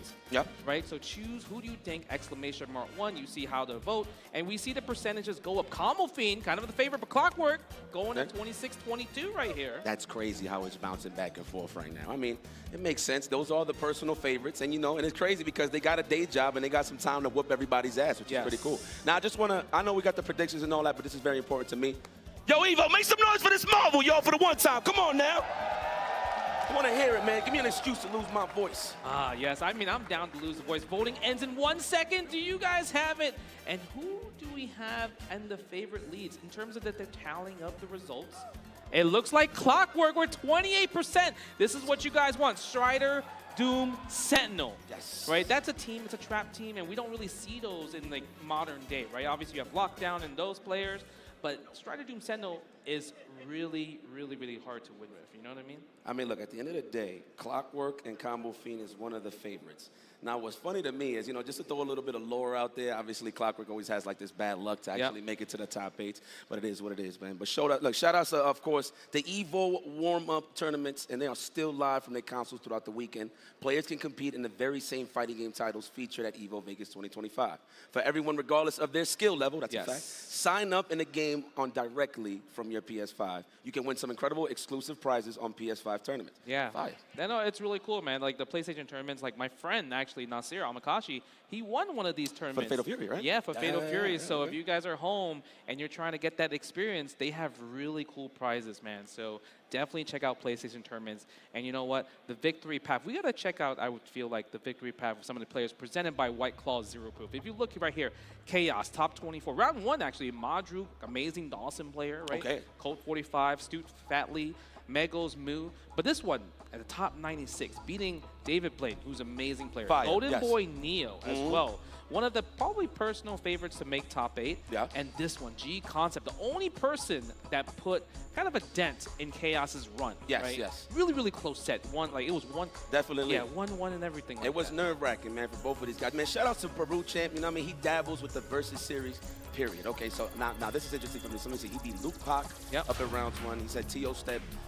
Gin and Tonics, oh, that's a fire name, and then 6'5". Okay, I see you, but obviously it gets a little more hotter when it gets to the top 96 side of things. Dan, so he took out Lockdown. I was wondering what happened to Lockdown. Shout out to Lockdown, one of the best try-to-dos in the business as well. And Powwow, looks like it was some serious matches back and forth, but of course the ender to get him into the top 8 was to beating Blockable Laser, my man West, in the top 24. So big ups to Peru Champ. Man, that was intense because I watched him play. I commentated him versus Blockable Laser, and that was really, really tough. But let's. You know, I feel like, what do you think, like, in terms of Santhrax versus MSP? Ooh, you know, it's the glass cannon versus the surgical characters. Sorry, man. not even MSP, MSS or MS Cyclops or even Storm Scent Cyclops. Chaos plays almost every team in the game. He's pretty optimal, man. Let's check out the bracket. Of course, our first match, we kicking it off with Chaos and Peru Champ. Then we got Clockwork versus Servbot. Yes. Ooh. So it's a little bit of a clash of the old school versus new school with a splash of just new school going up against each other, which is all right. We got a good show here. G Concepts versus Combo Fiend. That's kind of crazy that fate led to that. I know G-Con is nervous right now. Combo Fiend, however, is a veteran in the game. So obviously G-Con one of the favorites to win this in terms of making it far. But I wouldn't be surprised if Combo Fiend gets his licks off. And then we got Telly versus Vigor. I don't know too much about Vigor, but Telly, very familiar with the Santhrax, very solid. So it just goes up from here. According to Golden Boy Neo, that's actually Andy MSP. That's Andy MSP. Oh, yeah, that is Andy MSP. Oh, V. Yeah, V. Oh, okay, right on. Well, no, sometimes people like to change their names. Always, man. Yeah, they always like to change their names. Ooh, you see the sticks, they're setting up, they're making sure, button checking everything. And this is going to be like, okay, do you think Chaos would pick MSS against Santhrax or maybe MS Psych or Storm Scent Cyclops? Like I said, he has a lot of teams at his disposal. Right. But I feel like for Peru Champ, it's going to be lock-in for Storm Sentinel Storm Commando, Team Santhrax himself. Yeah. I mean, to be honest, a surprise for me for Chaos was he was rocking a lot of MS Psych. Yeah, I was surprised at that. Yeah, that I didn't really see coming. But I seen him warming up his like Team Matrix and stuff like that on stream. So it's only right he could add a Magneto just so he can have a little more flavor. Yeah. But it looks like all the buttons is checked. Guys, are y'all ready?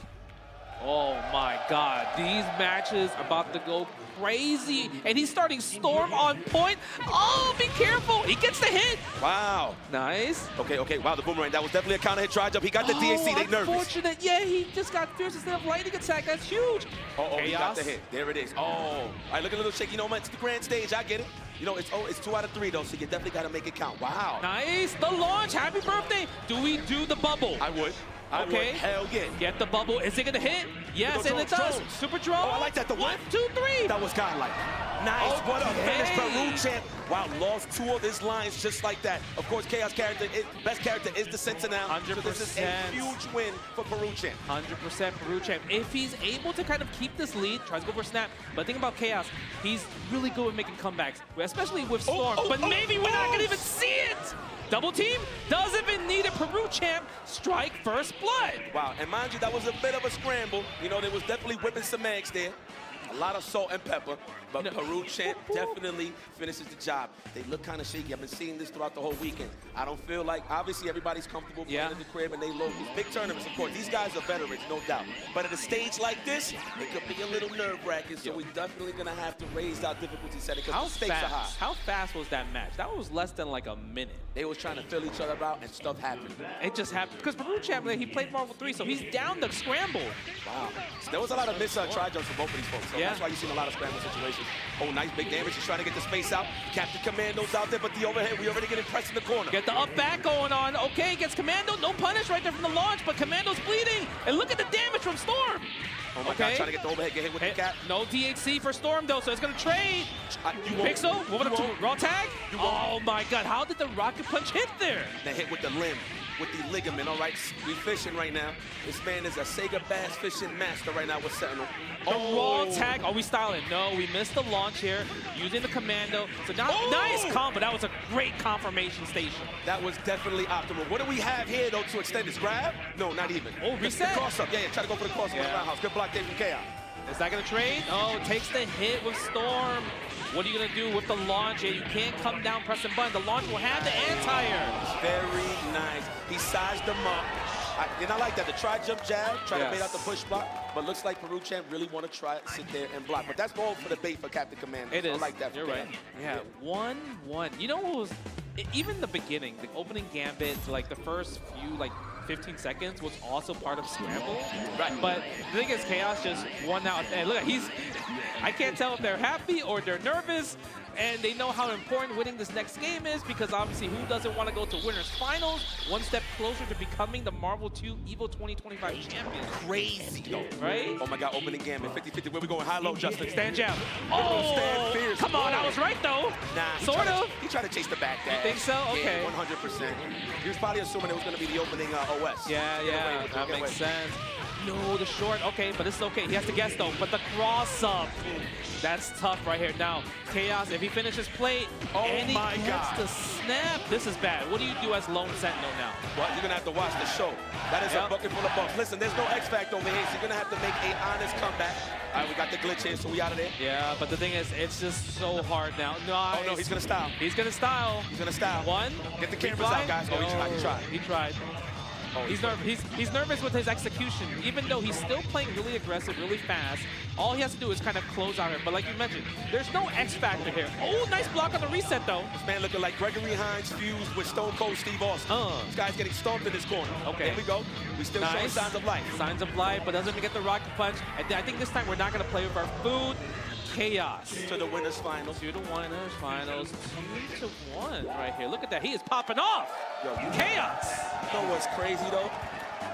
I know how nervous everybody is because obviously it's 2 out of 3. Yeah. But again, you know, shout out to my beloved Chris Matrix. We did have to deal with it back in the day, 2 out of 3, so it's only right that everybody else got to go through it. Yeah, that is true, but I love the fact that there was so much emotion from Chaos right there. I think it's just because, like, obviously Marvel vs. Capcom 2 didn't come back since 2010 until now.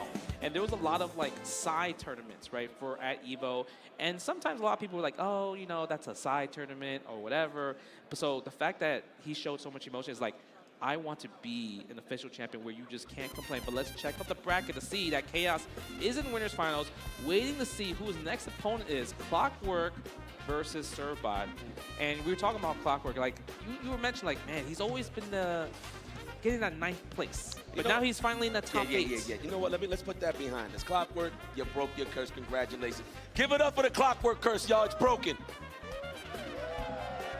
I'm just talking man smack. But man, credit to everybody, of course. Congratulations to Chaos. He will be in the winners finals. Damn, that closer and closer. Man, you've been there about what, like 10 times?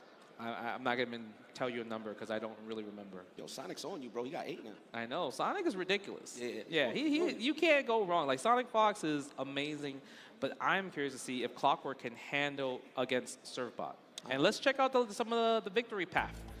Right. Okay, look at this. This man got the pie made popping. Shout out to Matrix. I didn't even notice until he said it. My goodness. And look at his path. Washing everybody in round 1. 2-0, 2-0, 2. Donuts all over the place. It looks like he got a little bit, it got difficult going into the top 96, going back and forth with Magnus. Then, of course, was sealed the deal for his top 8, and that was a very nerve-wracking match. I got very excited for that. Oh, yeah, that was really, really intense because it's like Sentinel versus Sentinel, right? And we know that Clockwork's only weakness is the Sentinel, but check out Servbot right here. I like this guy. Unfortunately, he does not play Servbot. You know, they told me the story. They said that they named him Servbot because he was a low-tier player back in the day. 100%. But guess what? He's in top 8 winners right here, beating EX Prominence. You know what? Dylan, the person you thought was going to go far as well, Sentinel 92, huge. That's a person from Peru that Sanford be playing a lot. And then beating the answer, Kamitani from Japan, and also Biga to make it to top 8, man. Servbot, he's a super nice guy as well, too, man. Yeah, super nice guy. Always keeping the vibes high, man. Shout out to Servbot, definitely delivers. And that is the true story. Yes, they thought he was low tier back in the day. Yeah. And he showed his worth, and now he's in the top 8. He's pretty much one of the best in the world right now, currently. I love the fact that he just kept the name Servbot. Like, you know, like, yo, if I'm just a low tier player, I guess Servbot eventually is going to win. It's a reminder. It is a reminder where he started, where he came from, right? Yeah, man. What would you think about Clockwork versus Servbot? What is the difficulty level going to be kind of hard? Depends on the Sentinel, right, for Clockwork. I look at it like this. But yes, if Servbot does land the first hit, the question is, can he finish the job and guard break Strider potently, right? However, depends on the team that Servbot picks. He does have a Mad Cable Sentinel, so he does have Cable to deal with Dr. Doom Assist, just zoom in the sky and force that one-on-one situation, right? So let's see what he picks. I personally don't like fighting. I mean, you've seen it in 2010. I personally don't like it. You know what I'm saying? Yeah, but it's definitely doable with the Typhoon Assist. So let's see exactly what Servbot's going to pick going up against Clockwork. Yeah, even Sideplay. Sideplay is just really good against Dr. Doom. It just really comes down to if Clockwork gets away, builds enough battery, then it's hard for Servbot because all the chip damage that Strider Doom is going to be doing, it does not, like Servbot won't build bar from it, and also he won't get red health. It's just completely chip damage. So now he has less health to work with technically if you think about it when you're being put in that trap, right? So I think it's up to Servbot trying to win the opening gambit because that's I would say the only safe way of trying to beat Clockwork because once he gets away, it's hard. But Clockwork, I feel like, maybe, I don't know if he's nervous or maybe it's just like kind of rusty, but there's a lot of Ragnaroks I saw today. Yeah, he got a couple of Excaliburs in certain scenarios. Yeah. I get it. He did this cool-ass play. I think it was on Telly. Telly tried to do a Hailstorm. Yes. And he did Excalibur with the Ouroboros. He actually almost carried him down and got a conversion. Yeah, so the thing I love about Clockwork is his freestyle ability is unmatched. Like, this guy will just make something out of nothing. You know what I'm saying? Yes. So he's that type of player. Servbot obviously plays to the page. He plays clean. He's just trying. He's definitely trying to just, fill it out. Look at the crowd, though. And then I think this is the Zenny wire cam right here, checking out the crowd, checking out the stage. You can see it from the angle. Shout out to Zenny with the wire cam right here. Yeah, man, my eyes is always 2020. Get your Zennies now. Ooh, okay. I like that. That was a good segue right there. They both hit the... No. Okay, I was about to say they both hit in the deck based off this angle. I see you, Servbot. Hit the deck, homie. Hit the deck. Yeah, this is how we used to play. That's why I got a bad back now. And he got the Moss stick. Look at that, the Moss stick. Yeah, let me get a smile, baby. Yeah, don't be nervous. Play your game, remember. Yeah. You started as a low-tier player, but now you're a top-tier player, baby. There we go. Can I look at Clockwork real quick? Cameraman, can we look at Clockwork? I just want to remind myself that this guy's here. Hey, Clockwork, you look amazing up there, my boy. You look fantastic. Well, he ain't even listening. No, he's in the Zen. He's in the Zen. Get out of here. My man is in the flow state. He says, don't talk to me, Yipes. I'll talk to you later. Yeah, he said, shut up, Yipes. He's like, I need to play Destroyer Doom. I got to make sure I don't get no wall climbs, right? Because that's the hardest. The weakness of Strider is execution error. Yo, dog, that fool Young Chu is crazy, son. He had that. He has that for like a few years now. Yo, you know what's crazy? So I haven't seen Clockwork in years. Like, just a quick little story. I haven't seen him in years, right? Yeah. And then when I go and check out too, I say, yo, that's here. Look at the match, baby. The opening gambit, jump roundhouse. Oh my God. He gets it. Missed it. What I said, it's all about the execution. You gotta finish the job. It is. Gets the rocket punch. Trade misses the launch from the Vajra assist. It's not as good as Marvel 3, but it could still get the hard knockdown. Oh my God, that could have been a punish if he did a little faster, of course. Oh my God, he's trying to fly. Oh, there it is. Everybody's favorite Ouroboros. So we're going to go for the teleport. There it is for the trade. I think that might be a bad trade, though. Okay. Goes for the Tigers, for the Eagles. Oh, my. Nice. Using the Psylocke. Oh, my God. Psylocke is in there, but Strider only have one bar now. Yes. He's trying to chase him down. Servbot don't want no blocks done on his side. He's trying to get up out of there. He's getting chipped out. Wow, just casually gets hit with the side blade. I understand. Oh, no, that is tough. And now the Strider ace up the hole is getting hit. Is Dr. Doom, the meat tank, and we're going to get a double snap. That's the worst possible way for Clockwork here. This is... Hey, you hear the crowd. They're chanting the A. They know how to say it. My goodness, this is terrible to watch. You know why? Because I actually want to get to see Clockwork play. Oh, we got that Dr. Doom. Yeah, no comeback. We might see game in... Let's look at game number 2 for that one. Servbot, game number 1. Quick work with the MSP. Clockwork did get away, but the problem is once you D8C, it feels like I'm gonna be. It's scary because Strider only comes in with one bar. I'm gonna be honest. What turned that whole match around was the fact that he couldn't get the hail off because Clockwork went for the trade, bro, after the horrible. Remember he teleported on Tempest? That's all Servbot wanted. He just wanted to storm out. But hey, Servbot kept composure, finished the job. Now it's up to Clockwork to adapt accordingly. I just want to see him escape the opening gambit. Then we can kind of see him play. I feel like he was just trying to survive the whole time. I think crouch short's jump roundhouse is coming Might right not. here. Crouch short jump roundhouse. No, not even. Ooh, the jump jab. He likes to go for the jump jab a lot. It's a layer. Has a guard break and a cross up. But that sucks. Dr. Doom is out of there. This Magneto is making a pizza right now with Clockwork. Oh my God. Yes, the fierce roundhouse. Cross up or no? Yes, it is. And that's going to be it for Strider. Yep. Keep it safe. I don't even care if you can mash out. I want Strider gone. We're playing. This is for tournament right here. Nice. I like that. The fake cross up. Oh, this is smallness. Can we get a random snap? We looking for it? No, I don't think it. Even if the random snap, it's such a hard way to come back on. Oh, Team Super, Clockwork, where's the dream? I think a random snap or a happy birthday is the best option he possibly can. But look at Servbot. He's playing it safe, playing the skies, hit the skies. That is it. Servbot, winners finals. That was very nice. Composed, controlled match from Servbot. Man, look at that. Look at that. Man, that was quick work on Clockwork, bro. No pun intended. I'm not even trying to make no joke.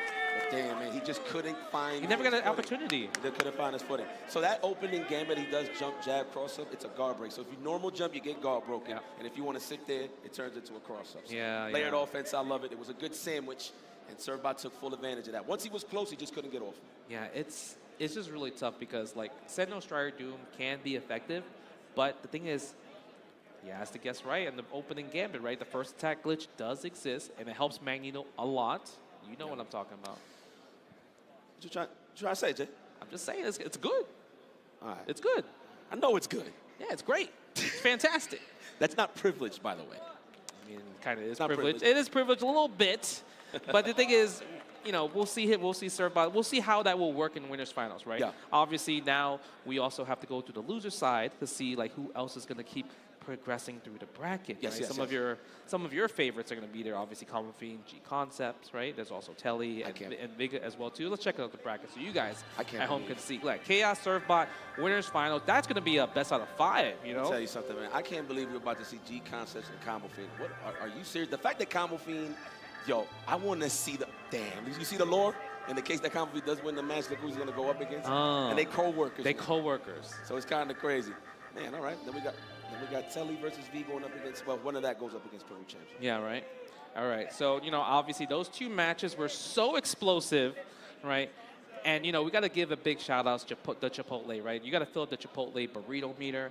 Make sure you guys spam the Evo X Chipotle custom channel emos to fill the Chipotle burrito meters because while, we're on the commercial's airing, if you fill up 100%, you unlock a bonus Chipotle text to win giveaway after this break. So if you guys are hungry and you want some Chipotle, fill that burrito meter because who knows? And we'll see you back in a few seconds, few minutes. That sizzle, that's the soundtrack of Chipotle. Literally melt in your mouth tender. Let's see our chicken glistening, our fajita sizzling. It's magic happening. And this is gonna be in your bowl. This is it.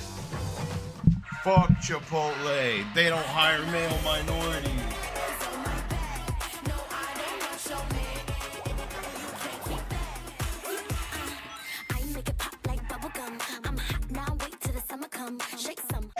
I won PlayStation's Road to Evo and went head-to-head with Arslan Ash.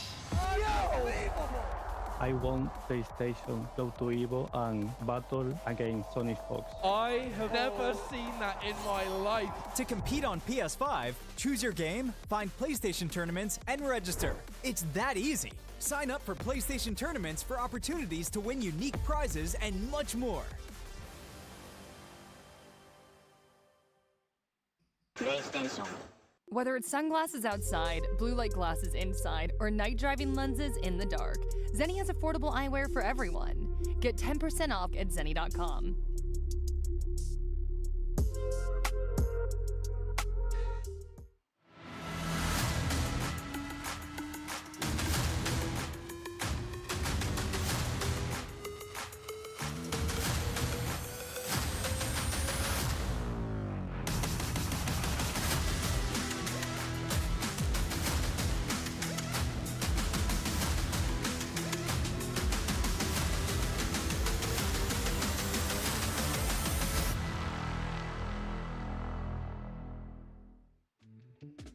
Tenno is back with brand new, officially licensed designs by the FGC for the FGC. Our vendor booth will be open across all 3 event days, and if you won't be at EVO in person, the full range of products will be available online at merch.10-o.gg. That is merch.10-o.gg.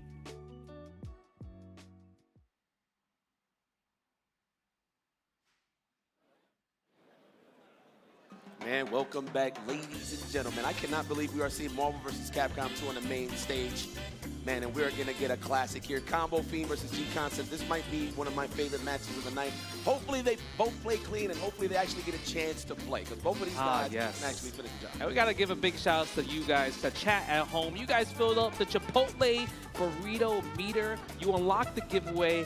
The text XQA558 to 888-222 for a chance to receive a free entree from Chipotle. Shout out to Chipotle for just giving us food personally, right? Because we see G-Concept Fiend, they're hungry. You guys are hungry for more matches.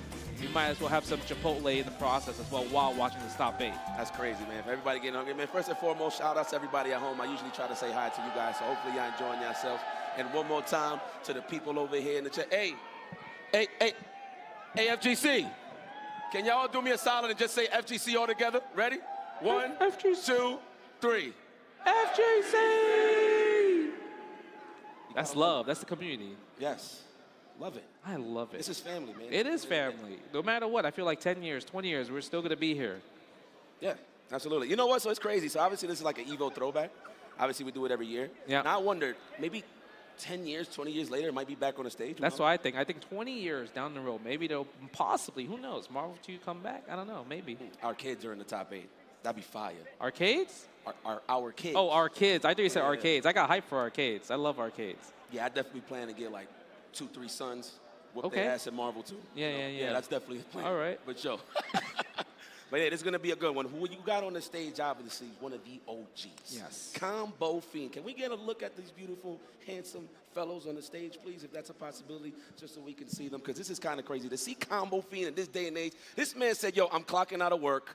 Let me play some Marvel vs. Capcom 2. I mean, he'd be playing all the games, because even that one year, the beginning of Street Fighter 6, he was like in the top 24 winners. That's true. That's true. Yeah, he played with Lily. Lily? Yeah, with Lily. He was playing Lily, and he's shaking his head like, yeah, that's right. But no, hold on. All respect. We're giving all this love to Combo Fiend, but credit to G-Concepts. He's actually, for me, one of the new, like the leaders of the new school. Even though he's been in the game for a while, a lot of people are starting to recognize who he is, and I'm very happy for you. That's one of my road dogs and one of my guys, one of my partners. Yeah. That dude is ridiculous. They are both amazing players. I played Combo Fiend in 2002. He put me in losers in Marvel vs. Capcom 2. And at G-Concept, he eliminated me twice at Defend the North. I remember I commentated that match. So let's check out G-Concept's path, the victory path right here, right? Pools round 1. Oh, he beat Regency Ivan. That's a big win right there. I see Scrub too, yeah, Kali Tacos, Rockerman 365. And then top 96, he put Potter and animated Nick in losers. But in top 24, that's when he lost to Chaos. But like I said, he put a dent on Chaos's record. 1-2 right here. And then beat Sendo 92 from Peru to qualify for top 8. G-Concept, amazing player. Yo, G-Concept's got that look like, I can't believe I'm up here. Yo, do you mean with the eyes? Yeah. That's my guy, Combo Fiend. Oh my God, you're looking dusty but still young at the same time. That's the boy right there. As you can see, Pools round 1 went through NBC2 Roundhouse, and it's crazy because he told me he was going to watch him. Ooh. And then it comes Ken Finit, the 2-0, Joe Epstein 2-0, Maul Giamatti, sounds like he's Italian. And then of course 2-1 against Vigor, 2-1. Oh, that's who send them to losers. Yeah. I didn't know that. Okay, all right, so 2-1 against CYF, and then of course going into the top 24, bodied everybody 2-0 to make it to this path right here. Man, and the top 24 is like General Thriller, GLB, Blockable Laser. That was a path, especially if you go to losers bracket early. You have to fight a lot of players. Look at that. That's Combo Fiend right there. Man. Combo. Fiend of combos. The crazy part is he switched his order. He put Sentinel on point now instead of Magneto. I mean, that's the classic one, I think. I think in certain matchups, he used to do that a lot, especially on Magneto. So yeah, I mean, Sentinel Iron Man, I feel like has been popular in today's meta of Marvel 2. People just run into Repulsor Blast and you do Hyper Sentinel Force. Big damage, right? Yes. But G-Concept, Like, he's an amazing player. I feel like he followed kind of your path, where he like played MSP first and started playing other teams to understand how to play neutral better, right? 100%. He got tailor-made in the East Coast properly. Wow, he could have went for the legs. Double short snap. That could have worked out. Not like this from G-Concerts. Already rocking the Typhoon. That's what you want to use to snipe out to the assist and continue pressure accordingly. He's trying to go for the overhead. Ooh, the confirm! Hey, I'm not Iron Man, Tony! Hey, listen, he is making Tony Stark's pizza right now. Okay. Now we're going for the guard break. Oh, combo feet's not getting to play. No, he's not. And he gets opened up, gets the snap again. I feel like you should just kill Magneto, no? Nah, he got this. He got this. He want to break his guard. He break his guard, but look at the jump back, the up back. Comfy gets the play because of the executioner. No dashes on G-Concept side. He's good. He just got to kick back. Combo Feet could definitely make this comeback. However, he does have to finish off Magneto. He just got to fly back and wear it down little by little. There's the spit. Yeah. He's spitting balls. Spitting. Look at that crouch fierce right there. Tries to call Storm, but says doesn't really work out. Can we get a snipe on Magneto though? With maybe the Magneto Tempest Hailstorm possibly? We're gonna kick back and relax. That's it. Once he pins him down, there's another opportunity to open up. There it is, the overhead. Instant. Okay, yeah, go to the 1, 2, 3, 4. Easy, normal jump, infinite, no execution errors here. We're gonna keep it simple. We don't even need hypergraph, but we're gonna go for it anyway. We want that timing for the guard break. This always sets up the meeting. Let's see, yeah, like you mentioned. Oh, classic. You gotta fill it out on the incoming. How you feeling? I guess so. Sometimes it's hard to guess right on guard breaks, right? I mean, to be honest with you, you just might as well. The guard breaks are too tight nowadays. So you might as well just give it a shot, maybe get a trade. That's for the DAC. The finish, that's what I would have done. Hailstorm. Oh. Yes. Okay, great start from G-Con. What? Right, looks like he's getting comfortable with that wire? stage. Yes. Drink that Red Bull. Get that energy up. The man got the hobo glove. I'm with it. Can you tell the people why do you wear gloves? I got you. So, well, for me, a lot of people thought it was for execution. But the way I'm mashing hailstorms and try to mash out a Tempest, it causes a lot of friction on my hand, so I might get some cuts. And that happened to me one time. Okay. So I just started wearing a glove, and I could slide smoothly across the arcade stick. So nice. There it is. So G-Concept is doing the same thing, no friction. Okay, let's see what Combo Fiend can do right here. Game number 2, nice. Oh my God, that almost was a snap right there. Yo, Peter, your legs are exposed, my boy. Oh my God, the raw tag and a Psylocke? Yeah. That was obviously input error, so G-Concept is probably gonna just build bar and just try to get Betsy out there as soon as possible. Dog, I know Combo Fiend is salivating right now. Is he? But look, you know the hailstorm is coming. Let's straight up. G-Concept has, I think, the best Psylocke in the business. I can't even front. Okay. It's really good. Can we get out of there? He's trying to DAC. Find that option. There we go. Now, mind you, he kept Psylocke in, obviously, building meter, but he was trying to attack Magneto so he could get a DAC a little extra damage. Yeah, makes sense. Sometimes you maybe you might get the free hit, right? Yeah. Get the launch into air combo as well. Correcto. Okay, Storm running away. And this is obviously not what G-Concept's plan was, so eventually he's going to have to play a little bit slower with Storm, build bar 2 bars, and once he gets the hit, cancel the Magneto as fast as possible, and then he gets back his proper order. Yeah, we call that code orange in New York. Okay, Shockwave. No, it didn't combo? Man, even Combo Fiend was confused on that. He thought it was going to combo. Yeah, me too. All right. Nice. All right, now we got some espacio. Oh, he's missing his flights here, but that's okay. It's looking a little shaky on the offensive. And I love that. Controlling the screen with Storm so Sala can escape in that situation. Oh my God, the damage. If he kills Storm right here, it's going to be unblockable city right here. I like that. He kept the bar knowing it was going to be super scaled. He could have killed. Can we get a punish? Oh, he could have. Could have done a hard drive with super jump. Yeah, that's a little bit tough though, I think. Especially like, what if you do it by accident? Nice. Look at that 50%, 70%. Fierce rocket punch. Sentinel with the Iron Man says working out. That almost got another one. Oh my God. The push block. He actually almost got punished. All right, here we go. Wearing them out. He's filing down those nails. Shout out to Chris Matrix. Oh my God, that's death.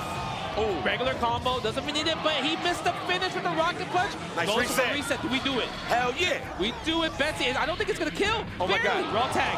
I want a raw tag. She does have nothing. Side blade. All right, we're going to go for the cross-up. Nice. Infinite. He got these. No, it's a little bit too far. You got to do it from a jump where like you start with Fireball first.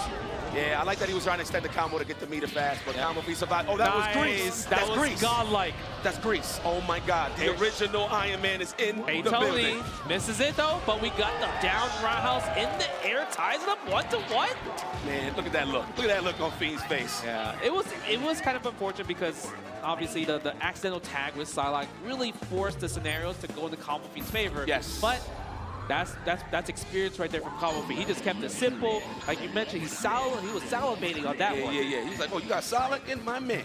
But you know what? Hey, you're going to have to shake that off. I know usually when you try to wave dash, you possibly let your fingers like fumble across the stick. So I'm pretty sure that's what happened when he got the random tag. Maybe it's the club's fault. Maybe. Right? Maybe. Okay, go for the short. Nice. Opening gambit failed. So now Config gets a chance to play. It becomes G-Concept's turn to kind of play cat and mouse now. Almost got the first round. Maybe did a little too fast. Yeah, I'm gonna need G-Concept to use more of that Storm Assist, man, to pin him down. But it's all right. He got that hit switch to the other side. Yes. Oh, but misses the infinite opportunity. That was a dead sentinel. Yeah, he missed the dash, right? Dash into normal jump infinite. Yeah. Okay, goes for the roundhouse right there. I like the Typhoon Assist. Oh, super. Oh. My man's flying back. Blast. But look at Psylocke. Psylocke could really die from one Repulsive Blast super though. Real spin. Oh, the snap. The legs are exposed. Iron Man's coming back, swinging buttons. Oh, what? Infinite with the down forward roundhouse. Uh-oh, man. Do you want to do an infinite? Do you Yes, wanna we learn do. an infinite? You want to learn. Oh, my God. The Proton Cannon. No, he doesn't he's not even even need need it. it. Oh, my Doesn't God. even need Guard it. break. Is he going to get it? Is this a classic? Oh, yes. Oh, There my it God. is. This is crucial. Can Combo Fiend finish this? If he can just bring her back down just a little bit to get standing heavy punch, Proton Cannon. With neutral jump, this is right here. This is the time. Oh. He does. Is he going to go for the DAC for the unblockable? Oh, all right. Survey says it's going to be Hot Beam and Gluteus Maximus. Survey says. Oh! No! That is it. Oh, no, wow. it misses it.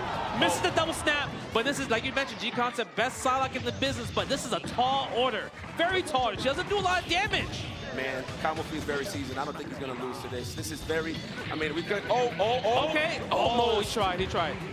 That's tough, man. Yep, that's it. Chip damage on the table. Combo Fiend eliminates G-Concept, the last East Coast representative in Marvel's Capcom 2. Yo, but let's show some love, man, to G-Concepts. Yo, one more time. G-Concepts put on a show. It was a hard-fought battle coming over here to the top 8, but he exits stage right. But, of course, round of applause to one of everybody's favorites. Give it up for Combo Fiend.